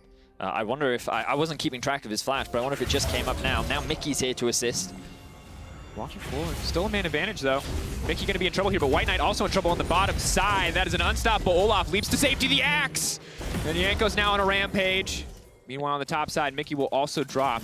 Whew, very skirmish-heavy game. 14 minutes in, we're already at 11 kills. Ends up being 1-for-1 overall. The trade of Mickey for White Knight, though, probably slightly more favorable for G2. Something that Caps now has to be cautious of, though, is with the amount of control that Astralis has over the top side of the map. That tower isn't as safe as he thinks, and Reckless needs to be a little careful. But that's also the advantage. Caps in the jungle has a little bit more information. Caps going to push forward just a little bit there. Zanzara now has to run. It's going to be sleepies, and that's a little greedy, I feel like, to go back in for the extra damage, because here comes the TP. Wonder now on the way in. No flash available. Body slam could come through, but phase rush enough for the phase rush. Reckless now coming in as well. Remember, his auto attacks are going to slow here. That's the cue now. Nuke Duck getting knocked back. I don't think they have enough damage to kill him. Oh, Nuke Duck not where you needed to be. A clean collapse from G2. Reckless already just does so much damage on this Senna. Has been involved in 8 of the 9 kills. And G2 continues to funnel gold into him. So this is Zanzara saying, the top map belongs to us. Caps, and Caps is like, does it though? Does it really? And so he forces the ultimate out from Zanzara, and this is where the flank TP comes in. Astralis, for all intents and purposes, the top side should belong to them. They know where G2 is, but then this collapse comes through. Reckless collapsing in through the mid lane. 1 versus 4 effectively at this point. Gets a kill, gets the heal out from where as well, and then Wonder comes from over the wall to get the knockback. Just quick response here from G2, and again, it's one of those things that they often do, like, typically, in many games, you would just see, okay, top side of the map belongs to Team A, bot side of the map belongs to Team B. But players from G2 will actually test that, and they'll push that, and they'll say, okay, you believe that you have control, but how much control do you actually have? Because it looks like that, for the time being, that control does not belong to you. I appreciate the bated breath in the setup. And I think it's interesting to see how confident the G2 are moving, how confident they're playing as a team, and definitely how confident Caps is. He's going to get pulled back there. But the member that everyone's always going to be ready to talk about, at least for these first few weeks, at least until it becomes the new normal, is going to be Reckless on this team, and kind of the attention that he gets, the setup that he's been getting. How is his team? Never mind. G2 are killing people. Yeah, Reckless is great. Yanko's is also killing people. He heard you talking smack, Phidias. He's not interested. He wants literally none of it. But important to note that Reckless in these first few weeks has been getting a lot of attention. He has been getting a lot of resources, and it's hard to say if this is a stylistic shift for G2 or if this is just a result of the style of games that they did play, but it is something we'll keep our eyes on. Just like this fight where Jessica's getting absolutely bombed. He's trying to spin. Reckless now going to be in trouble. Big shield coming in, but he manages to get one, trying to reset through, but there's not enough space for him to make it to safety. Mickey now has to run for his life. White Knight chasing Meganor on the way, but that is a Rift Herald on the top side of the map. Astralis, you're getting kills, but at what cost? It's going to be at least another tower taken down by the Herald. Maybe another charge to follow. Nuke Duck going to try his best to deny it. Listen, Dracos, all that matters is that the KDA's king has been crushed. He has now been cut in half as a result of another death, and it is Astralis that will deliver that lethal blow. Yes, they do end up losing that tier 2 in the top lane, but getting a couple kills, getting a couple of crucial shutdowns will at the very least funnel a little bit more gold back into the pockets of Astralis. That, of course, isn't going to close that 4K gold gap that still exists right now. But I do like what they're doing. They're primarily just grouping up, and they're trying to use their numbers to find as many favorable fights as possible. Jessica just barely able to survive survive long enough to help get with those kills, but then G2 trades it back and then realizes, okay, Mickey, there's not much we can do for you here, and they move him to the wolves. And I really like the flank we saw from PromisQ there. There was a ton of attempts at those kind of flanks last week that just did not work out. With the set, you think the Hex Flash, and that just was not coming together for this Astralis lineup. So to see it, even if maybe the cost was a bit too high, is a sign of positive progress for the team. That said, I do want to talk about the builds, because I think this Reckless build is dope. Because I knew Kraken Slayer was good, but I never thought about Rageblade. But because Senna gets crit chance from her souls, you're maxing out that Rageblade damage so much faster than any other character. And while normally attack speed on Senna, it felt bad all last year, it seems pretty good. Math. That's what I'm going to trust, man. I mean, yeah, I just kind of, I look at the damage graph and I see Reckless is top, and I'm like, I'm going to assume this is good. Yeah, that's tough, though. Sometimes pro players build random crap, and then you're like, this must be good. And then you try and slow again, and you're like, wait, both these items say Lifeline on them. They don't work together, do they? Oh, yeah, we've all been there. Of course, that's not happening this game, as PromisQ looking for a flank. This could be a big one. Double Sleep going to come through. Caps has the ulti to reset the fight if they can one-tap him, but it doesn't look like it's going to happen now. A bit more space bought by Wonder, but they're going to settle for the top lane kill. Caps trying to keep the fight going, fishing for at least one stun. Zanzar going golden, but a beautiful ult on the backside from mikyx. Meanwhile, though, Reckless just getting popped. That Gnar doing work. White Knight making some space for the rest of the team. Zanzar, hopping, skipping, jumping, but still not able to make it out. A scrappy fight, but so far just a 2 for 2 as Nukeduck has to run from Leona. Yeah, and I think that Leona loses this until Caps arrives. Dash. Oh, there's the phase rush proc. Waiting for it. Nukeduck running out of mana here, though. Yeah, and he doesn't have the damage to turn this. Oh no, he thought maybe I could get the mana, but no, there's an Olaf there. That's gonna do it. No kills back.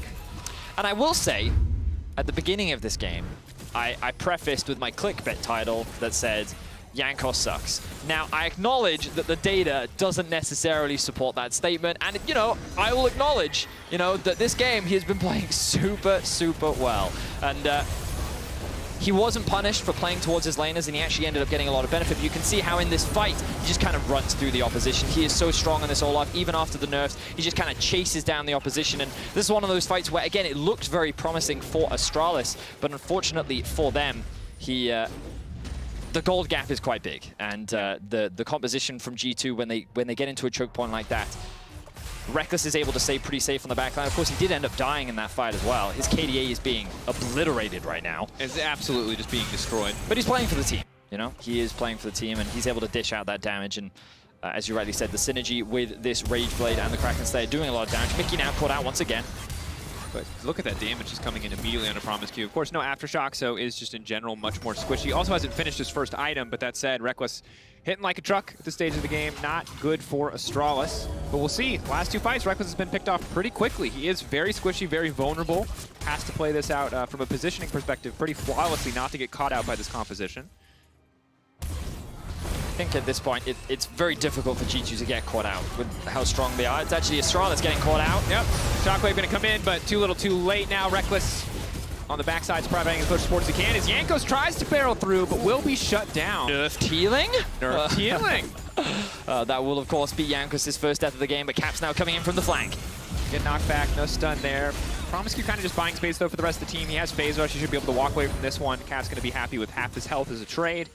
For G2, very much still dictating the pace of this game, but Astralis, you know, matching blow for blow in a lot of these skirmishes, even if they are steadily falling behind in gold, it is a 4K difference. As the test on the red will not go in the favor of G2. Zanzar are going to smite that one. I know that the gold, like, from many positions, we'd be talking about how this 4K gap is, like, pretty big, but not... It's not impossible to come back from, right? But the problem is that I think that this isn't really representative of how big the gap is between the two teams.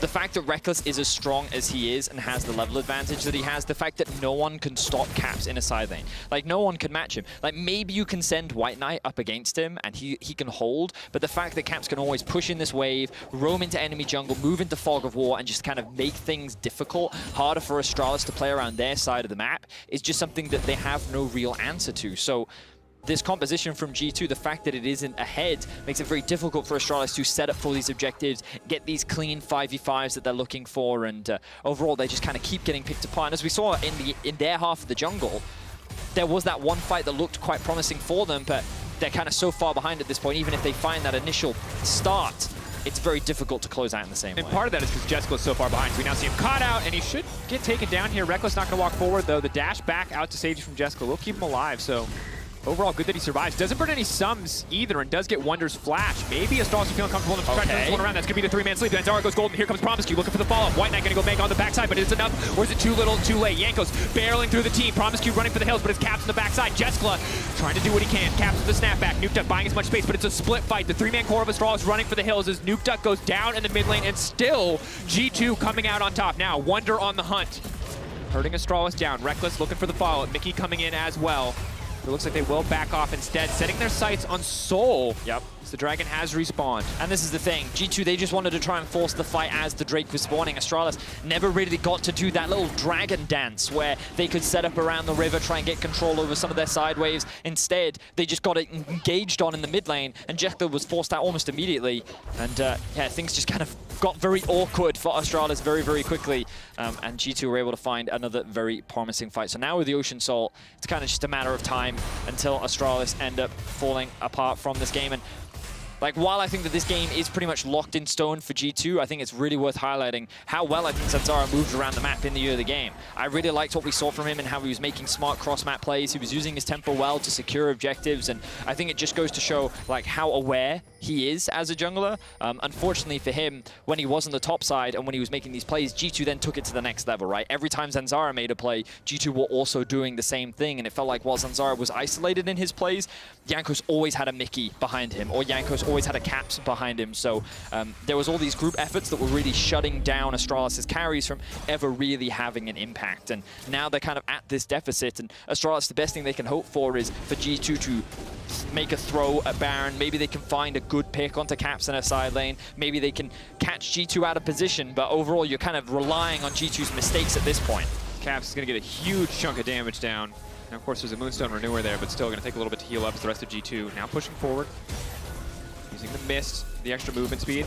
Chem Tank then activated the extra movement speed. Zanzara getting split from the rest of the team. Nuke Duck isolated. Yanko's just going to one-shot him. Oh, Olaf still looks pretty good on this patch. And in the battle of the balanced, it looks like Olaf and Samira will just walk away from each other. They know when they've met their matches. Reckless going to shred through Promise Q. And White Knight going to try to retreat here as Yanko's starting to push in, but S-Rank going to come out shortly. 2 more abilities. Now he can spin. Yanko's going to be in trouble. That is definitely not what you want to do. Caps, though, still posturing like he wants a fight. We'll have to settle for the inhibitor. Yeah, I think that for now, G2 is still pretty happy with how that fight played out. You can definitely see that they are testing their limits somewhat as they chase Astralis into their own half of the base. 2 versus 2 right now. I think that Astralis are definitely in the advantage here. Oh, now the chase coming through. That's the dash going to be reused to kill Will. Just look at the Ocean Soul. He's healing so much. They just need 1 more stack, get that extra movement speed. Jessica hunting, but here comes Mickey. Oh, the turn and burn. I don't think that wind wall is going to save him, but the lifesteal will. They don't have the damage. It's Tank, Gragas, and Leona. The lock-up, the follow-up, they're fishing the barrel. No, Jessica dashes out to safety. Now Mickey's given his life for basically nothing. Baron is up and available, but Astralis have the man advantage.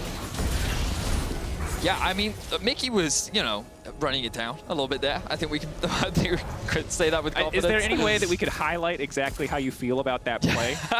Oh, I mean, there's definitely, yeah, but there will be, trust me. So as this replay plays out, we can see that Caps finds a nice stun there. He gets a bit of damage down onto Zanzara, and G2's like, play for Baron? No. Play for kills? Yes. So they dive onto the backline, and Jankos pops his ultimate immediately, and he just rips through the backline. Decides not to overcommit to Jeskla because of how mobile the champion is, and instead joins up with the rest of his team. When we get a bit of a fast forward, we'll get to see all the way. I kind of want to go to the Mickey death observers. So like we can get past all this, you know, a bit of blah blah blah blah blah blah, you know.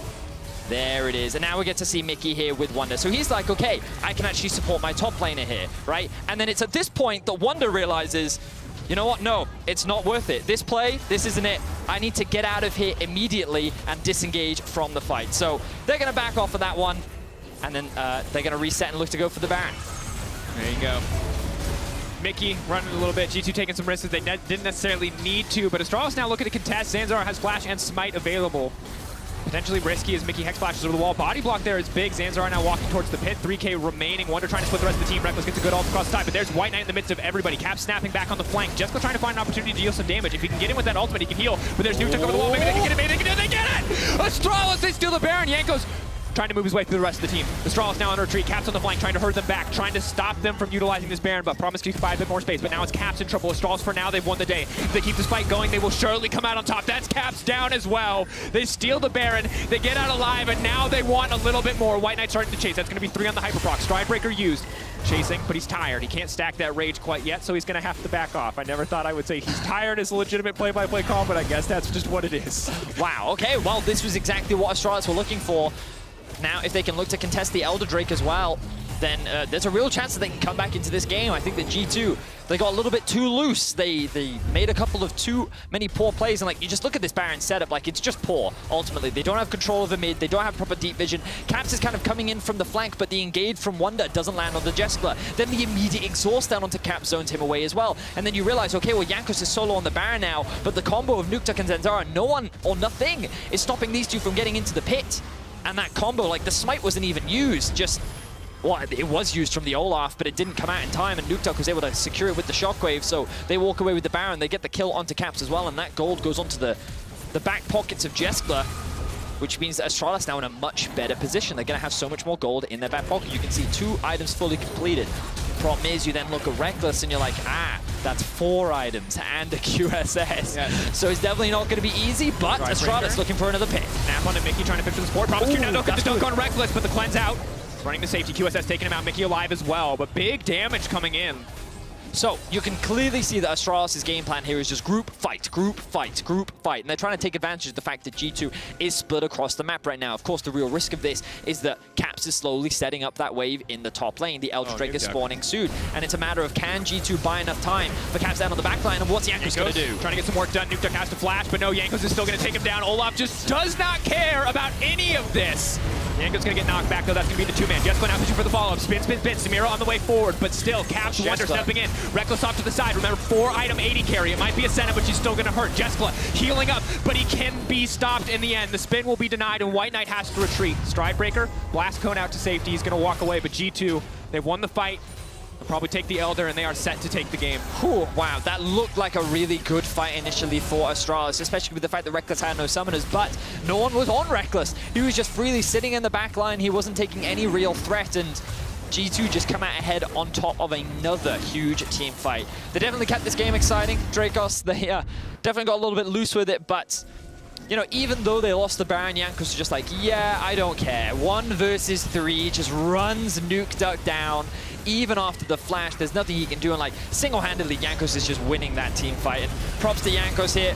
You know, again, we highlighted at the beginning of the game that in the early game, sometimes Jankos can lead to some of these early game deficits, but you got to credit the man in these team fights. He has so much confidence in these plays. He knows the strength of his champions, and he has been running away with the game for G2 pretty much from start to finish. Yeah, and this is just one of those situations where it's not clear what Nuktuk was planning there. Maybe he was thinking, hey, I get this sneaky 3-man shockwave, it instantly sets us up to win a fight, but whatever he thought would happen, the price of walking into melee range of an Olaf is death. Like, let's be honest, you're trading death for that opportunity, so maybe it didn't work out in his favor. Most certainly didn't, rather. And now we'll see what G2 can do to close this one out.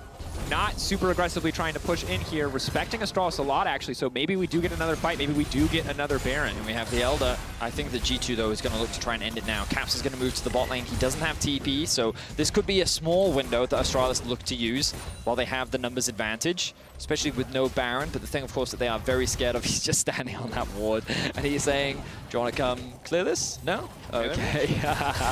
The spamming of emotes, I respect it. Caps now joining up with the rest of the team. That window has gone. Let's see if G2 can crack the base once again.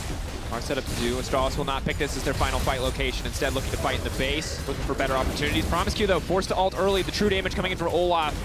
Going to ignore all that damage reduction. And for now, G2 just going to be happy with 2 inhibitors. Looks like they'll go for 3. But White Knight making sure to stop the wave here means that Caps instead is going to focus on the Nexus towers.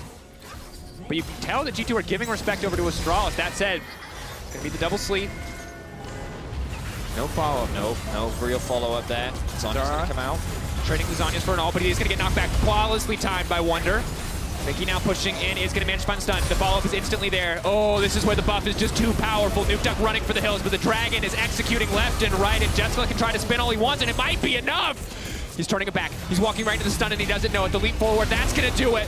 White Knight running for the hills. The snapback is there. He buys a bit of time with the stopwatch of his own, and now he's flashing out to safety. Maybe if he goes Mega, maybe, just maybe, White Knight can turn it back, but no. The Dragon buff comes through in the end. The ace for G2, and they will take the game over Astralis. Although, without a minion wave, it's going to take a few extra seconds. Chaotic game. KDAs have been ruined, but G2 got what they wanted. They will secure the win. Astralis will drop to 1 and 3. But what a hectic and fun game we had today. Absolutely fantastic here in the final moments. A back and forth, and you love to see it. Whew. Nuke Duck at 10 deaths.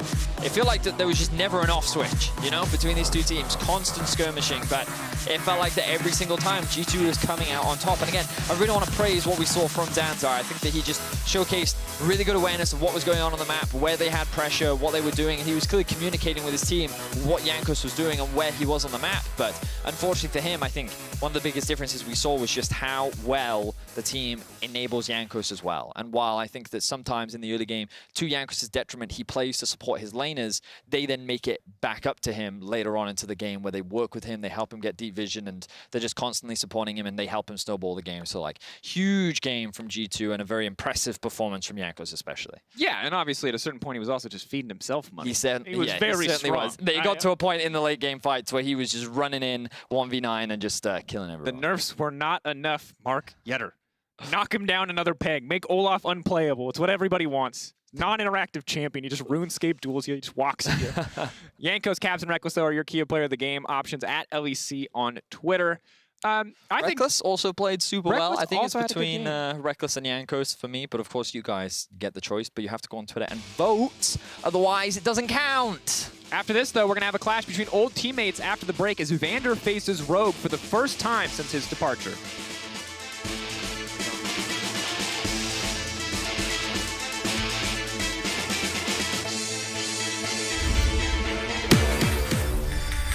Odo has the flank, true shot barrage comes out. Larson looking for the stun, lands on Tink, and Odo is in the perfect position. Odo has been playing for a long time, just like me. He can be like the backbone and the care of the team. But he also had like worse seasons, so. That's a golden Niski! Battlestorm! Oh! Golden as Selfmade runs away! They get another one! Look at him! BTO goes in! He gets I'm aware of how big of an opportunity this is for me. I just want to make use of it and prove my skill again.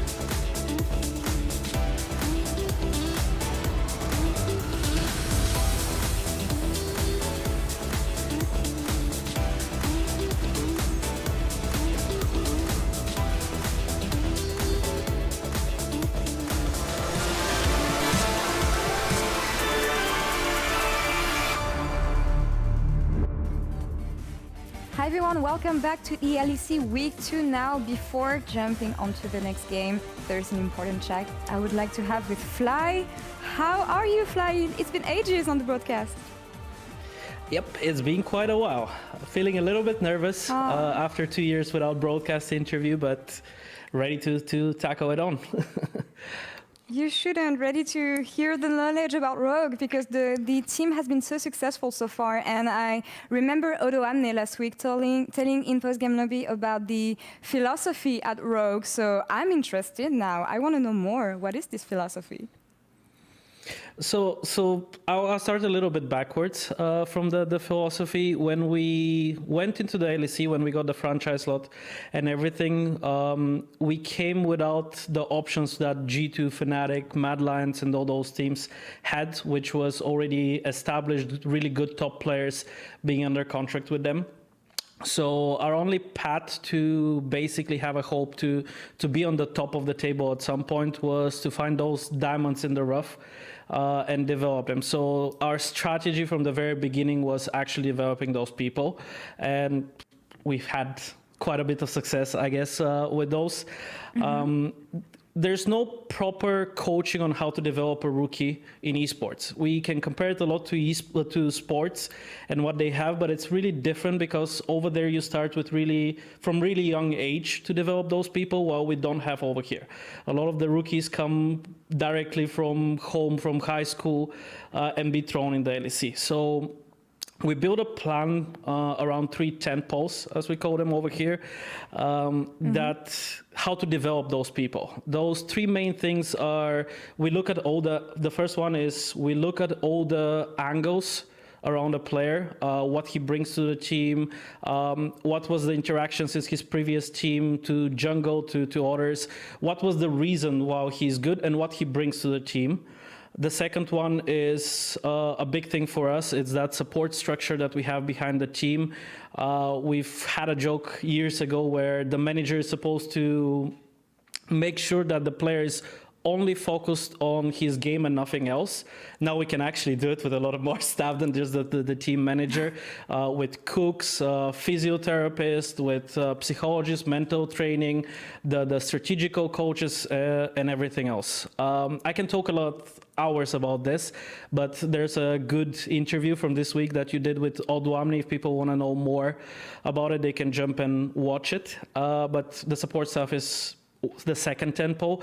The third one that is, for me, personally the most important, because a lot of people, ownerships of organization don't understand it, it's that you need time to make all this work. You need to make sure that you give those rookies the proper conditions and the time to develop, and not just to bring them into the LEC and burn them out for a split and they lose their careers for the future. That is a lot of info, and this explains the diamonds in the rough you were mentioning, because most of the players from Ego Rogue last year are in the LEC this year. So Fly, thank you so much for all these insights, and I wish you guys good luck in the game today. Thank you, thank you. And back to you.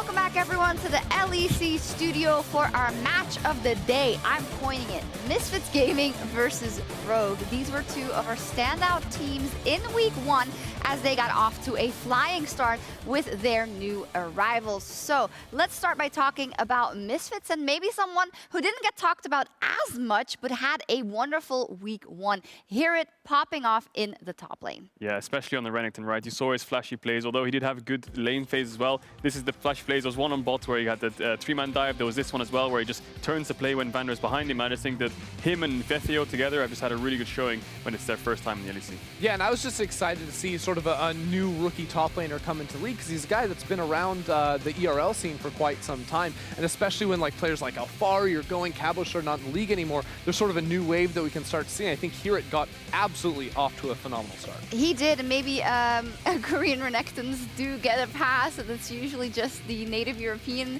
Renektons that don't do as well, who knows? Of course, hear it, you say it, not quite a rookie, but a new arrival in the LEC. Exactly. Yeah, experience on APK Prince, on LDLC, and on 1907 Fenerbahce. I'm so happy I don't have to say that like 8 times during a broadcast anymore. But as you say, he's up versus now a very experienced top laner. Odo is one of the people that's left. That is one of the most experienced players in our league. What's this matchup going to look like? I mean, I think Odo Amner has been a lot more flexible in here. Even though it's been only 3 games, Odo Amner has played 3 different champions. He slotted into carry performances, played like the Kennen team fight oriented. And just look at the stats, right? You can see here it's CSD was through the roof. I mean, this guy, he did get Renekton twice. He did play Camille as well. So he's playing these hard carry top laners. And I think that you're going to see a difference in style to the point where I think here it's going to focus on more carry orientated. And Odo Amner is going to be like this pick and sort of flexing whatever his team needs, he'll pick it. Yeah, great point. And when we look at the bot lane, we also have newer player, in this case, very much a rookie, versus one of our experienced players in the bot lane. We have Trimby on Rogue versus Vander on Misfits. Of course, a bit awkward since Vander was on Rogue last season and also went to Worlds with them, but now is on the enemy team. You know, honestly, I was baffled in the offseason when Rogue didn't decide to go with Vander again because I thought he was a phenomenal player, and specifically his effectiveness in the mid-game hitting side lanes hard, pairing up with his jungler in Inspired. And I think that for Misfits, being able to sign him was huge for the team. Their bot lane now has so much experience under their belt, and with these newer, soul lanes bringing VTO into the fold as well, I think that Vander can carry a lot of the decision-making for this team. Yeah, I think there's 2 stats that kind of mirror these 2 players, right? You've got Vander with the high KP, but then you've got Trimby with the high jungle proximity, right? So Trimby's always pairing up with Inspired, whereas Vander's making the plays happen for Misfits. And I think that if you're going to sign your academy support over your main support, even though you made it to Worlds, you must have a lot of faith in that academy support, right? So I think Rogue must have been watching Trimby very carefully throughout the whole year and been like, okay, he did win a U Masters, he was the best support in the region, let's give him a go. Let's put him with a very experienced top laner, and hopefully that dynamic can work really well. True, indeed. And a fun fact also about Trimby, he got off to a very explosive start last week. His forward percentage was through the roof, second highest out of all players. And just to remind you, if you haven't heard that stat, it means the amount of time you spend between 3 and 15 minutes, so the early parts of the game, across enemy lines. So that means you're pushing in that bot lane and you're trying to make something happen, which is something I always love to see out of rookies. Yeah, and it's something that I think slots into the way that Rogue were playing really well too. Like, they were sort of suffocating teams, completely taking it over, and the bot lane in particular was running away with the game very early on. So this is something that if, Hansama and Trimby are getting off to a good start, we're gonna see Trimby continue to press that advantage around the map. But I do think Trimby made a couple of mistakes in the first few games. That could have been nerves, it could have been just shaky performances, but there was a couple of times where he got caught up for objectives. He went way too deep in fights, but I think if he shakes those factors off and he keeps up what he's doing in terms of like the good thing he's doing, I think he'll be a really good support. From your pro player perspective, is it better for a rookie to be on the over-aggressive side and try and dial that in, or be over-protective and try and work on the aggressive? Yeah, I think working on aggression is always the hardest thing. So if you're overly aggressive, toning it down is much easier than having this 2 defensive play style and trying to force someone like, come on, you need to do the playmaking, you need to do the fights. I think if someone's already willing to jump in the ring, then you can always pull him back a little bit more. Okay, I love that analogy. We're going to cover the picks and bans right here on the desk. We're not quite there yet, but I'd love to talk about what we're expecting to see. From Rogue, we have said that they just seem to have such a good game plan at every part in the game, starting all the way at the draft. Is very balanced compositions. What makes a balanced composition? Well, it depends if you want to go for like the globals that Rogue did before, team fighting, scaling, all these things. But I think the key thing that Misfits need to do is take away Twisted Fate. Rogue have had it twice. If Larson gets this again, I think that the playmaking is too much. Yeah, like he played the Twist of Fate and the Lucian in the other game, and I think that Rogue are a team that destroys you with pressure. They've got phenomenal laners, don't get me wrong, but they use pressure to completely shut you out of games. So I think like lane dominant mids that with cheating priority with something like the Twist of Fate is definitely something you have to keep your eyes on. The other thing for me is I felt like Razork got to play like his Echo last week. Maybe not so much of that, but like those AP junglers, I think he's really, really talented. Let's see what happens. Yeah! Oh no, we still have 10 seconds. Shoot! There's the countdown over there, Shox. All right, guys, I got 4, 3, Let's see what happens. 1!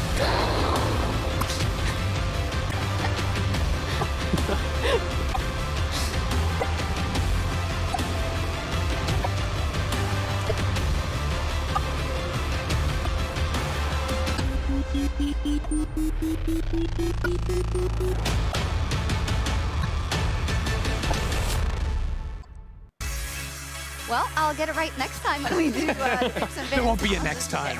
I'm fired on the spot. All right, here we go then into picks and bans for Rogue versus Misfits. As said, as I think your thought got cut off, so do you want to finish your thought about the draft? I mean, I was just sort of hyping up Razork's AP picks. You know, in the past, he played the stuff like the Fiddlesticks. He had the sort of more unique ones, but I think the Taliyah is something I'd like to see him on, even if it wasn't necessarily the greatest thing we saw in the world. Those sorts of champions, I think, can really get aggressive early on and start to dominate just a touch. And I think the cool thing about Rogue in the week 1 was they played a Kalista game where they played hard for the Kalista. Then they played a game with Kai'Sa where they played the funnel resource onto hands. Then they played a Renekton game as well where RDYCHK was more of the carry. So I think that they're really flexible in what they want to play. Yes, they banned out the Renekton. I like the 2 bans from Misfits, taking away the playmaking bot and the playmaking mid that Rogue have been really having success on. So I think things like the Olaf's Open, Pantheon, Kai'Sa, even Seraphine, I've heard echoes of that champ being played a lot. Yeah, it seems like there's a lot of these power picks where it's still left up while there's a lot of individual target bans being put forward, even that Taliyah, like we mentioned, from Razork. I like removing the Kai'Sa as well, and now with Kai'Sa and Kalista gone, that definitely pushes us down a little bit in terms of like what ADCs we're gonna try to go for. Of course, last week Kabe actually played a couple different ones. He had the Xayah under his belt. He even played a game of the Vayne, so we'll see what's up his sleeve for this one. Yeah, and Vayne into Olaf is a good pick, but he does decide to go for the Aphelios. They do pick up the Thresh as well. Now that bot lane combo is basically like a hand-in-hand combo. You can't play Thresh without Aphelios, can't play Aphelios without Thresh. So I like that they go for the first rotation on both those champs, and I like the plan for Misfits here. You can see it, right? Ban out 2 AD carries, pick the 3rd strongest with the best support. So they're putting lots of their bans and picks into bot lane here, whereas you've given Rogue Inspired Olaf, which I think is one of his best champions. Definitely. From my experience last year, Inspired was not allowed Olaf in our games, but he got it this game, so that's quite of a... I need to see Razork have an answer for that. Yeah, exactly, because if you actually look back to right when Inspired joined the league, like he was known for his Olaf, and specifically those like 2nd-time blue buff respawn, he was always invading and using lane priority. So if you're looking for lane priority, look no further than an Ashe and a Seraphine, assuming that's going into the support position, because he can use that to absolutely get up close and personal inside the enemy. This draft is so interesting. I mean, Misfits have traded the Pantheon for the Olaf, which I think is quite a smart decision, although I think Olaf is stronger. But then you've got Seraphine Ashe for the team fights, which is going to buff the Olaf even more. Now, I'm curious to see if we'll see Mandate Ashe. If we do, I've been praising Rogue for having this playmaking bot all segment long, and then they go for this supportive bot lane to get Inspired ahead. But I think if they can show that playstyle as well, then that's just incredible, the amount of different compositions they can draft. Yeah, and I also think for Trimby, eyes on him. He played a lot of these melee, engaged supports last week, showing that he does have other tools in his arsenal. Is definitely something that will give a lot of versatility to this Rogue team moving forward here. Looks like an Orianna ban first coming out from Misfits, just taking away a lot of these safe mids. Presumably, Misfits going to be saving that last pick for them mid lane. Yeah, can go for the last pick mid, can go for the last pick top, but I think that taking away some of these mages to deny Rogue some more shielding, some more power in that defend the Olaf kind of comp is the best thing to do. And the Renekton being down means the Camille is strong. So I like the Camille ban, I like that they're investing top lane bans. Perhaps you want to touch on things like the Gnar or the Aatrox as well, but committing double ban to these solo laners is the most important thing, I think. Now, I'm sort of looking at, I was wondering, like, what does RDYCHK go for? Do we see something like the Kennen come in one more time? It could be a possibility for him. Gnar does get banned away as another one of those strong range top lane options here for him. Of course, you already have, like, so much engage options from long range with an Ashe and a Seraphine that you are freed up a little bit more, I feel like, in the top lane department. Of course, maybe you do need another one of those frontliners if you are going for a range support, but in terms of the engage, I feel like Hansam and Trimby have that covered. Interesting if Aatrox, Gragas are the 2 strongest top laners right now by the looks of it. They do choose to take away the LeBlanc. So we're looking at things like the Syndra here for mid, which is still open, which is one of the strongest mids. Azir could also be an option for the side of Rogue, but then you're looking at a Rogue comp with lots of scaling on their solo lane department. So I'm not sure if the Azir fits in super well, especially when you've got this aggressive Olaf. Is Lucian an option here with the composition they're building in against or not? Well, if you have AD junglers, it's kind of hard to draft double AD mid and jungle because it makes it so the itemization of the enemy mid jungle is really easy. So I wouldn't be expecting to see something like that. I think the Syndra works much better with the Pantheon. You've got lots of CC, which you can layer pretty well against enemy mid and get the one-shots win because of I think Syndra Pantheon have so much burst. So I wouldn't be surprised to see something like an Azir here, or even an Echo for Larssen, which I think can fit into this comp super well against something like the Syndra. I really agree with that, because I mean already I'm worried a little bit about you know, the options for Rogue if they you know, are on even footing. Like reclaiming vision inside the enemy jungle could definitely be a problem here if your only sort of face check tool is going to be an Olaf here. So the Azir does end up coming through for Larssen here, giving them a lot of strong scaling options now too, with, you know, range support usually going very well towards the later stage of the game when you're stacking a lot of these heal boost items. The question is, what is it going to be here for RDYCHK? I think it has to be some kind of front line, some kind of tank. You have 3 ranged champs in mid-bot side already, so you have lots of scaling as well. Yes, you have some sort of push, but I think you need something to be in your face because the Olaf is going to be building slightly damage, but they go for a Jace. So they're playing 4 ranged champs with an Olaf, which I think is kind of risky, especially if the Jace gets targeted in the early game. Now we have to see what Misfits have an answer to Jace with. Yeah, I mean, that's definitely a little bit of a curveball here coming out from RDYCHK, but it does fit into the idea of having a lot of strong lanes to sort of help out an Olaf, get aggressive inside the enemy jungle early on. I don't know how easy that's going to be, though, against, you know, Pantheon and Syndra sort of holding down the fort. I love it. I love it. Yeah, 4 ranged champs locking a Malphite. It's the perfect thing you can do, because as the Olaf's running forwards past your front line, you ult their back line, and there's nothing to help the Olaf in the fight. So I think that Misfits' comp, I like it a lot more because it's just so well-rounded and put together, whereas Rogue's comp, it's 4 ranged champions. If they can get ahead and start sieging, Misfits have big problems. Yeah, and if you lose control over your jungle here too, if you are the side of Rogue, it can be really hard to reclaim it. I do feel like, again, it's really only Olaf that can run in. Sure, he can throw axes, try and get some vision down, but if there's a Thresh in there, if there's a Syndra, anything like that, it is lights out. Yeah, and I think the thing is, you have to notice here that Rogue have winning lanes, but the junglers play around it so well to the point where if one of these lanes falls behind, the opposite lane on Misfits is going to get a huge lead. If the Malphite gets a kill, if the Philos gets the lane push, if Azir gets a kill, as Syndra gets killed, I think they're really going to struggle. Wow, insane. Such interesting compositions, and from the side of Rogue, showing a different side of themselves once again. Time for Misfits versus Rogue.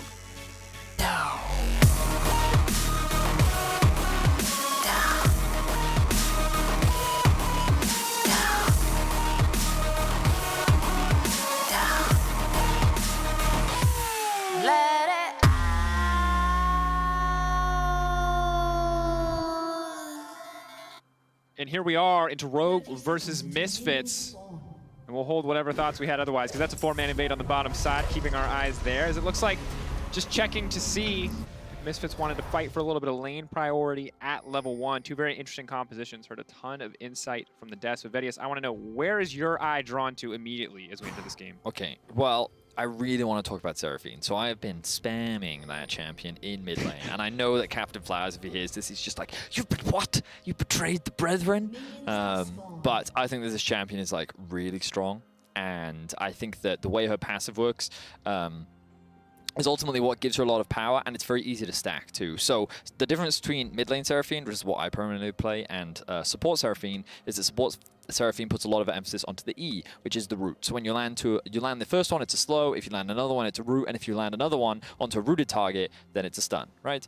So if you ult and then you do that, you can like chain a lot of CC. But it synergizes very well with champions like Ashe, because when the slow applies, then you only need 1 E to actually then land the root, and if you have the double, you'll stun them. So like Ashe Seraphine as a bot lane is very strong, and it puts a lot of poke out. So here, you can see a great example of the double root that comes through, and like it just has a lot of poke and a lot of pressure in the 2 versus 2. Now, once Vander and Kobe get level 2, that's where this lane matchup becomes a little bit scarier, because you have the all-in power of the Thresh and the Aphelios, but for the time being, you're just going to have to deal with all this relentless poke that's going to be coming out from Hansawa and Trimby. Yeah, and this is kind of the nightmare, even though Thresh is technically a ranged champion. Playing against a more traditional range support, I guess you'd say, in the Seraphine, paired with an Ashe, is just a lane bully nightmare. Yes, if you can all in them, you can kill them. They are not that strong. But if they're allowed to poke you like they're doing right now, well, the lane becomes very, very difficult to play, especially once the wave crashes into the tower and you're forced forced to focus on hitting all of those creeps instead of hitting those champions. So the other really cool thing about Seraphine is how her passive works.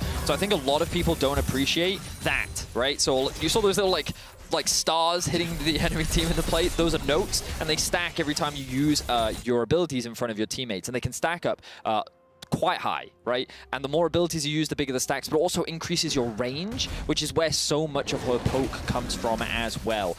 So you kind of want to try and play around that if you can. But something that Kadro highlighted on the desk was the amount of priority and pressure that Rogue is going to get in the early laning phase. Now, utilizing this, Inspired has already been able to do a full topside clear, take his Raptors, and move into the enemy jungle, knowing that his clear speed is faster than that of the Pantheon. So he's going to take away the blue buff, and they might even look for a pick. No, they want to just take away the Gromp as well. So great utilization of early pressure from Rogue. A great example of how junglers and laners can work together to gain advantages.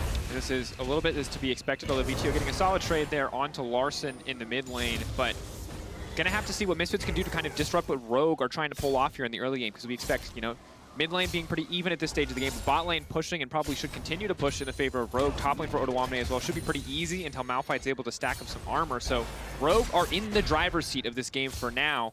That said, though, VTO rather trying to maybe bait this play. Axe does not get vision in the bush, so they won't see Razork there.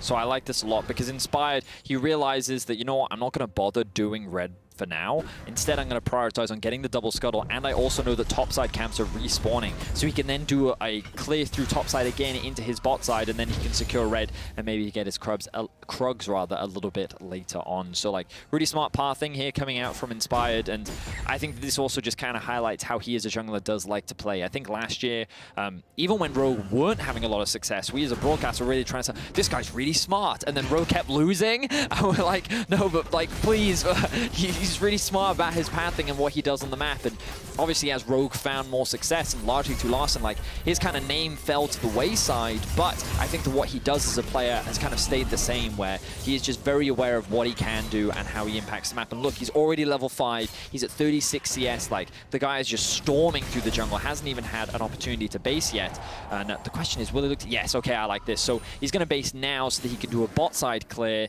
into then look for either a potential gank or maybe even a very early Drake. On this Olaf, he knows that he's going to be able to get the prio from the bot lane as well.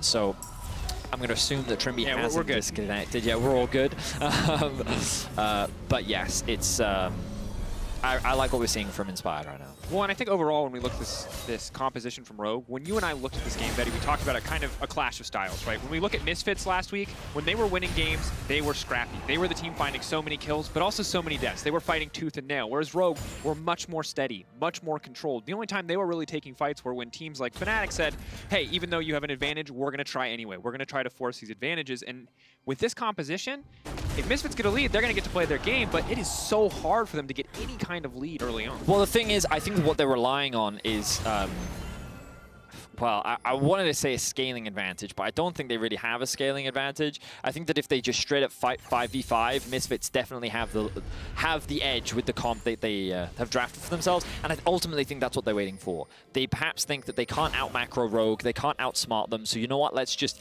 keep it simple, let's keep it straightforward, let's just try to force the 5 versus 5. But the problem for them right now is that they're falling behind already this early on into the game. Notice that Inspired is level 6 already. He's done a full bot side clear. He can either do the Drake or he can just abandon this and he can actually path up towards top. I think that he's just waiting for bot lane to get that push in before he goes to this objective. And Razork is just going to have to accept that there's nothing that he can do for the time being. And now they should be able to just rotate down. Mid is pushing in, bot's pushing in. Look at Odoamne as well. He's also moving into the fog of war, which is telling Misfits, hey, Odoamne could rotate through top. He also has teleport. He could show up at the Drake. Just don't contest it. And now Inspired is saying, okay, I have enough confidence to sit there and say, I can take this objective for free. And this is such a difficult game for Misfits to play. Losing pressure across 3 lanes, enemy jungler being stronger and so much further ahead, but maybe Vander can turn it back here. This is big. TP coming into the bot lane. Misfits know that they have to gamble to come back. The flash out from Trimby. Here and now stepping forward. The ulti in. They should be able to take down the Seraphine. Bring it in, trying to donate to kill the Kabe, and that's good. That is important. Getting first blood over to the Aphelios. Oh, it certainly is, Dracos, and I love this play from Misfits because it's something that we've seen from Hirit before. The Analyst Desk was already talking about it. We want to talk about it in this game. Hirit is not only a strong player in his 1v1, but he's willing to sacrifice his lane for the betterment of his team, specifically his bot lane. He did it last week on the Camille. He's doing it again on the Malphite, and he knows that his responsibility is just to be an ult later on into the game. He doesn't have to beat the Jace. He doesn't have to try and outscale him. All he needs to do is be a rock, and he just needs to ult. So they get the summoner spells out from Hans Sama, they get the flash out from Trimby, and they know, hey, only level 4, we can chase this one down. And it's a quick kill, and getting this kill onto Kabe is so important as well. That's going to accelerate him just that extra bit. And it's the response that they needed to make because Rogue was already getting a firm grip over the game. So the fact that they were able to find that play definitely levels the playing field a little bit more. Yeah, and here, obviously, a player we have to keep our eye on. You heard him praised on the desk as well. See Odoamne going for a bit of a trade here because he played the Renekton last week. That was a game. He got a lot of attention in those games. He got a lot of support to do what he needed to do. But we saw in the Camille game, he was willing to play for other people. Now he's willing to play for other people again. And the question is, how gracefully can he continue to lose this matchup until he can turn it around, until he can bring it back into team fights? Because he does have to give up a lot to make that bot lane play. You can see him falling further and further behind in CS. Now look at this. Both supports already grouping up with their jungler. Odoamne goes for a bit of a trade, but he doesn't have that much mana. I think Misfits are actually in a better position, especially with Kabe rotating up into mid lane as well. Misfits know they have the numbers. They want to get this Rift Herald. They want to try and get that plate gold, and I think that this is really important. You often hear a lot of debate around how valuable this Herald is, and I think that when you're in positions where you don't want to, especially when you're playing against really strong laners, the thing that Herald can do is they can mitigate a lot of CS differentials. So you can see in the top lane, Odoamne obviously building a CS gap, but with bot lane staying even with the kill on Kabe, if they're able to drop that Rift Herald, funneled all that gold into the Aphelios as well, he's going to compensate that gold difference because he's going to get all that additional plate gold, and that's what I ideally want to see from Misfits. For now, they're going to continue to lose a couple more of their jungle camps, and I think that with the Syndra being pushed under her tower in the mid lane, VTO can't rotate, he can't offer support, and again, it's one of those things like, if you're in solo queue and you're a jungler and you're pinging your mid laner right now, you're in the wrong, okay? It is the mid laner, he's got to catch his wave, okay? It's got to be done. Now he can use this opportunity to push this out, and now the mid laner can roam. But like, too many junglers playing the mid laners when they can't roam out. I gotta say that, you know? Gotta rep my other mid lane friends, you know?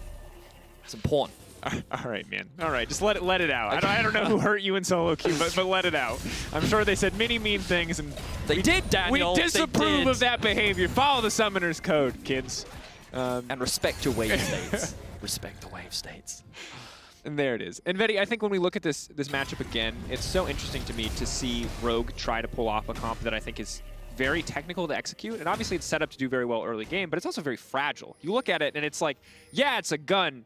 And it hits real hard, but it's like made of glass. If the enemy team hits you at all, you're down. You know, you got that glass jaw on the Rogue side right now, and if Misfits get a lead, it's pretty impossible to play this one out. As now we see Gage coming in on the top side, Razor coming in, no room for Odoamne to do anything. Spear gonna come in, doesn't even need it. The egg is assault to finish. Really nice, and this is again going to slow Odoamne down, and it kind of goes back to what we were talking about earlier, which is that if Misfits are able to find these ganks, if they're able to like put some of these lanes from Rogue behind, this comp gets very difficult for Rogue to play. Ooh, good flash. Hook does not connect, and Razork is able to get out of there, so clever thinking. Larson is in the top lane, though. Snare's gonna connect with the managed hook. That's going to be a big deal. The arrow could come in as well, but Razork now running for the hills. Larson fishing for the kill. Now the stun coming in. Larson potentially in trouble, though, as VTO is on the way. Meanwhile, on the bottom side of the map, still the Aphelios is alive. He's healing, but he can't quite get it done, and now the Ash, the damage just raining in. Hans Sama putting on a show here as Odoamne comes in and looks to finish the job, looking for a bit of vengeance, but VTO Adherent will back off. That was a mess. Okay, so I didn't get to see exactly what happened on the bot lane because I was focused on the top lane fight, but it seems that it was a 2-for-2 kill overall and a really good ultimate from Larson, because what could have been a great turnaround for Misfits was denied by the fact that Larson threw the ult out, knocked 2 members away, and actually separated Razork from the rest of his team. And then with the TP from Odo, he was able to join back in and turn it around. So let's have a look at what happened in this bot fight. Great route into the hook, double flay, and then Kabe. Oh, I love the focus here from Hans Sama and Trimby. They both recognize, ignore Vander completely. His utility is now gone, and he was only level 5 as well. meaning that Hans Sama, while mitigating a lot of he was avoiding the damage while Trimby was taking the focus, was able to just focus on Takabe, so they're able to trade 1-for-1, and that ultimately is going to benefit Hans Sama so much more. And that was insane movement from Hans Sama. He basically walked under enemy tower to get enough space from the Aphelios to consistently hit Kabe in that fight. And I think a lot of people will look back and wonder if Kabe should have just hit Hans Sama. He had a ton of shurikens stacked up, but Hans Sama not afraid at all of this Aphelios and showing why he did pick up this Ashe. It's not the Comet, it's not the Imperial Mandate. He is here to do damage. He is not looking to be that supportive player. And in that play, he shows up huge. Whew. All right, so we're getting a bit of skirmishing. And at the beginning of the game, we talked about how Misfits' playstyle actually thrives in this environment. They love that scrappy, heavy style where it's not as much about the macro and it's more about just trying to get as many fights as you can.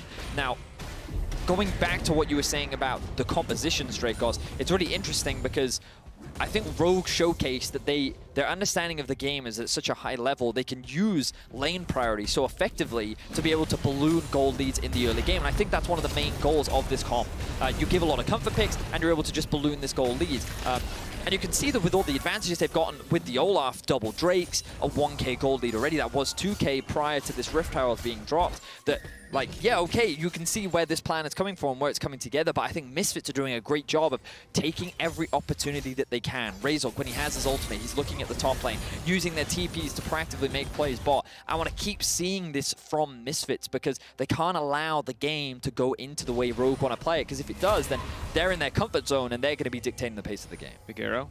Oh, such a good arrow. Looking for slide and glide, is going to dash in now with the pushback, waiting for so long on Larson. Good calculation on that stun timer. Oh. Really well played there. I mean, that's just that was a cross-map ultimate into kill. Like, that was the fadeaway. Really well done from Rogue. Just nothing else to say. That was clean, man. Credit to Larson for not stacking the CC there, waiting until the last possible second to use that ulti just to make sure the maximum downtime on the Syndra, and VTO knocked out. You know, honestly, he kind of wanted to recall anyway, so it's not the biggest deal. Tower plates are now fading away, but that money does matter, and certainly in Azir getting ahead is never a good sight for the side of Misfits. But Vetty, I want to bring us back to what you're saying, in that I think ultimately Rogue, they can 1-3-1, they've got some options there in the mid game, but also they've got 2 Drakes already, as you mentioned earlier. They're moving closer and closer to Mountain Soul Point, and that is going to make a big deal when you look at the kind of wombo combo of this Pantheon Malphite Engage, having those extra resistances, having that extra shield. So for Misfits, they got to be ready when it comes time to fight for that soul. And so far they're doing okay, but I don't know. It's a little bit of a clencher. I'm looking at this and I've got, you know, my kind of teeth gritted just looking at the opportunities for Misfits, wondering how they actually find a way back in. Well, I think that right now, Misfits, they're not at death's door, right? I think that they have ways to deal with Rogue's comp. Like, when I look at scaling, I think that it's relatively even. When it comes to straight up 5v5s, I give a slight advantage to Misfits, but then again, Larson on this Azir, I think is going to be so valuable in these later game fights. And look at how much stronger he is than VTO. Also, Inspired is going to have so much easier access onto the backline because RDYCHK and Hirit are going to have to work together. But then, of course, there's Kabe on the Aphelios. So, like, there are all these different variables. So, like, the team fights can be very swingy. I think execution is going to be really important. But Rogue are trying to eliminate some of that execution by just ballooning their gold lead and constantly finding picks. Big arrow. The charm is still going to hit that range. A little ridiculous here. The sidestep, though. Kabe not going to be able to get the ult off. Going to throw down a little bit more damage. The follow-up double snare, but no one is in the area. A clean pick from Rogue. Yeah, another one. Another great arrow from Hans Sama. And for those that don't know, the ultimate is extended from Seraphine for every ally that it passes through as well. So you can get some ridiculous range off the back of that. And Hans Sama led the charge, and then the ultimate came through. Now RDYCHK, he throws his ultimate bot, but RDYCHK playing weak side extremely well. Won't fall for the same trick twice. And gives us that opportunity to talk a little bit how RDYCHK, he does typically play this weak side. He is this guy that doesn't really get a lot of support from the rest of his team. And I think that he is just so good at doing it. I've dubbed him the weak side king. I think that, notice his isolation. So that is the amount of time through all 3 games that he played last week that he spends alone. 71.7%. This man has forgotten what his jungler looks like because he sees him so rarely. And even though he spends that much time alone, he has so few deaths. He averages 1 death per game and still is able to get CS advantages. Like, I think the man just showcases how much experience he has by his awareness for how to play weak side. And like avoiding that gank just there is, again, great awareness. My whole team is on the top side of the map. They're playing for Rift Herald. They're playing for this. I will just sacrifice farm so that I will not die here and try and give any advantages over to my opposition. So huge props to RDYCHK for being able to do that. Absolutely, and it's such an interesting story too, because he's a guy that has always felt like he's been in top 5, sometimes top 3 for top laners in our league overall, but has never really had big results to back it up. You know, not a ton of finals appearances, not a ton of opportunities for him to show his face at Worlds. So to see him performing this well on a lineup that has been to Worlds, that is expected to go to Worlds again, we'll hold that thought. As Trimby is now in trouble, the arrow has gone down. Kabe coming in with the onslaught, and Vander going to grab that kill. So that pick going to cost them. But obviously, as much of a veteran as RDYCHK is, Trimby has been kind of the opposite side of the rookie for this team, and him getting caught, sadly, isn't a new story for Rogue in week 2. No, he definitely got better after his first day, but here's another arrow. Wait. No, okay. All right, observers. Okay. Okay, for those that don't know, our observers really like to bait us.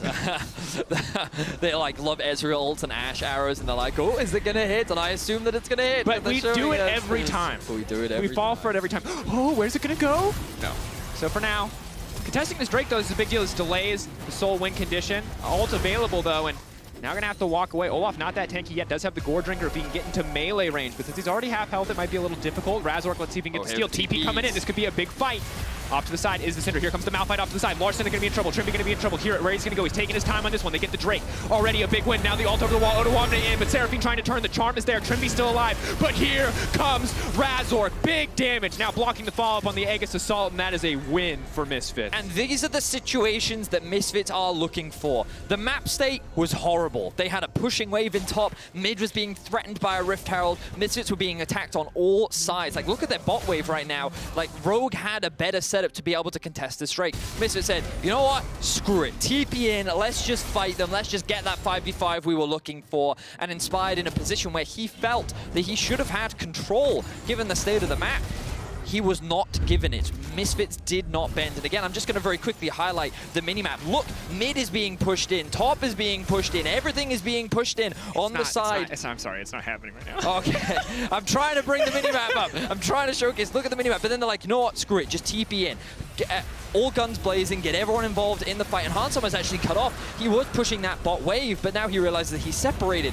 And this is just really good awareness from Misfits to recognize that, hey, we can actually commit to this fight. We know that right now Rogue is actually trying to gain control over the lanes, so let's just commit to the 5v5. And yes, they will lose some farm. You look at the gold, that gold gap did not close, Dracos. It actually got bigger, but Misfits have delayed the Drake win condition. They have more opportunities to ramp up, get items completed, and look for those big 5v5s where they can then secure them. And the gold is very important because obviously we saw a very split fight from Rogue, but that is not really how their composition wants to play the game. They're not really looking for these big 5v5s at this point. They're looking for picks like we could potentially see in the bottom lane as Inspired sets up again. And Rogue have been doing this phenomenally across the game, using pockets of vision, using the engage tools that they have with the Ashe to force these small picks, to get these small advantages and build up a greater one. That said, well, here it's going to be in trouble, actually. We're just going to... I think this is fine. Okay, there's the ult. Yeah. RDYCHK didn't have flash, so it was very difficult for him to commit. Okay, here comes another arrow. I think that one's going to miss, yeah, as predicted. But Larson doing a great job here in the mid lane as well. I think we're seeing a bit of a difference in experience here. Of course, VTO is still very new to the LEC stage, but Larson, a lot of experience under his belt. One of the best mid laners that we have in the LEC, and he's been playing this matchup. Of course, he has had some assistance from Ashe arrows and junglers the like, but he has been demonstrating his prowess a lot on Azir. And I forget, Azir is actually one of his staples. It was one of the champions that he made a name for himself on, and is definitely one of his best champions. Yeah, and I think the question for Larson for the longest time is, we'll hold that thought as Razor's going to step forward, but we'll be forced to back off. We got a big fight on our hands, no doubt. Larson, someone to keep your eyes on, but he is going to be TPing in onto the backside. The Lantern going to take Razork out to safety. Can body block there, but the charge still going to connect onto two. The shove back with the flashes. It's clean, and now they can turn. Kabe, multiple members slow. That's a 4-man ult. Oh, no hook from Vander. Oh, I really thought that he was dead there, but that was really good flash from both Razork and Vander to be able to avoid that knockback from Larson, because that could have been disaster for Misfits, but they're able to avoid it for now. Now, VTO has his eyes set on the top lane. He pushes in mid. Instead, going to choose to reset. They recognize that there's no real options there. Wow, Rogue used that window where Hirit did not have his TP to force a play in bot lane, and it nearly went heavily in Rogue's favor. But some really good execution there from Misfits to avoid this fight and get out of that awkward situation. And it's tough, Vedius, because right now, Kabe hitting that 4-man ult when there's no follow-up, when there's no one around, is not a big deal. But if you fumble your engage or the enemy gets out, and then the Aphelios turns and 4-man snares your team, you are going to lose that fight. So Rogue do have to be careful here. They have to make sure to give that respect. Now the good news is they got flashes, and that will matter in the fights to come. But still, need to keep pushing this advantage forward. You can see, as mentioned before, the gold is not changing. Rogue are holding on to around a 4K gold lead. They're slowly but surely snowballing it ahead, but they have to do this until they win the game. They cannot give room for Misfits to execute on the team fight composition that they have put together. Now, with team fights being very prevalent, especially in a minute's time, ooh, Misfits actually looking for a pick here. I kind of want to do a quick check on the itemization, because you can see that RDYCHK, oh, hang on, that's an arrow. No locked. Aegis Assault gone. Railshook should drop. You're healing up, though. Good stun. Meanwhile, the hook is going to land. That's going to be massive. Seraphine taken down. Wait, are they just going to go straight for Baron? I mean, they can. They have 5 members now. I mean, RDYCHK doesn't have TP. Inspired doesn't have Ghost. He doesn't have his ult. As you rightly said, RDYCHK doesn't have TP. Rogue have push in bot and mid, so these waves are crashing into the enemy base. Misfits just going to choose to disengage, but this is so good now for Rogue because their map position is fantastic. RDYCHK can keep pushing in the bot lane if he wants to. Instead, he's going to look to group up with his team, and they're going to use this prio in mid to now move down to the Drake and secure a free objective. And because Rogue did not feel confident, or Misfits rather, did not feel confident enough to start that Baron, to take that risk, to force that exchange. They're going to do it. Oh, I love this from Larssen. No, he doesn't. Oh, now he knows. He's going to be in trouble. This is disaster, though. This is disaster. Misfits are betting so much on this play. They've already lost hundreds of gold on the bottom wave as it crashed into the tower. No one was there to pick it up. They lost another couple hundred in the mid lane. Luckily, Syndra was there, but albeit a little late. Rogue are going to grab their 3rd Drake, this one uncontested. And now Misfits are also backing off the Baron. So what started off so incredibly positive was punished so well by Rogue, by better wave state and by the indecision that we are seeing coming out from this Misfits lineup. Well, it was really, it was awkward for Misfits, you know, like that whole situation. I really liked the idea of sneaking it, because with the double control wards, they knew that they could just get in there without Rogue noticing. But Larssen, that kind of sixth sense, that awareness. He has the push in mid, and so with that priority, he can move into the river and feel relatively safe, especially on a champion like Azir. And then he just spots out that they're actually trying to sneak this one out. Now, though, just in time. Trimby's going to get away to safety. You can see that one of the weaknesses of Seraphine is, of course, she doesn't have any innate escape. So when a hook does land, she dies. But her utility will definitely scale as the game goes on. She does, of course, have that Moonstone. So heals galore will begin to be very prevalent. And I think the awkward thing, Betty, is that you've played a lot of mid lane Seraphine, so you know how much damage she can do. But for Trimby, at this point, he's a utility bot. Wow. And now that he's fully stacked as support item, the gold income kind of stops. So he doesn't get too much stronger. So it is all about how he uses that CC, how he uses that mini redemption that is so prevalent in the kit of Seraphine. Well, while I do think that she can have a lot of damage, I ultimately think that even in mid lane, her primary role is to just be a utility bot, right? And in team fights, what you really want is the double passive on her W, so that you get that AoE shield and heal. It's the healing that's super valuable in the middle of a fight, because you combine that, it's very easy to stack with things like your Q, and you can just get so much utility down that even if she doesn't offer a huge amount of damage, she can still offer a huge amount in these team fights. And I think that's what ultimately is so valuable about range supports as the game progresses, that they're scaling slightly different to tanks, who just kind of act as meat shields, and they obviously do have a fair amount of utility themselves, but the amount of healing, shielding, mobility they can provide is just ridiculous as their cooldowns get lower and lower later into. I think you're completely right, and the big thing is, one, surviving the initial burst with that first shield, getting the follow-up healing from the sequential heal that comes out when you echo that ability, but difficult to do when we've got a Malphite that is progressively getting stronger and stronger in this game. Pantheon, regardless of how well you feel he scales or does not scale, most certainly should always be able to one-shot this Zoe support. So it will be a difficult game for Trimby, and you can see already 5 deaths. Some of those, you know, from the team play, some of those from his own individual mistakes, but he is very squishy. He is very vulnerable. So this is a difficult game for him to play out. Yeah, it definitely will be. But the good news for Trimby is that Rogue seems to have great control over the map right now. They are pushing in top, they have pushed in bots, and just look at Larssen. Nice sidestep there from Kobe to avoid the arrow. These arrows have kind of been on point for Hans Sama pretty much throughout the game, but that was a really good sidestep there. I think Larssen, can we have a quick look at Larsen's gold? Very quick look. I want to see how far he is off of getting that death cap, because I would have thought that he would try and reset by now, but he must be trying to get every scrap of farm so that he can get enough for his death cap. He wants another wave. Wow, okay. So Larssen is really greedy. Yeah, okay, so he still needs another 300 gold to be able to complete that death cap. But the reason why I bring that up is I think that Larssen will be the key difference maker in these fights. I think that his ability, his ultimate rather, is what will decide whether Misfits get the engage that they want or not. Because if he's able to just knock back the Malphite, or even the follow-up from the Malphite, and if he's able to just freely sit on the backline and dish this damage, then he will go completely uncontested and he can just 1v9 the fights. But if Misfits can stack their CC appropriately, if they can dive onto the backline, if they can one-shot Larssen, right now, there isn't anything to save him. There's no Mikhails, there's no QSS. That CC, once it's on him, it's stuck.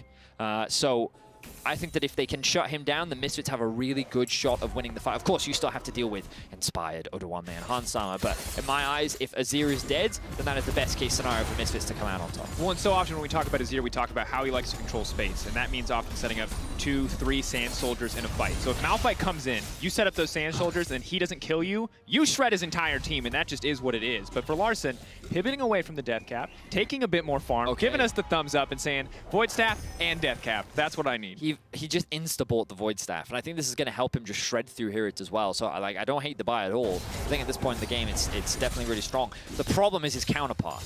So Syndra has gone for a Banshee second, and like the problem is that while I do understand it to a degree, I think that your responsibility in these fights needs to be to just do as much damage as possible, right? You and Kobe are the carries. You need to get that one-shot going, and I think that by going for the Banshees, you just really delay that. You can see working towards the Void Staff next, but it's going to be really late before VTO gets it. It's not going to be available before the next Drake, so we'll see. What is the difference between these two mid laners? Oh, Rogue! They're kind of creating the bait and switch here. They're going to trade the Baron for the Soul. Misfits are aware that this is happening, but this is dying extremely fast. Misfits need to stop this, because then right now they're not even getting the Soul, they're getting nothing. And it looks like Rogue are just going to be able to take this one uncontested. They're going to see it. 4K left, they've got time! They've got time. 3K, Razor can step off, but they're backing off now. In the meantime, Odoamne stepping down to solo the Mountain Drake. Rogue are baiting Misfits back and forth. It's a really awkward decision here for Misfits, because they just want the 5v5, and Rogue's like, no, we're not going to give it to you. If you want to come down to the Drake, we're going to go to the Baron. If you want to come to the Baron, then we're going to go to the Drake. And even if they lose this Drake, it's not the end of the world. You know, they can just keep scaling up. They can keep, they can just go straight back towards the Baron. But Syndra's in the area. Syndra can contest. It's still risky, even with a smite in the area. But with the Azir here, this is going to be oh, here comes Malphite. Oh my god, Rogue has bet it all on this game. Here we go. Rogue. Oh, that's so big! Here, Rit. Off to the side, waiting for vision over the wall. 3-man into the 3-man. That's going to be big. Now the Pantheon immediately. The flash bomb. They've survived. Larssen on the backside for now, uncontested. But the rest of the team now on the way in. Keep in mind, Baron's been denied, but Odoamne is here. Misfits burning a ton of cooldowns, but that's massive from Vander. The rest of the team buying space. Larssen running for the hills, but that's it. The shutdown. Kave has been unleashed, and Misfits running in. Rogue undefeated in week 1, but may find themselves with a loss. Handmade by Misfits here in their first game in week 2. Vander, you absolute god! I cannot believe you landed that hook onto Larssen. That was so important. And now you could help your team secure the Baron and put yourselves in a great position to win this game. But Misfits, they're continuing the chase. They have their eyes on Hansamah. But Odoamne up to the side. He's looking to turn this one back in their favor. Doing what he can in this situation. As you said, massive from Vander against his former team. Finding the opportunities when it matters most. Even when Rogue were building this advantage for so long, Misfits have brought it back, finding the second Drake. Okay, observers, please give us the slow-mo of Vander's hook as we get to it. So this flank from here, you know, we were really excited about it because obviously it's the multi-man ultimate, but there's no follow-up. Misfits is in a really awkward position, but it buys time. It allows them to get close. And again, just watch Vander here, right? So he does get charmed up, but then he's going to land this hook in between 3 people straight onto Larssen. Beautiful play from the support of Misfits, because then the ultimate comes out from Kobe. He's forced the flash. They get that shut down. Now, unfortunately for Misfits, they cannot convert this into the Baron, which means that you're still in this stalemate situation. Misfits need to keep stalling out, but their composition is showcasing why it's getting harder and harder for Rogue. They did not balloon that gold lead in the early game. This comp is difficult to play as you get later on into the game because you need really good positioning, and all Misfits have got to do is press R. They just got to get in, they got to throw their damage down, and people will die. So Rogue, that position for them wasn't actually that bad. They were in a nice choke point. The 3 carries were on the back line, but it was Vander that was able to turn it around. Now, the Drake is spawning in about 2.5 minutes. It is still Soul Point. Rogue can do exactly what they were doing. And that balance between the Baron and the Drake was beautiful. I love that because they were just avoiding that big win condition for Misfits. The question is, can they do it again? Because the first time round, it didn't pay off. They were close, but the TP came through from Hirit.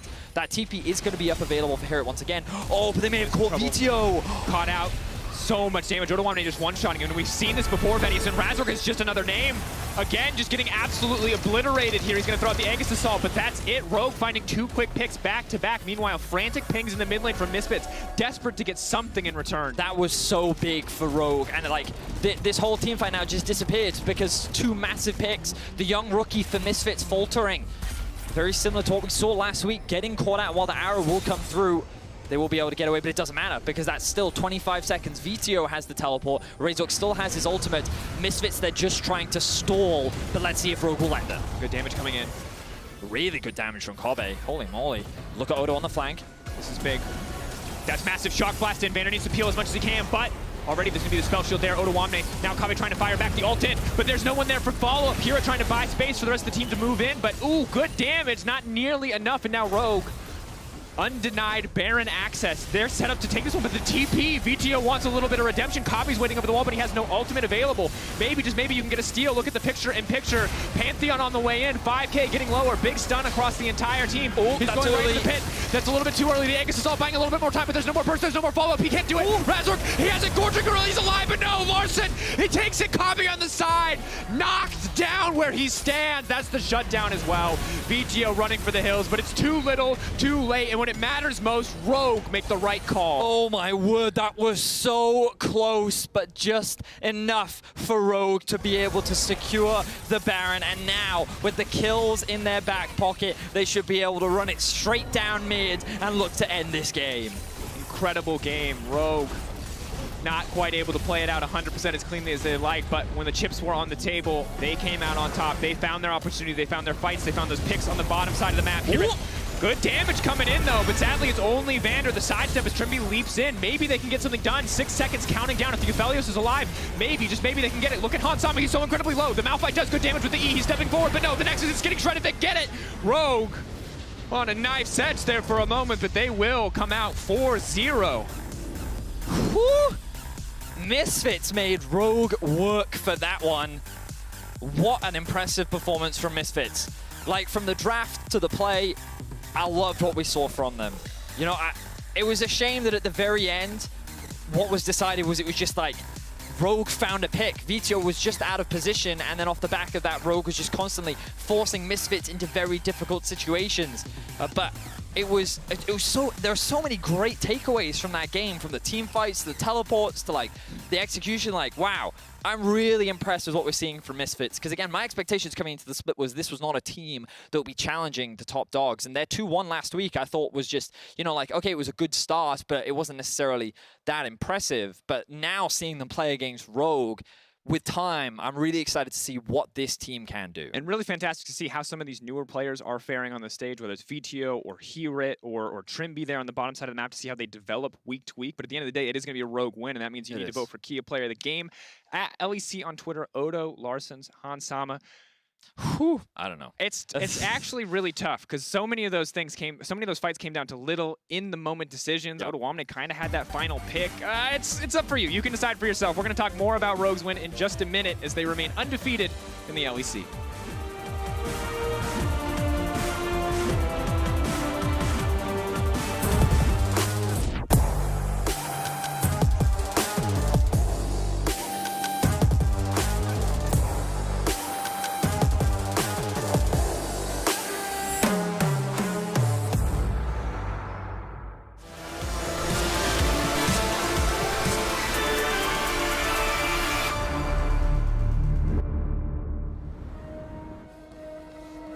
They are out there,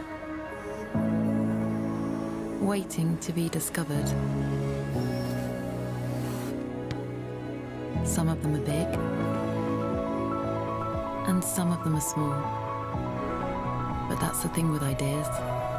They don't just come to you. To find them, you have to move. Kia, movement that inspires.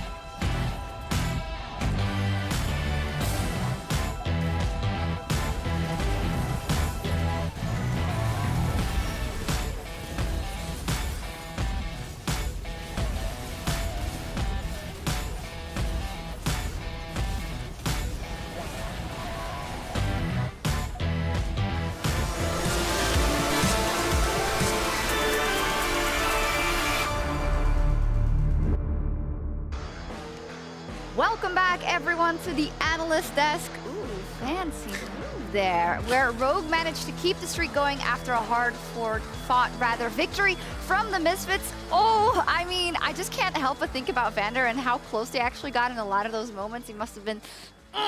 There were some close team fights, right? And then only one person dies, and we're left scratching our heads like, how's that even possible? Yeah, and Vander almost won in the game with one single hook. So if he won the game with that one hook, that would have been a hard stomp for Rogue. But it didn't happen that way, so let's go over how it did happen, starting with the picks and bans, of course, who went over them right here on the desk. So we got a lot of information then, but just kind of to recap what the compositions are both good at and what they're worse at, and how that played out in the game. Right, like the TLDR for Rogue's comp in particular is a lot of powerful early lanes, right? You have a Jace in the top lane, you have double range Seraphine Ashe bot lane, you're going to get Prio, and then that enables Olaf to invade, play aggressively, get all your scuttle crabs, and generally build up a CS advantage, experience advantage, and hit plates too. Yeah, I think that's the whole idea of the composition. You saw that's the early game. Basically, you want to get the winning lanes, get the gold leads going through the lanes itself. But towards the mid to late game, I think Rogue's comp is very hard to execute. I think if you're a bottom tier team or a team that's struggling in the regular season, it's a comp that you should avoid, because this requires a lot of playmaking individually and a lot of decision making individually, right? You saw Rogue dancing around objectives, making sure they pulled Misfits around the map rather than just going into this head-on team fight. You could see the way that they played the game was just really good, and it's sometimes in the Drake fights they got a little bit caught off because their composition really isn't built for team fights. Really difficult to play. Let's talk a bit about the jungle. You said in your jungle segment earlier today, always go for the all clear, and Olaf, of course, did that. Talk to me how he approached the clearing in the early stages. Yeah, so I think Inspired's clear here was just really interesting, wasn't it, Ender? We were looking at this and we were like, wow, this is just perfect. So full clearing in the jungle meta right now is so important because your camps respawn so fast. So you want to make sure you keep the gold going because you grow exponentially as the game progresses. So going for level 2 ganks can slow you down quite quick. So Inspired here, something interesting, he does a full clear and he hits level 6 at 6 minutes on the Drake fight, and you'll see how.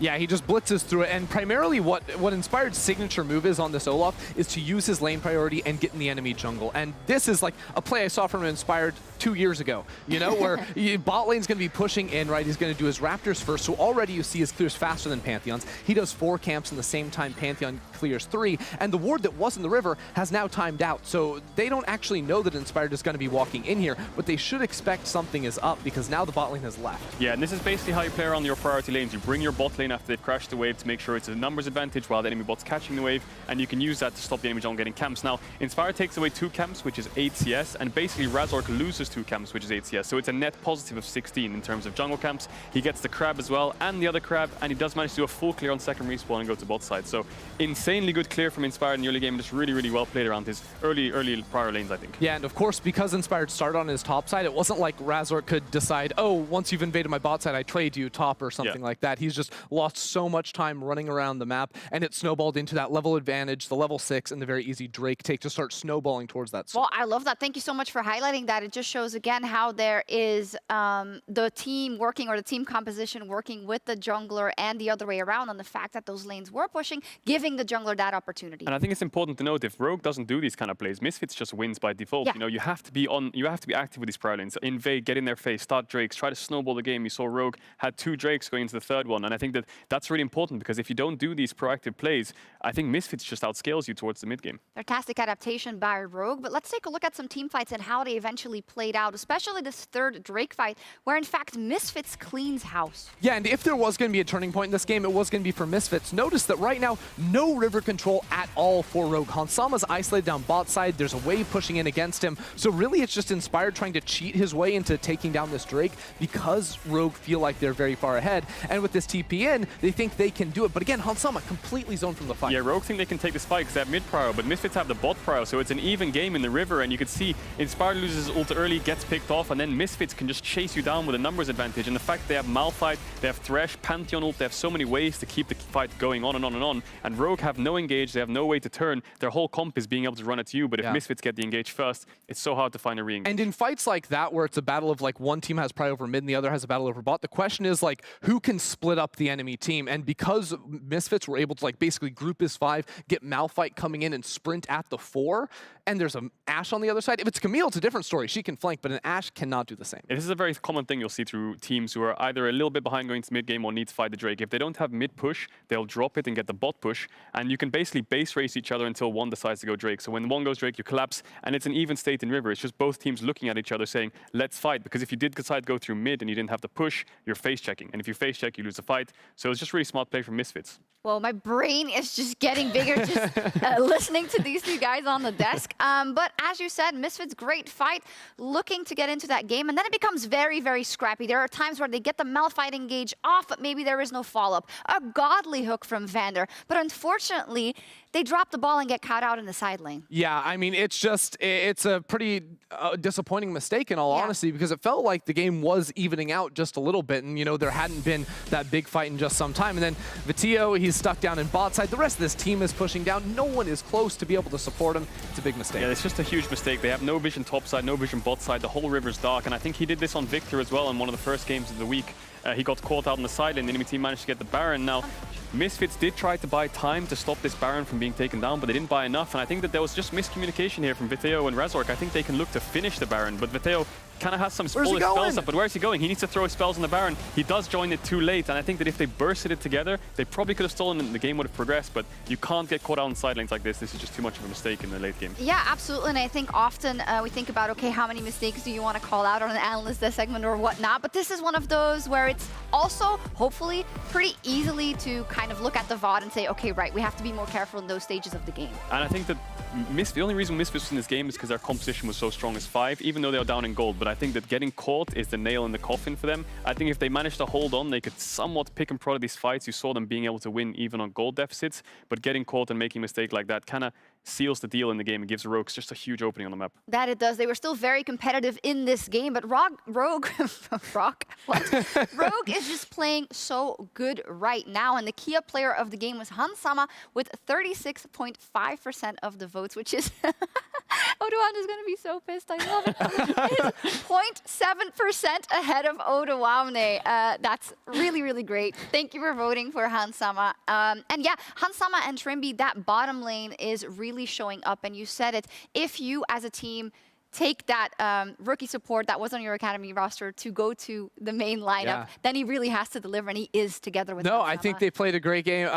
Trimby sort of struggled to get the ball rolling. The Seraphine got caught up a couple times. But I was going to give Hansama the MVP the second he landed that arrow in mid lane. That was just great stuff. But Trimby was forced to do that, right? You're playing a 1-4 comp with Jace with no front line and you're a range support. So he's the one taking the bullet all the time, and he's always the target in fights because he's the one that has to step up the furthest. I would like to know this the second time now we've seen Seraphine. I think it was SK last week that played it as well in the support, but I could be wrong. But in any case, where do we land on it so far in the Seraphine support? I like it. I'm a big fan personally, and I think this game, I haven't seen a Seraphine use like the range extension of the ult on allies as well as I saw in this one. Like, there were some ults that looked completely egregious. Like, this is not okay. So I think the peak of what this champion can provide is very high. Yeah, it can buff the junglers, it can buff the top laners, all the carries. I think the problem Seraphine runs into is she's really bad against assassins and really bad against hard engage. And I think the Misfits had the hard engage to shut him down. I think if these two factors are out and it's more of an even game in terms of like a 1-4, 1-3-1, then Seraphine is really strong. Wow, amazing. Tweet at Kadril and at Ender. Thank you, Mr. Kadril. Thank you, Mr. Ender, because we learned so much in this post-game, and we still have more League of Legends coming up.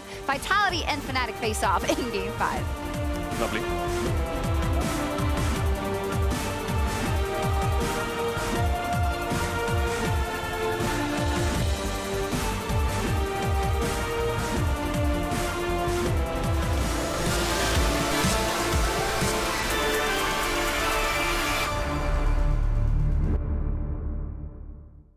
Yeah, so baby, I'm sorry. I didn't mean to let you down. I was just messing. We gotta turn this thing around, and you're deep in. Feels like you're swimming inside my veins, under my skin, and all that is going on in my brain. Each time I try to leave this behind, your heart to shake. It's like you're ruling my life. You know I can't get you off my mind. Need a reason why. Why do you have to leave me in the cold, cold, cold, cold, cold? Why do you have to leave me in the cold, cold, cold, cold, cold? Why do you have to leave me in the cold?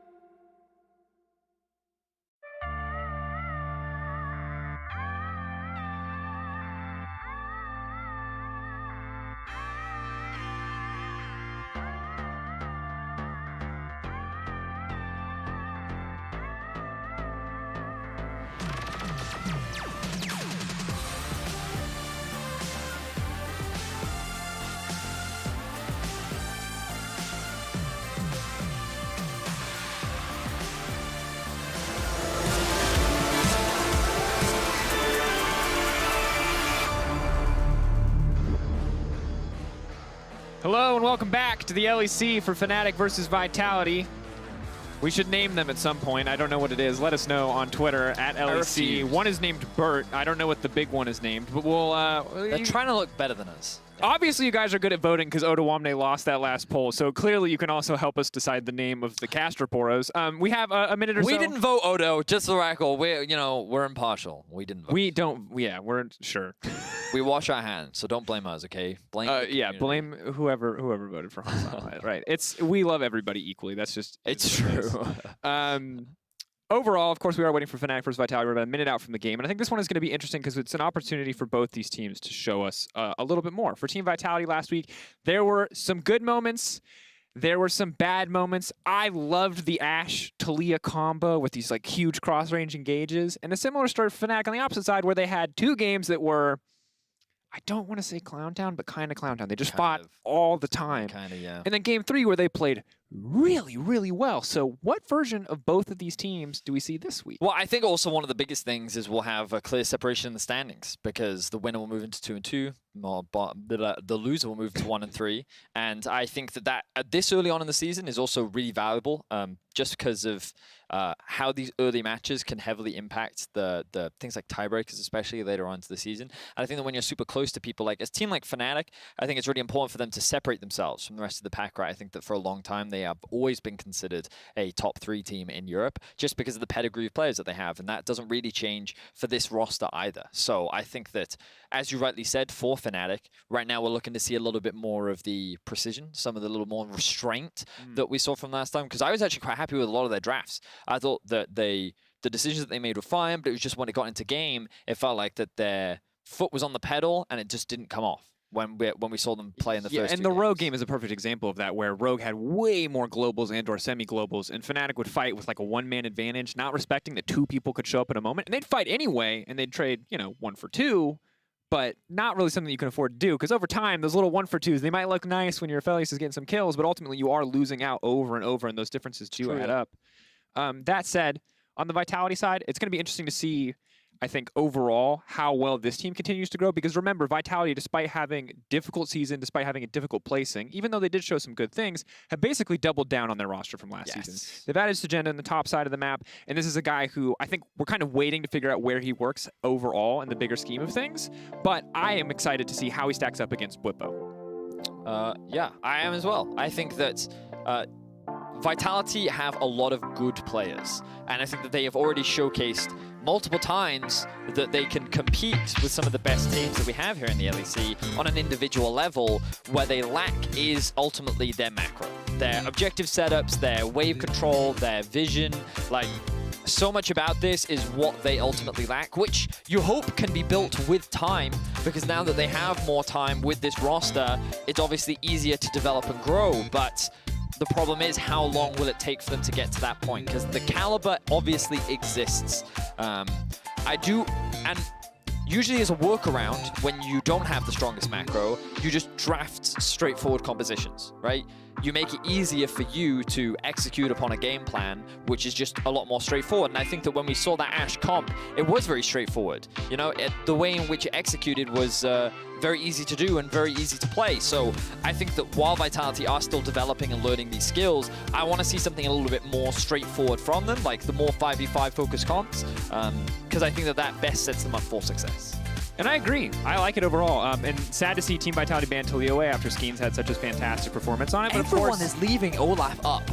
And he's at 100% win rate today. He got clapped in scrims this week on this patch, and people are overreacting. That is my theory, because obviously he still looks so good. A little bit, I think the first game we cast, game 3 of the day, he looked broken in the hands of Jankos, inspired, incredibly strong early game, but maybe not as strong in those late game fights. So we'll have to see what version of the Olaf we get in this one. But it is the Nidalee Leona, and right off the bat, Betty, you said easy execution, and let me tell you, as easy as it seems to land a spear on a stunned target, players have missed it. And all I'm saying is this is a hard champ to make work, and most certainly has not been super successful in the LEC. I'm a bit of a Nidalee skeptic. I don't really like her. I think that for her to work, you have to have like a really good understanding of the champion, how she works well with the laners that you have to. It's just, yeah, she's tough, especially against an Olaf. So like, we'll see what else is built around her, because right now Fnatic have Olaf, they have Kai'Sa. If they get themselves an Alistar, they're chilling, right? Like that is super meta. I think that it gives you a really good core. I mean, Renekton also works. Okay. I think it's... I'll take 3 champions that were pretty much 100% presence in week 1. Yeah, I think that Renekton is obviously a hot topic, because I think here in Europe, Gragas has been like a good answer to it. When Whippo played this matchup last week on the Gragas side, he actually kind of got destroyed by it. Part of the reason why we think here it's so good too is obviously because of that matchup, because of that specific game. But important to note that by taking the Renekton, you have denied the Nidalee-Renekton combination, which, if you want Nidalee to work, that is the simplest way to make that champion put out a good amount of damage, get a good value out of it. But it is the Xayah versus Kai'Sa matchup. I love it. The closer we get to 2019, I feel like the closer we get to good League of Legends. This is one of my favorite bot lane matchups, so excited to see it again. Yeah. Oh yeah, 2019. I remember that Worlds where it was only Xayah and Kai'Sa. Yep. Yeah. Anyway, we see mid lane bans down towards from Vitality rather. Both Syndra and Zoe, I think are. Well, I think they synergize very well with what Fnatic is trying to do. You know, like strong poke tools, easy setup, great pick potential, like, and it gives you priority in lane, which is exactly what the Olaf wants, right? When you have the Renekton, ideally you want to get a lane that can easily bully the opposition, and I think that both Orianna and Zoe do that. I think Fnatic's best bet if they want priority is Ori right now. I think that it's probably the safest blind. Especially when you look at like the mid pool that I think Niski usually goes towards. The Rel, ooh. Rel is interesting. This is a champion that we still haven't seen too much of. Obviously, we've seen a lot more internationally. LCK seems to like her a lot. And I'll say my opinion is still out. You know, jury's still out on this one for me. We're going to have to see how it performs in the hands of Hylissang. Obviously, one of the best supports in the league. Now paired with the Orianna that you mentioned, Vedi, and certainly looking like they have themselves a pretty stable composition on the side of Fnatic. This Vitality comp is so weird, though. I don't know what they can do to really, like, bring it all together, especially when they ban so many mid laners themselves. Do they have some sort of special... They're going to go to the block. Okay, so we saw Melita bring this out last week. It's definitely a comfort pick for him, but... Okay. It's just, the comp is just a little bit all over the place, I feel. Because, like, you have a strong 2 versus 2 in the bot lane, and it is strong. You can get prio.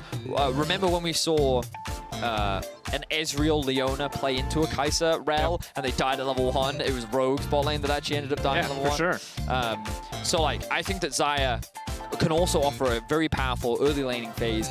Very easy lane to play around as well. You can potentially threaten dives. Gnar can also be a big lane bully up towards the top side of the map. So I guess the more I look at it, it feels like Vitality have just tried to get as many strong laners as possible.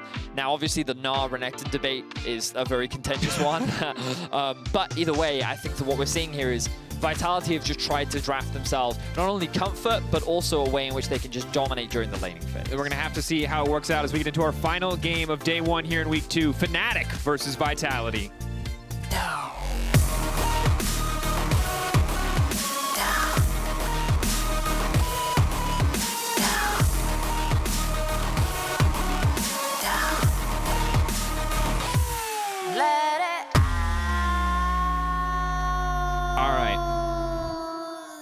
Oh. Well, all right, here's the thing. It's fine. Nothing is wrong. Now, there's 2 things that I know, most certainly. It's 1, that Melita is very good at LeBlanc, and it's 2, that Niski is about to be the most happy in the world when he realizes he gets to buy Merc Treads and shut down all of the jungle mid damage early game. Yeah, true. Merc Treads have a lot of value this game. So let's have a look at... So, I kind of want to talk a little bit more about comps, because, like... Sure. I mean, they're kind of... It feels like a general bag of good stuff. So, cipher through the good stuff. What are we looking at here? All right, so... Okay, where do I start? All right, so let's start with Fnatic's comp, right? Because it's not actually all sunshine and rainbows either. Because their engage, I don't actually think is the best. Yeah. Especially against this Vitality comp. So the thing about Rel is that her engage is like fine, but I think it's super telegraphed because she just jumps off a horse, and while that can be a big AoE, she kind of has to really close the gap. Now, one of the cool things that you have is the Kai'Sa-Rel combo, which is that when Kai'Sa dives in, you can get that multi-man stun because it obviously follows through, and you can like connect it with multiple people. But I don't think that Fnatic actually have the most reliable engage. And when you have these comps, which is like this for Fnatic, what you want to use is early prio to try and set up on the objective first, and you force the opposition to come into you. So that way, people have to walk into the Renekton, they have to walk into the Olaf, they have to walk into the space that the Orianna dominates, and then basically gain control via that way. So we're going to be watching Fnatic try and utilize things like the Olaf in the early game to have that jungle pressure, set up for these objective first, and kind of force Vitality to come to them. Now, the thing about Vitality is they actually have an insane amount of poke on their comp, right? You have the Gnar, thanks to his Q. You have LeBlanc, who honestly is a poke champion. Yep. People don't want to acknowledge it, but she is. You W in, you QR, someone loses half their HP. If you land the E as well, that could potentially kill someone, and then you kind of dash back. So with these two in conjunction, when playing around this objective, they try and use things like the walls to bounce over, poke the opposition down, and then they look for a commitment. And then because they have the Leona, they actually have a very easy way to dominate. The other thing that I was going to comment on was that they actually have 3 pushing lanes. But as you can see on the minimap, that's not quite panning out. Now, I like what Niski's doing on the Orianna, trying to utilize the strong presence of his level 1 and Scorch as well to just slowly poke down Melita. He got level 2 first. That gave him control of the mid lane matchup. Bwipo doing a similar thing in the top lane matchup where he's just taking very favorable trades against the mini Gnar, and he's able to get this lane prio as well. And Upset and Hylissang just got to lane first. They got into the brush and they were able to get this push. So I think that the fact that they have so much control should have given Selfmade the opportunity to set up for an invade. He chose not to do it. Oh, Bwipo going for the solo kill, the immediate flash out, the TFT emote.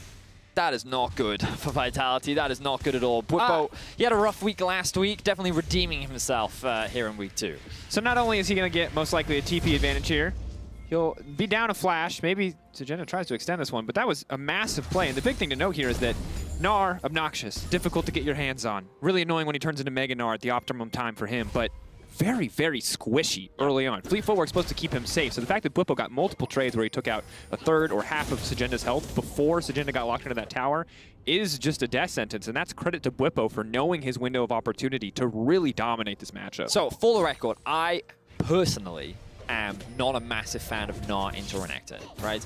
I can see the argument, but I'm not convinced, right?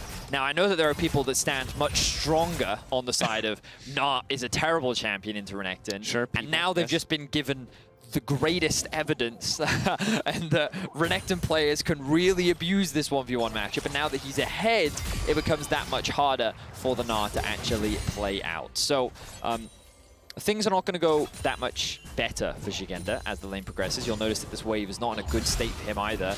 Bwipo is able to reset, walk back to lane, lose no farm, and still has his teleport. So he can also make a cross-map play. They can threaten a dive bot. Fnatic has so much options in this early game. Oh, is he going to freeze here? Okay, no, he's just going to... Ooh, I like... Oh, okay. Wait, nice. Yeah, yeah. Oh, it's fine. It's fine. It really is fine. Yeah. It is totally fine. I thought that he may freeze it there to force Syngenta to overextend, but it looks like he's just going to look to push this underneath the tower, and then he can either look for a row, he can look to move around the map, maybe look to even get a bit of deep vision down. He kind of has a lot of options. But I think the Fnatic right now, what they're looking at is an early Drake. They have a little bit of prio in the mid lane. They have pressure in the bot, and you can see that Selfmade is currently on the bot side of the map at level 6. This is a big deal. Obviously, only 5 minutes and 30 seconds into the game. Wow, we were so focused on top lane. We're going to maybe at some point have to take a look at how he got level 6 so very quickly. But I imagine it comes double scuttle. He's got all true. 3. Yeah, he got all the scuttle crabs basically. So they used that early prio very well. And Selfmade has just been power farming through his own. He hasn't even reset yet. They're going to. Wait. Okay. Moving in, chains, Niski, no cleanse, Spear's gonna land, big damage, now coming in, Skeens has a fall, but the flash out to safety. Meanwhile, Selfmade in the bot lane, not getting a whole lot done, is gonna use ult, but comp, no defensive tools available. Hylissang gonna activate the E here, maybe a bit of a misclick, is now they're pulling back in, LeBron flashing out to safety to heal the damage, just barely he's living, no!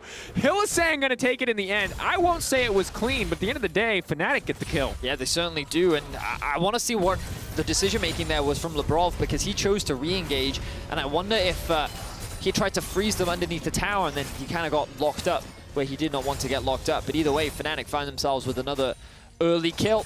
with a 1,000 goal lead, and right now, Vitality just kind of getting schooled across the map. So let's have a look at this. So the engage comes through, no knockup does land. Hylissang then...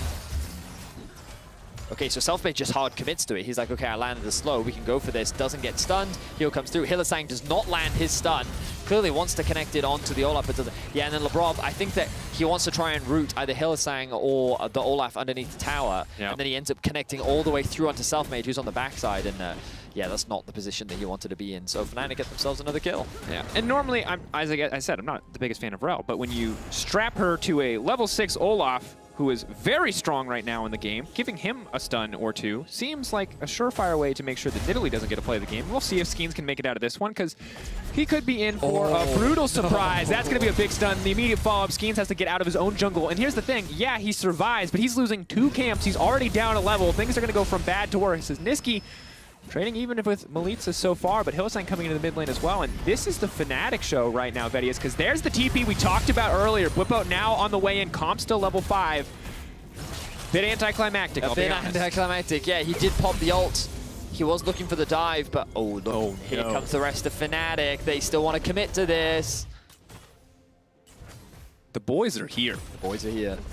They're just going to funnel all this gold into upset. Yes, they are. And very generous of Bwipo to basically say, I'll give up my lane advantage to snowball you, or he'll eat this entire wave, and then I think it'll feel pretty Can we have a quick look at top wave observers? Let's have a quick look at what, yeah, that's perfect. All right, so that wave is definitely going to be lost to the tower, but you can see the amount of time. I want to see, yes, Renekton's going to reset. He's probably going to get back in time to catch some of it, but most of it will be Lofton, as you rightly said. He was able to catch that wave at the very least. The CS gap is going to close, but Bwipo should still feel happy because the gold advantage gained for upset is going to be pretty significant as the flash comes through. Big stun. LeBron still just level 5. Going to try to move through, but misses the Zenith Blade. Skinon's on the way in, but will not connect on the spear. And Fnatic winning out across the board. 2K gold lead 8 minutes into the game. And Vedius, we want to know what version of Fnatic we are going to see this week. And this is one that we have not seen yet because this is absolute dominance. Yeah, the pairing up of Hylissang and Selfmade just dominating in the early game. And then, of course, the solo kill coming out from Bwipo. So we're still seeing that classic Fnatic aggression. We're seeing it from the same people that we're used to seeing it from, but this week it is resulting in success. It is getting them kills, it is getting them gold advantages, and it is paying off for Fnatic. Yeah, and we look at it again. Remember, week 1 was an emotional roller coaster if you're a Fnatic fan, because games 1 and 2 were a mess. 8 deaths at 15 minutes. Constant bloodshed. You can see in that combined kills per minute, 1.28. Game 3, clean, much more controlled. And now we're seeing, kind of the third form, which is an even stronger early game. It's not even 15 minutes yet, and we've already got a comparable gold lead to where they were in that game 3, which we already considered so good from Fnatic. Yeah, I think that Fnatic are showcasing that while week 1 was not their best performance, they still have extremely talented players. And this man in the jungle, Selfmade, like, if you give him the ability to take control, he will do it. He has the highest CS in the game, Dracos. Of course, when you kill jungle camps, you do get 4 CS, but even for a jungler, that is insane. Like, this man is like Mr. Efficient right now. And obviously, we haven't been able to track his whole jungle pathing, but seeing as we have 2 junglers on the analyst desk, they're probably getting very excited at the idea of how many camps Selfmade is. He's taken every scuttle. Yeah, it's just how many times are we going to watch an Olaf full clear his jungle today? That's my question. Pedro, Ender, queue it up. Like, we need one more time appears to be the number, because this is an impressive lead. And we already talked about how difficult this matchup can be. And I think there probably is a world where Nidalee gets ahead. She can jump over walls, and that mobility, that poke. Maybe she can contest the Olaf. But that is not this world, and that is not this game. Because, again, that is a gore drinker. It is 10 minutes into the game. Almost #1 in CS, although finally Upset and Bwipo are pulling ahead. But that is one strong Olaf. So whatever nerfs came through, he is definitely outvaluing them at this point in the game by just being so freaking far ahead. 10-minute gore drinker. Jeez, jeez, jeez. Oh, and now his free boots have shown up. And then this kind of brings me back to Vitality's comp. I was skeptical of it when we saw it. I'm still skeptical of it because I think that it is really difficult to execute. Like, on paper, you sit there and you think, okay, well, they poke, and then they engage when they've landed the poke, but with how the lanes have been playing out, with how patient and how good your vision setup has to be and how well you manage your waves, like, I think it's only going to get harder for them because now with the lead that Fnatic have, they can just kind of force whatever fights they want. So I think it's going to be very difficult for Vitality to turn this game around, especially as more and more plates get funneled in. 3 have been secured in the bot lane. This is going to be Bwipo's second up towards the top lane. Like, Fnatic are doing an excellent job of just dominating the early game. Absolutely are. And this is definitely Bwipo, Selfmade, and Hylissang all showing in a big way. Upset and Niski have also played fantastically, but kind of have just been doing their jobs in the lane, whereas you've got this duo of Selfmade and Hylissang that are roaming. Bwipo getting that solo kill in the top lane. And so maybe there's a world where Vitality are a little bit more even as we get closer to level 6, where Comp has a few more defensive tools and LeBron has a little bit more engage options. But that, again, is not this game. They got shut down before any of those things came online. And while Bwipo is still getting poked down and Nar certainly still is a nuisance, overall, they're pretty much winning across the board. And so I kind of also want to use this as an opportunity to talk about Fnatic at Worlds last year, because the Worlds meta, we've already been talking about a lot today, Draco. It's like, it's a jungle meta, right? It is all about... It's also this meta, yes, to be it clear. Is this meta. The meta has not shifted significantly. Yes, and so the Worlds meta was very much about funneling as many resources into your jungler as possible, and that's why many analysts actually thought that Fnatic could do better than G2 at Worlds because of how good they are at funneling resources into their jungler. And the reason why I bring that up is when you watch this game, this is how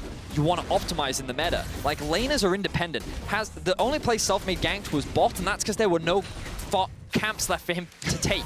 He was like, I guess I have some free time, so I may as well visit there. And he didn't even commit that hard. An opportunity just arose. But he hasn't gone top, he hasn't gone mid. Instead, everyone's been playing for him. They have been trying to enable Selfmade as much as possible in the early game. And look at what that is resulting in.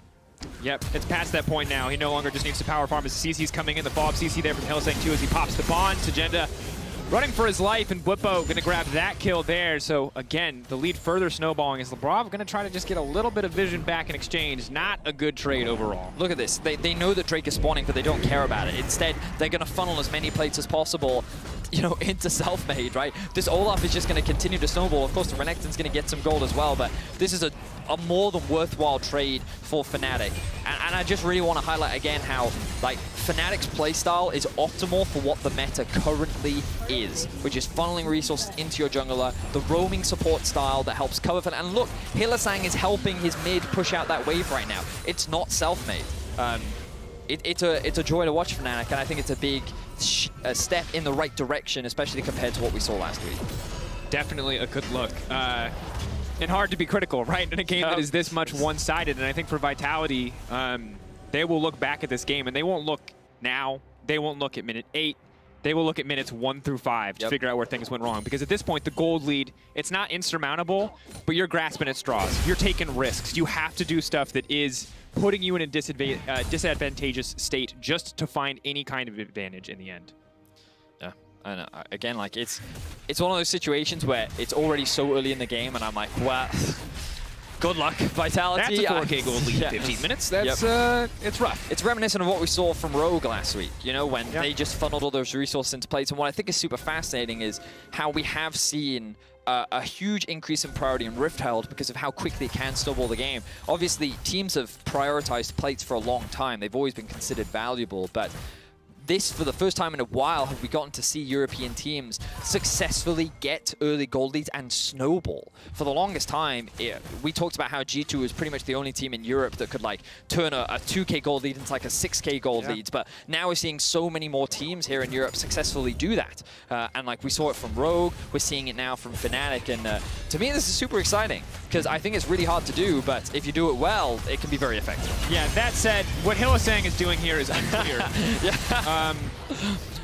Giving hope to Vitality. Now remember that if someone hits the pink ward, you do not have to fight them to the death, despite any appearances otherwise. So Hylissang not clear if that's a communication error, not clear if the team had called that they were. Oh, that was a mistake from Hilly. We know it was. We could see Niski was mid. His AD carry was taking a tower bot lane. He shouldn't have been there, Dracos. That was a bad Hylissang. Naughty. But it wouldn't be Fnatic if Hylissang didn't do that. Well, you can't go deathless. That's not allowed. It's very off-brand. Oh, God. Yeah, it's hard. It's a whoopsie. We'll continue forward with the game as normal. Again, still, 4,500 of gold in the lead. And obviously, we're talking a lot about Fnatic, but that's just because of the position that they're in right now. Vitality, like, you kind of want to sit there and say, like, oh, they need to make plays, but if they make plays now, they're just going to die because of how far behind they are. They kind of need to wait for their, like, mythic items at the very least to be completed. They need to be in a better state where their chances of failure in a fight are significantly lower. And I think that as the game, I don't think that they outscale. I think Kai'Sa and Orianna in these comps have a lot more to offer as the game progresses, which means that they just kind of have to wait for one item, and then they have to look for a good opportunity or a pick or a good fight, maybe around the next Drake. But like, that's how dire the situation is already for Vitality. Yeah, and Niski collapsing here, just getting Hylissang and Selfmade to shadow under him as Malitza just tries to clear the way with his skills here. And this is a difficult situation to be in. Fnatic are just steadily pushing their pressure forward, pushing their vision line forward, as we see here. And as you pull up the mini-map, let's take a look. Yeah, so you can already see how much vision control there is, like, already in the bot side of the map. The wave was pushed in top, and this also allowed the Renekton to roam down. Now they have numbers advantage on here, and Malitza trying to go for a play on Deniski, does get a good chunk of damage, and this will alleviate some of the pressure, but those bot side camps have now been taken away. Fnatic, I want to see them reset right now. They're clearing out a lot of the vision from Vitality, and this is all about dragon setup. So when you look at dragons, usually what you want to do, and I'm going to bring the mini-map because everyone's looking to reset right now. So usually when you set up for dragons, you want to primarily control these points, these choke points, right? So what you want to do is use your priority in both mid and bot, so you push up, and then you get this deep vision in, and then you force that top side of the jungle to be completely dark. Then Vitality has to invest their vision into clearing that, which means they don't have any wards left to actually contest the river, which is an area that Fnatic will already control. Now, of course, the downside of this is Fnatic invested all their vision there very early, way before the Drake was even really ready to be set up for, and then they decided, we want red buff. So they've now conceded all of this bot side control. They also lost the bot push, and you'll notice again, I'm going to bring up the minimap. Hold on, I'm pretty happy this is working again. So they've gotten the push in here, they have control over the Scuttle Crab as well, and now all these Fnatic members are also looking to reset too. So what Fnatic have clearly said is, we don't care about Drake, you can have it. It's only the second Drake of the game. They're actually successfully being able to reset, and because of how much gold they have, they might not even care about the setup, but this is the opportunity that Vitality want. If Fnatic come and fight Vitality now, because they don't have the optimal setup for it, they could end up getting punished.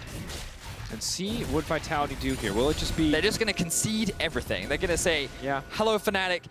It was a pleasure. We're going to leave now. Please, please take all that bot side river. Hylissang going to go in. Not questionably, there's really no punish. They didn't contest them at all. They really just... I mean, I admit that Fnatic did just reset. Oh, there we go. Big damage. Comp gets one shot. My God. Oh, and the shockwave to follow up. LeBron now going to be in trouble, but Sajena comes in. He's trying to turn it. Maybe that's going to be enough. Big damage, though. Selfmade to the backside. That's the beneficiary of so much gold, but the chains have been attached. He's still unstoppable. Goredrinker is still a little bit too strong, and Malitza has to run for the hills. It's going to take 3 dashes for him to get out to safety. Had to use the flash as well, but Fnatic win out on the skirmish. So I acknowledge that Vitality is probably a little bit afraid of how strong Fnatic is, but I felt like that with the control they had of the river, that probably would have been the best place for them to look for a pick, look to try and punish Fnatic, but they conceded all that control, and then Fnatic said, well, you know what, if you're not going to fight us, we're going to fight you. And then they just dive in the mid lane, they get that pick, and they're going to get themselves the Drake. Vedius, it looked really good until the 2 champions who got hit by that Gnar ultimate had Goredrinker and Sterix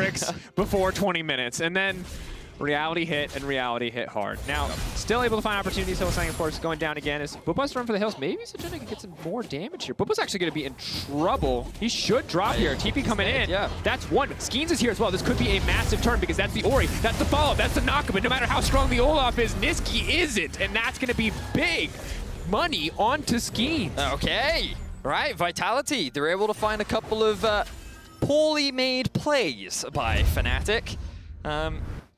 Okay, let's have a look back first at this fight. So again, they recognize that they now have full control over the dragon, and Bwipo's just like, yeah, I'm going to go in. Oh, the combo from Hylissang as well. That's that Bwipo-Hilly synergy coming in clutch. The shockwave lands onto LeBron to keep him underneath the tower, and as you rightly said, this was a great ult from Jigenda. Unfortunately for him, it was the double Goredrinker Steraks, and just look at the healing coming out from the Olaf. He does not care about the towers, and Fnatic walk away with 2 quick kills.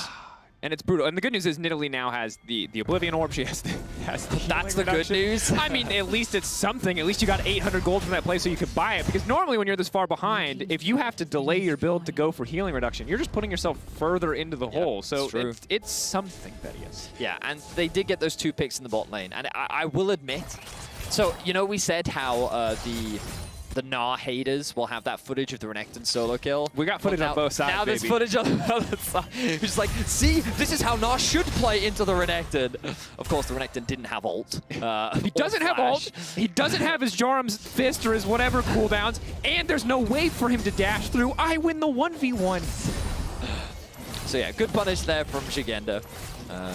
But the ever so controversial debate between Gnar and Renekton being resolved in front of our eyes, clearly. Very Is heated. it? As, wow, the Poke Mage is getting absolutely blasted by the Assassin here. As Upset does a ton of damage. Meanwhile, in the fight, mid lane, we've got a fight. If we go full screen on the bigger fight here as Melita gets run down, that's going to be one. That's going to be two. The dash over the wall, but he still gets shot. Meanwhile, Whippo going to absolute town, trying to dash through. Sugenda on the run because Selfmade is just about unkillable. Skeens now has to run for the hills as well. The axe lands. There's a distance there to speed him up if he needs it. That's the double kill for the Orianna, and a little bit of vengeance there for Oh Niski. my god, Selfmade's even standing over his corpse and just emoting him. Fnatic got themselves an ace at 22 minutes into the game. This has been an absolute slaughter and a definitely much needed sight for many Fnatic fans. After it was a rough week 1, they have come into week 2 looking dominant.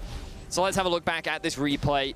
We can see that Fnatic just kind of setting up some vision control around the Baron, and Whippo's like, hey, yeah, I'm down to fight. He engages onto the tank Leona. Really great stun onto the Orianna. Oh, but a good flash from Niski actually avoids that CC, and then Comp, he just doesn't have the damage. Like, he's tickling Whippo. Whippo just doesn't It's the care. feather. He's like, tickle, tickle, tickle. Yeah, it's literally, yes, exactly. Who's a cute little crocodile.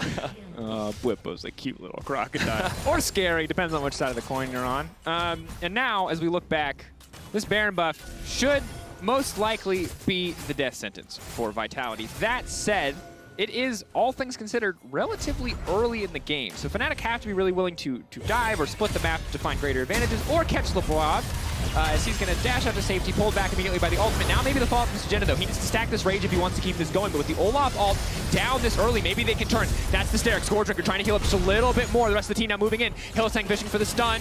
Melitza's still running while going in, but that's Upset on the backside with Blippo there as well. A massive flank. Mega Gnar, the knockback, though. Maybe, just maybe, Sugenda can live. The dash forward with the Stride Breaker. The knockout to safety, canceling the stun from Hylissang, and he's holding on, but still bad news for Vitality. Wow. Fnatic really showcasing the number of assassins that they have on this team as they all just dive onto the backline. Yeah. Very well played from them, and they really are just throwing their wallet in the face of Vitality right now. 10k gold is the advantage. With the Baron buff running out in about a minute's time, they should be able to, at the very least, knock on the doors of these inhibitor towers. Make it rain, Fnatic. Make it rain. Vitality holding on as best they can. Labrov, I think, mostly just trying to kill the creeps here, knowing he's not really going to have a chance to kill the champion. Sugenda coming in, though, can lay down a little bit more damage, try to clear this one out. But in the meantime, Upset taking down this bottom tier 2. Bad news for Vitality is they're going to have to commit more members to get less done, which means that if they overcommit to any single play, Fnatic can probably get some bigger objective back in response, especially as we are now 12 seconds, 10 seconds, and counting away from this Infernal Drake, which will put Fnatic on Infernal Soul Point. It's that awkward spot for Fnatic where they're so far ahead that, like, they have to wait another, like, 2.5 minutes before they can end the game. It's, yeah, it's a difficult situation for Vitality to be in, and, like, it also showcases how influential the draft can be, and when you give some of these people some of these power picks, how dominant they can be on it, and Selfmade showcasing as well how great his Olaf is. 406 been involved in 10 of the 14 kills, but we could be in some trouble now, though, or it's that whole who's trapped in with who sort of situation, you know? TP coming in. Niski, of course, has the Banshees, which is going to block that Leona, which is massive, but that's only going to be one connected. Now we got to keep our eyes on the Olaf raid boss. Can they take him down? Oh, they're not ready for the Mythic raid, baby. Comp backing off. Sugenda now trying to chase. Maybe, just maybe they can get down Selfmade, but here comes Hylissang. Maybe he can get something done. No, the shutdown is massive, but now Upset coming in. Gonna get the Gale Force to come out and finish off that kill. As Melita has to run for the hills. Sugenda as well, praying he can turn Mini as fast as humanly possible for that extra little bit of movement speed. But Fnatic still, despite everything, despite the opportunities found by Vitality, at best Vitality can go even in these trades. Yep. Wow, 2 for 2. Vitality, 5 men strong, tried to take down Selfmade, and they nearly couldn't do it. Holy macaroni. Like, Let's have a look back at this play. So the rest of his team is backing off. Selfmade's like, it's okay, guys, I'll cover your bases. It's cool. I'll just wait. They're interrupting my base? Wait. No, guys. I don't think this is a good idea for you. No, you don't. Are you sure you want to take this? Okay, well, Shockwave then lands. And then look at him, just the amount of lifesteal that comes through. He takes out the support first. He almost takes out Comp as well. If it wasn't for that ultimate, he would have died. And then Selfmade perhaps could have even gone for more. Meanwhile, Melita did get that kill onto the Orianna into the backside, but this is when Upset comes in to help even the odds as Fnatic trade 2 for 2.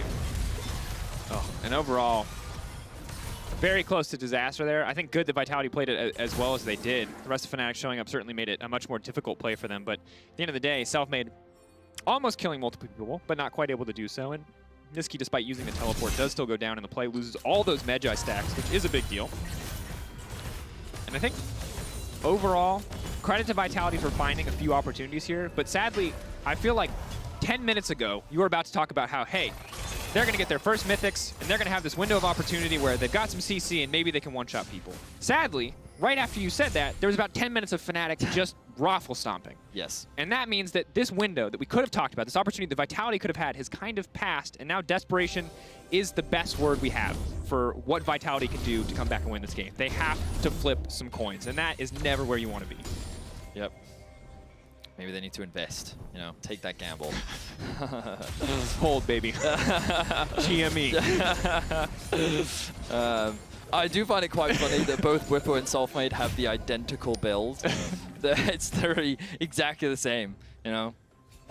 Top jungle synergy, trying to come in clutch. Selfmade now, 1 versus 3. Also has the Gargoyle Stone play now, which is also going to offer another amazingly large shield, but that said, healing reduction. That is not worth, good sir. That is a 45-second death time with the Baron spawning in 30 seconds. Vitality. If you're going to sell, now they've held. They've held. They have Keep held. holding, boys. To the moon. No, you need to sell soon. Like, there's a very small window that you have that you need to try and take advantage of, Vitality. The problem is, like, their Baron's not that good. They have Nidalee LeBlanc. Like, the one tank is dead that can soak the Baron damage. So, yeah, maybe they do need to keep holding. Hard to know. Hard to know. It's also not quite the same situation. It's not even close. Making it out to be, because they're actually losing money right now. So the opportunity to get out passed at about minute 3, and now they're just stuck. Yep. This is their life. It's correct. Oh. Wow. All right. That said, I like Gargoyle Stone Plate itemization. It did get buffed on this patch, so that as you get hit, you get more and more percentage resistances increase. The active gives you a big shield. So in theory, it's a lot of tanky stats that really support the first 2 items. So do you remember how in the last patch, Gore Drinker was really strong? Oh yeah, I remember. Yeah. So a lot of those champions that use that was nerfed. Nice, cool. That'll make them easier to kill. Well, we also buffed this other item that all of those champions really like. That they're gonna like. Yeah. So they are hypothetically have less lifesteal. But I'll tell you what, in solo queue, when that Olaf is 3 levels behind, he won't one-shot you anymore. True. But on stage, when the Olaf gets 3 extra levels, I'm not going to say for free, but on the back of some smart pathing and a very strong kit, well, you're kind of just back to 11.1 then, aren't you? Now, admittedly, they were hard to kill before just because they had significantly more money. Now they're hard to kill because they've spent that significantly large amount of money on stats that make them very difficult to kill. Oh, and that's bad timing for Agenda. Has to leap out to safety. Whippo immediately in the midst of the entire team. The CC, the follow-up now. Selfmade running through the entire lineup. LeBlanc's been taken down. Melita keeping the chains on, but not going to be able to stop him. The flash forward from Hylissang, getting the follow-up there on the mount-up and the double kill for Upset in the end. Skeens and Agenda got to run because Upset is very strong. The flash forward, the W, going to get the opportunity to go in there. Huh. All right. Well, at least it looked cool. Goes gold in there for Agenda. Probably wasn't going to have another opportunity to use it, so might as well throw out the stopwatch then. And Fnatic going to go for a victory lap. Selfmade saying they can end. The rest of Fnatic is saying, no, we can't. We don't have enough of a minion wave. So they're going to go get themselves the Infernal Soul.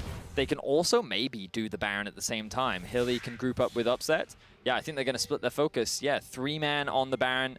They're going to have Renekton, Orianna do the Drake. They're going to take everything. And it's just a matter of time now for Fnatic. Yes, it is. It felt like it was a matter of time at minute 15, and it is most certainly even more so now with Infernal Soul and the Baron as well. And credit to Vitality for punishing, I think, Really? Oh, hold on. See how this fight works out. Whippo in the midst of an entire team. Niski still in the area as well. Schemes goes golden. Maybe they can get something done, but here comes Comp on the backside trying to finish off Whippo. Overall, though, Niski, Agenda now coming in. They're shutting down a few of these Baron buffs. Infernal Soul's still going to be a problem, but they've going to deny at least a little bit of time from this Baron. Maybe Fnatic get over aggressive here. All I'm going to say is if I was self-made, I would be pinging the Medjais in Niski's inventory right now, and I would be saying, that's not very gold efficient, is it, Niski? Wholesome team environment as LeBron almost gets one shot, and the follow-up axe is going to be there as we get a little bit of emo BM before self-made. Oh, Zaya's backing in the bush, by the way. No. Okay, they're going to try to find the stun. The sidestep and ult from Whippo comes in. Hylissang going to look for the setup. The Whippo-Hylissang duo. Legendary hardcore engage bros. Going to dash in, not going to find the CC. Sagenda pulling back. They're going to get nib, but not a wave quite yet. Okay, and they're holding, folks. Yeah. What to say in summary of this game? What are you doing this weekend? You got any plans? Analyst test tomorrow with Cadril. Oh, that's cool. I imagine we'll be talking about Olaf jungle. Did you know that we basically, have we had all 3 of our like top level Polish junglers play Olaf today and put on a clinic? We have, yes. We're literally just, it's just the Olaf show. Yep. Yes, we have. So this fight was a demonstration of how when a crocodile is in its natural environment of the river, it has an environmental buff that just makes it impossible. Whereas a robot, when exposed to large volumes of water, ceases to function appropriately. So that was really just a great demonstration of how the environment can really influence what you're doing. So stay safe, you know, guys. Stay safe. Out there. This is how I imagine if you ever had to teach your child League of Legends, you just teach him wrong for fun. No, you can't go on Renekton there, buddy. He's in the water, and he's what? A crocodile? Not gonna work. Yeah, so you know Brand? Just, you can't play. He can't walk into the river. You can't. It's against the rules. It literally puts him out. It's like, you just can't play. It's not on fire anymore. Yeah, not on fire. However, Zach, that's a little tricky one. Is he really liquid? Who knows? Non-Newtonian fluid as Whippo dives into the backside, and LeBron just going to get absolutely one-shot. Hylissang pulling the rest of the team in. Sagenda sees his opportunity. The 3-man, he's going back. But Melitza and Skeens are running for the hills. They do not want to sacrifice what little KDA they have left on the back of that Gnar play as the thumbs up come out, and the Fnatic victory is now assured. It was 99.9%, but now it is at 100 as Fnatic are going to end the game soonish. Anytime now. There they go. Fnatic will secure themselves another win. Great start to the week for Fnatic. We already talked about it and how this is definitely what you want to be seeing from this Fnatic squad. A much better performance and just an investment into Selfmade. I think that it is exactly how you want to play in this meta. Enable your jungler, work with him, set him up for success, and the Hilly self-made combo I thought was perfect this game. Yeah, flawless. And I think let's recap really what mattered in this game because, again, if you just caught the last 10 minutes, you're going to be like, wow, this is an absolute stomp. But the early game really was built on the back of good player synergy, fantastic early jungle pathing coming in from Selfmade, and for Vitality, they really never got a chance to play the game on an even footing because of how hard Fnatic came out the gate. They were dominating from what felt like level 2. Whippo getting solo kills in lane, only adding insult to injury before those dives started to come in as well. So if you're a Vitality fan, or, I mean, a Vitality player, just reset and come into the next one. We talked about it in the draft. I just want simpler to execute drafts. Like the Ashe comp that they had last week was great. Perfect. It outscaled their opposition. They didn't have to force anything. They found a lot of picks. I just kind of want Vitality to not play these very difficult to execute comps and instead try and like reset a little bit more, you know.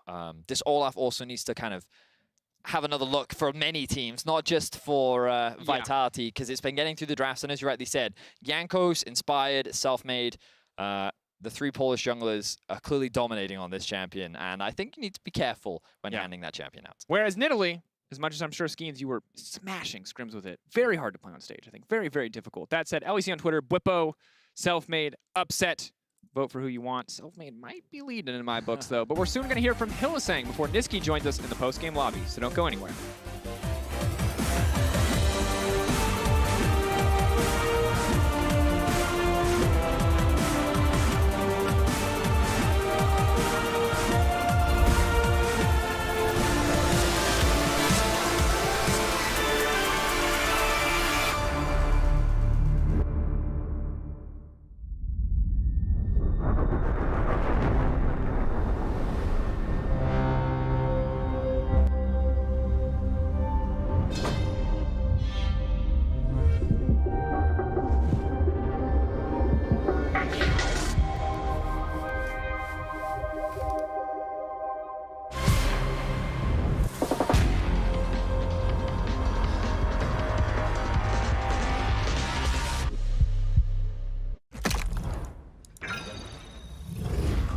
systems are overloading. We can't risk another game.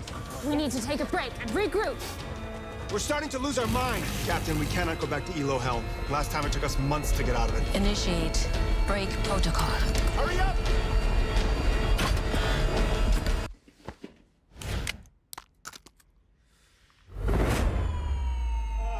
Yes! Yes! I did it!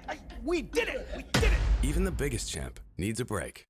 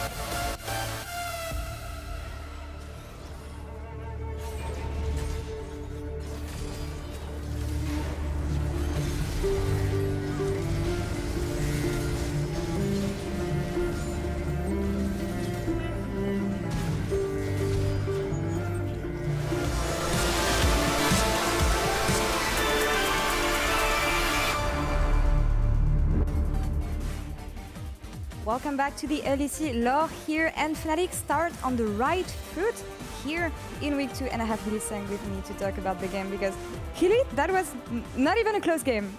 Not at all. I mean, you had a 3k gold lead at 10 minutes. You literally set up a camp in their jungle after 10 minutes. So tell me, I want to know about the early game, what your plan was, and how were you so successful at doing it? Well, I don't think we had like a clear plan, except like we had to like play around natural objectives like Drake and Herald, and with time it became very easy in the game because top won very hard. He soloed off him, I think, at minute 4 or something, which shouldn't ever happen. So that made the game very easy, and then me and Oscar played very good together. So that made the game quite easy, and we took a lot of Drakes and Herald, but I feel like we didn't play very properly the map because we took a lot of fights that were not very good, and we just tried to like outplay them a lot of the time. So I think that's why the game was not as short as it should have been.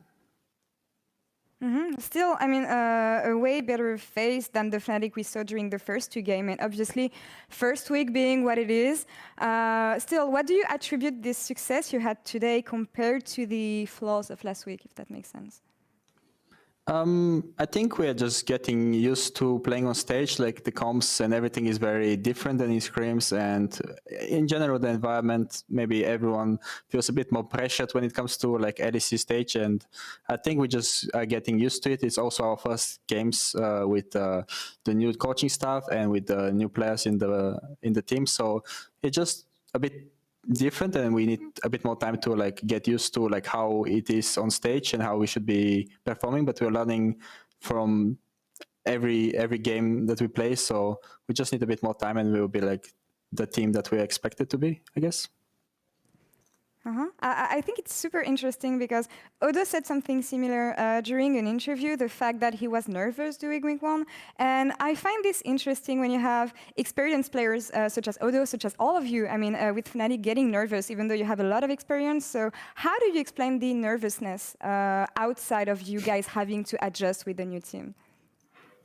Well, I mean, everyone gets nervous when it comes out to like stage and whatnot. It just sometimes like for example, for me, audience, for example, if there was audience, I'll be feeling more comfortable rather than it's kind of like streaming for a lot of viewers. And I think maybe that's why I'm like nervous. I usually don't get like that type of nervousness that I have, and I don't know, because I have new team and everything is new around me right now. That maybe that's why, but I don't know how to explain it.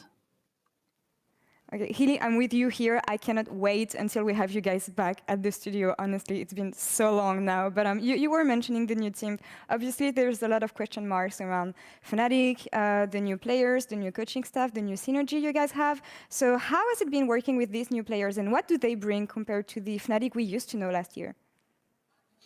I think they bring different things because I think they're more self-sacrificial, if I could say that. I feel like Niski is very team-oriented player, and he always sacrifice his even lead, and he would not tilt because of it, and he would like follow blindly a call of a teammate. And like, for example, in this game, like he died, I think twice because of TP, because he was called to TP somewhere that was really bad, but he did it anyways. And I have only respect to that. And for Ilias, or like Upset, he's very eager to win, and he listens a lot to feedback.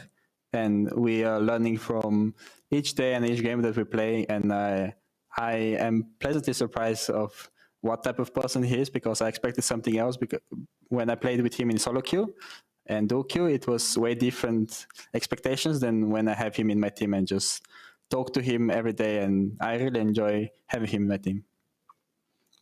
That is super nice to hear that you guys are getting along and yeah, clicking already, because it's always hard, especially for a support or a duo lane at all, when you have to switch your duo. You've been playing with Reckless for a long time, and I know we've been talking about how much it impacted the Fnatic, the fact that Reckless left, but about you as a support, I mean, how did you have to adapt with Upset coming in? Did you have to adapt to his style? Did he have to adapt? How did it work?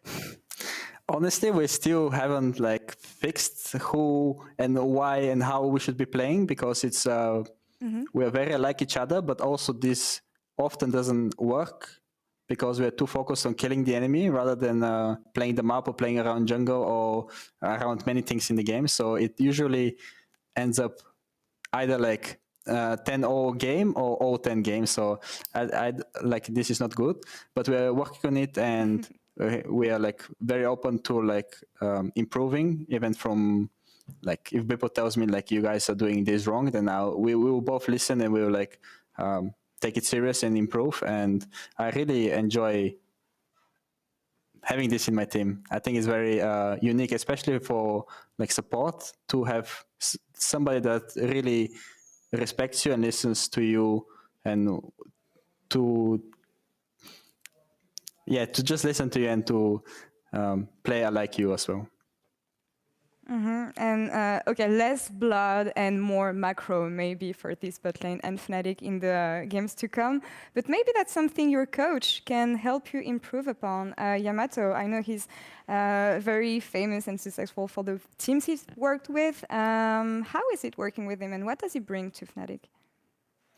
Well, so far I've really enjoyed working with him. I've spent a lot of time with him outside the game, and we play like games like chess and having like cool conversations. He's telling us stories, and it's kind of like relaxing and nice. And I think he is doing good in the game as well. Like he has some iffy drafts, but except that, obviously drafts are not only coach fault, but when it comes to that, we have to blame him. And I think he had a really good draft today, for example. And I think that's why it made the game very easy. And yeah, I think he's a great coach. And I'm pleasantly surprised as well about him.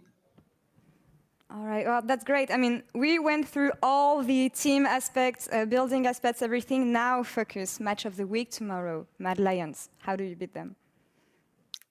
Honestly, I don't think there's like a special like magic or something. I think you just need to like play our game, have a good draft, and just take the good fights and have clean comps. And I think that's how we're gonna beat them. And I hope that shows tomorrow. All right, play your game, pick the good fights. That's what I heard. I'll be watching for these good fights, Hilly, but thank you so much for the interview. And I wish you a great evening and see you tomorrow for the match of the week. Thank you. And we're going to take one last break and we'll come back in a few for post-game lobby with Niski. See you.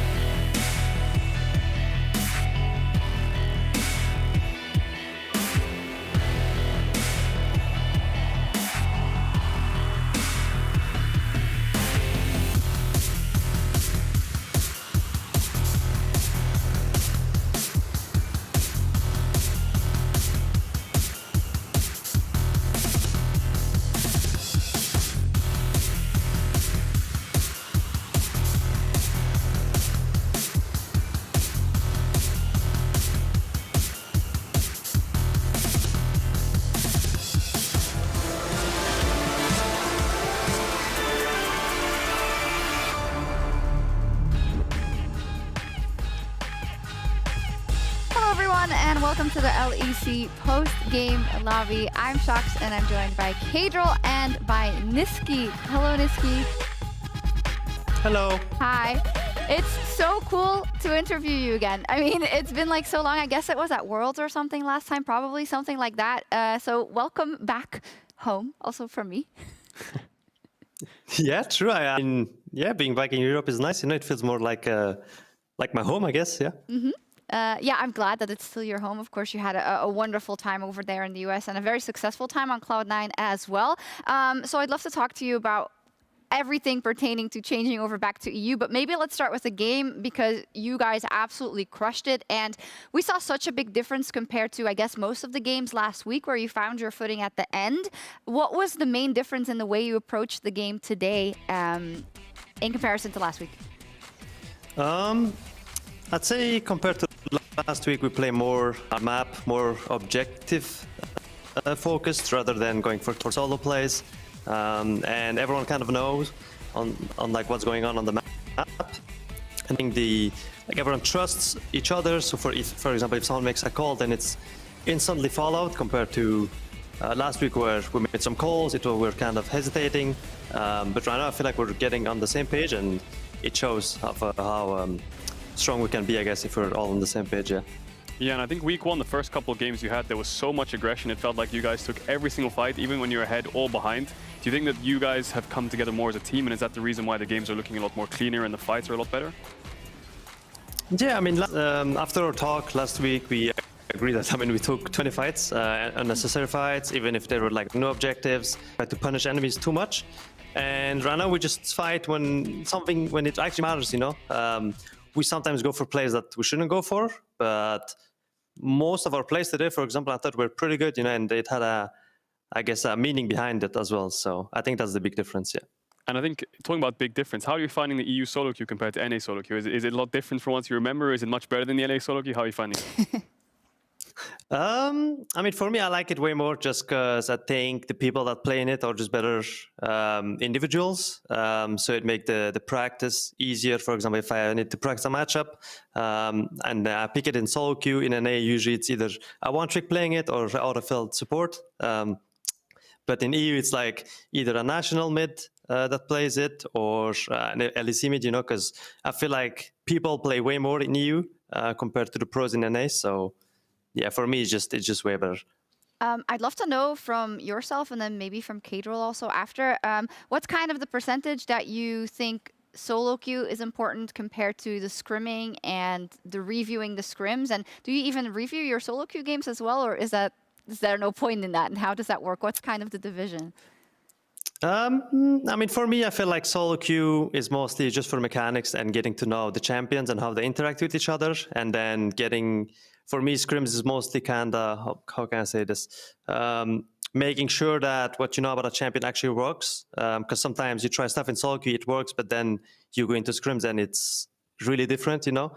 And then, for me, I don't really review my solo queues because there's such a big gap from competitive. So I don't feel like I need to. Yeah, I figured that was the case, but maybe some people just like to watch if they really crushed it, maybe they like to watch their own, I don't know. We had an interview with Hilly earlier asking about kind of yourself and Upset, and he said that you are someone who sacrifices himself for the good of the team and that's kind of how you have slotted in so far. How would you say the way you play and the way you function in this team environment is different from the role that you fulfilled on C9 as a mid laner? I feel like when I was in C9, it was mostly I just get mid push and I make sure that my teammates don't die if there's like a random fight going on. But I feel like in Fnatic is way more controlled and people actually know and like they know how I want to play the game and what I'm doing into the game compared to where in C9 it was mostly just fighting and we're just winning these fights because, you know, I would give some CS and just move there, you know. But I feel like, yeah, in Fnatic is just way more controlled and also my teammates kind of trust me as well. So if I tell them, listen, I don't want to fight for like 10 minutes, then no one will fight for 10 minutes. But I feel like in C9 it was more like I had to adapt more to the team compared to Fnatic, where I can just play my own game and they kind of follow me through it, yeah. And how do you see the mid lane difference between NA and EU? Do you think that the mid lanes in EU are a lot stronger? Are you finding it a lot more difficult, or were the mids in NA quite weak? How do you see the difference there? You're always trying to in terms bait of him, dude. competitive. I mean, for me, I think the big difference is just mostly champion pool and aggressiveness.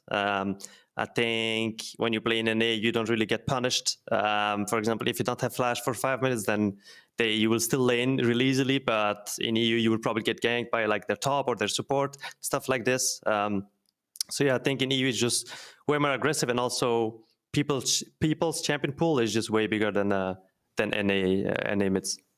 Super interesting.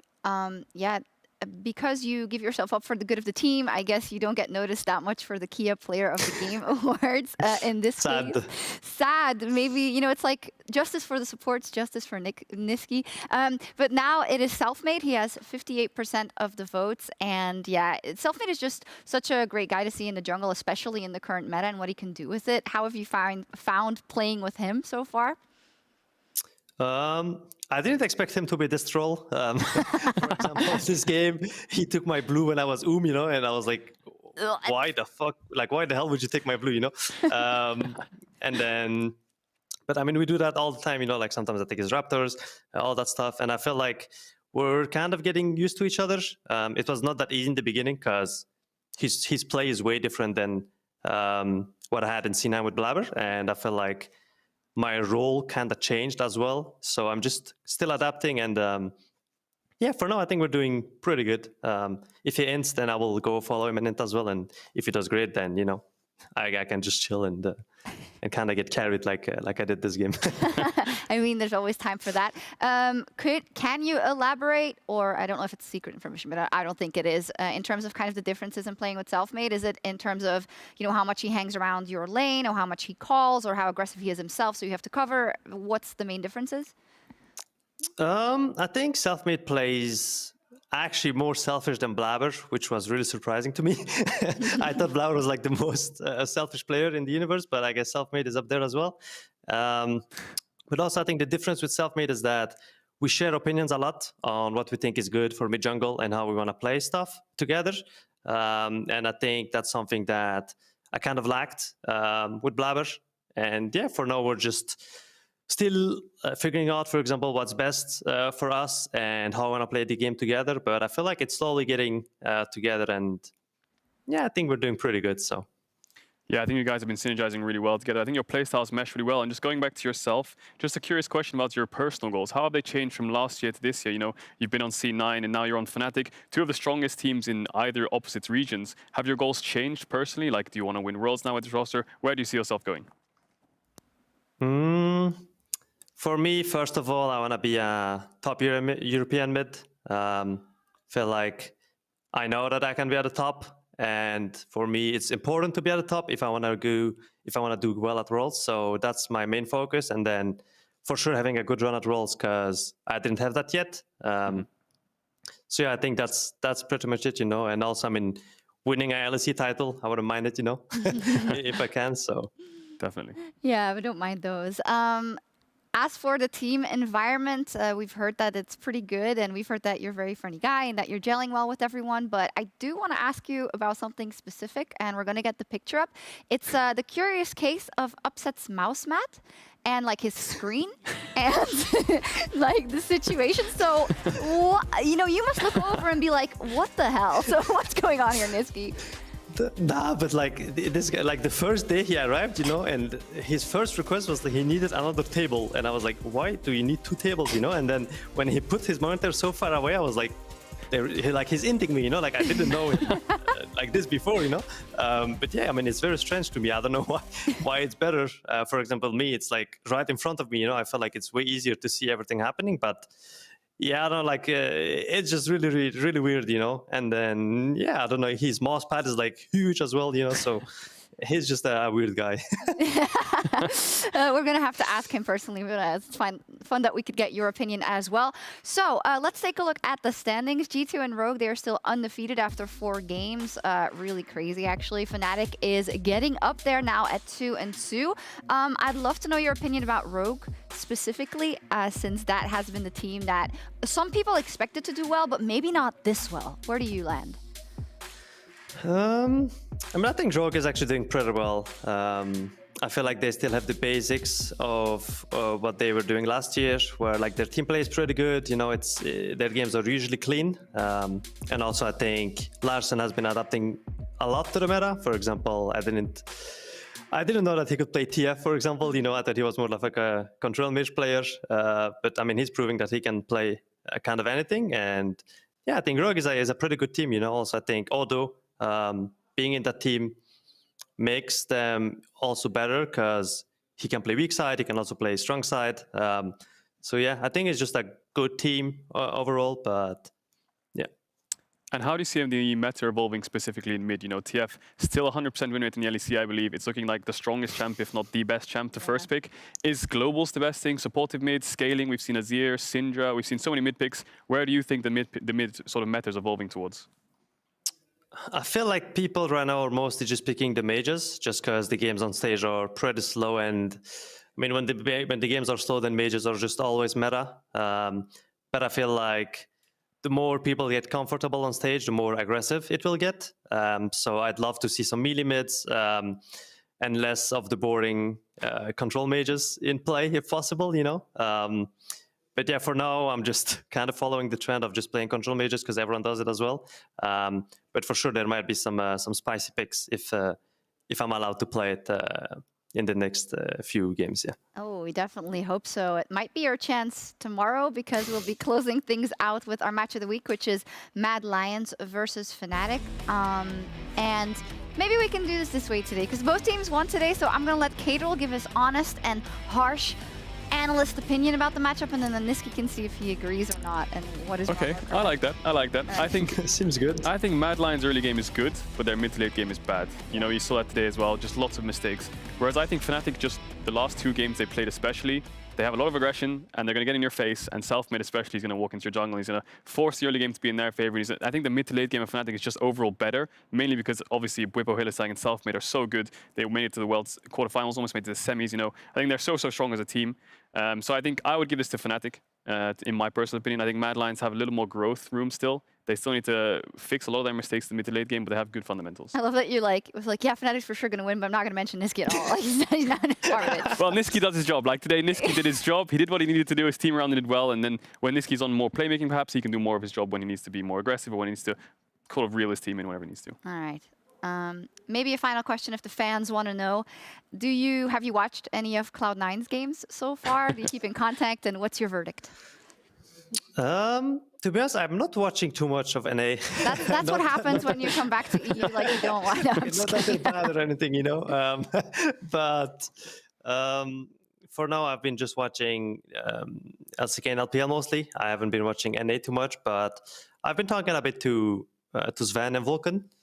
It seems like they're doing okay, you know. I think they're trying to match together, and I'm excited to see how well Blabber and Perk synergy will be, because I don't think it's too good right now, unless I'm wrong. But yeah, I'm happy to see that they're doing decent and hoping to face them at Worlds, of course. So. Yeah, absolutely. In an hour, in fact, you can watch Perks and Cloud9 face off against 100 Thieves in the LCS. So that is really great.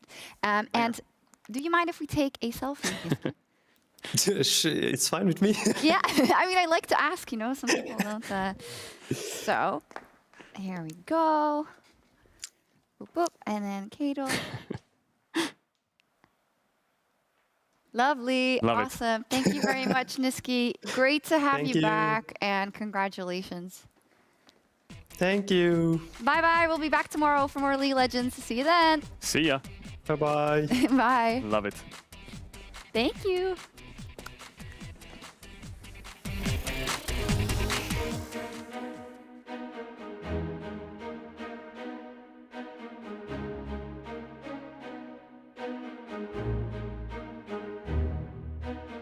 Five, 4, 3, 2, 1. See Armor once again having a great game on this Aatrox. Kaiser looking for the Zenith Blade, can't quite land it. Solar Flare goes wide as well, but Patrick has been caught by Armor, who's knocked back. And look at Armor, he just sustained another one of these shields. That's just not fair. That's illegal, as Kadril would say. Mad Lions retreat, wounded but unkilled. Gilius tries to jump onto Jezu, but Gilius is the one who's targeted down by SK. Fate's call in from Treats. That's another. Tinks gets the shutdown on Gilius, and now this Ocean Dragon is available. Sharima slide in Shulker. Limit gets the kill on Blue, but there's an answer, and Tinks is still chasing. It's going to be a 4-for-1 in favor of SK, a quadra kill for the Doctor in the jungle. I love it. You gotta hype up your fellow medical man. I like what you're doing. Nuke Duck completely out of mana. This is bad news for Astralis. It certainly is. G2 are not done yet. They're looking for the dive. Cap's gonna get the shield first. Has the reset on his ulti up and available. Can tank a few shots. Reckless coming in to follow, but now he's the one tanking the auto. The flash over the wall. The Q, the follow-up. One more to do it. The Kraken Slayer coming in clutch. White Knight getting shut down from downtown. And Reckless making his mark on that fight. Waiting for vision over the wall. 3-man into the 3-man. That's going to be big. Now the Pantheon immediately. The flash follow. They've survived. Larson on the backside for now, uncontested. But the rest of the team now on the way in. Keep in mind, Baron's been denied, but Odoamne is here. Misfits burning a ton of cooldowns, but that's massive from Vander. The rest of the team buying space. Larson running for the hills, but that's it. The shutdown. Vander, you absolute god! I cannot believe you landed that hook onto Larson. That was so important. And now you could help your team secure the Baron and put yourselves in a great position to win this game. That's going to be one. That's going to be two. The dash over the wall, but he still gets shot. Meanwhile, Whippo going to absolute town, trying to dash through. Sagenda on the run because Selfmade is just about unkillable. Skeens now has to run for the hills as well. The axe lands. There's a distance there to sweep him up if he needs it. That's the double kill for the Orianna, and a little bit of vengeance there for Niski.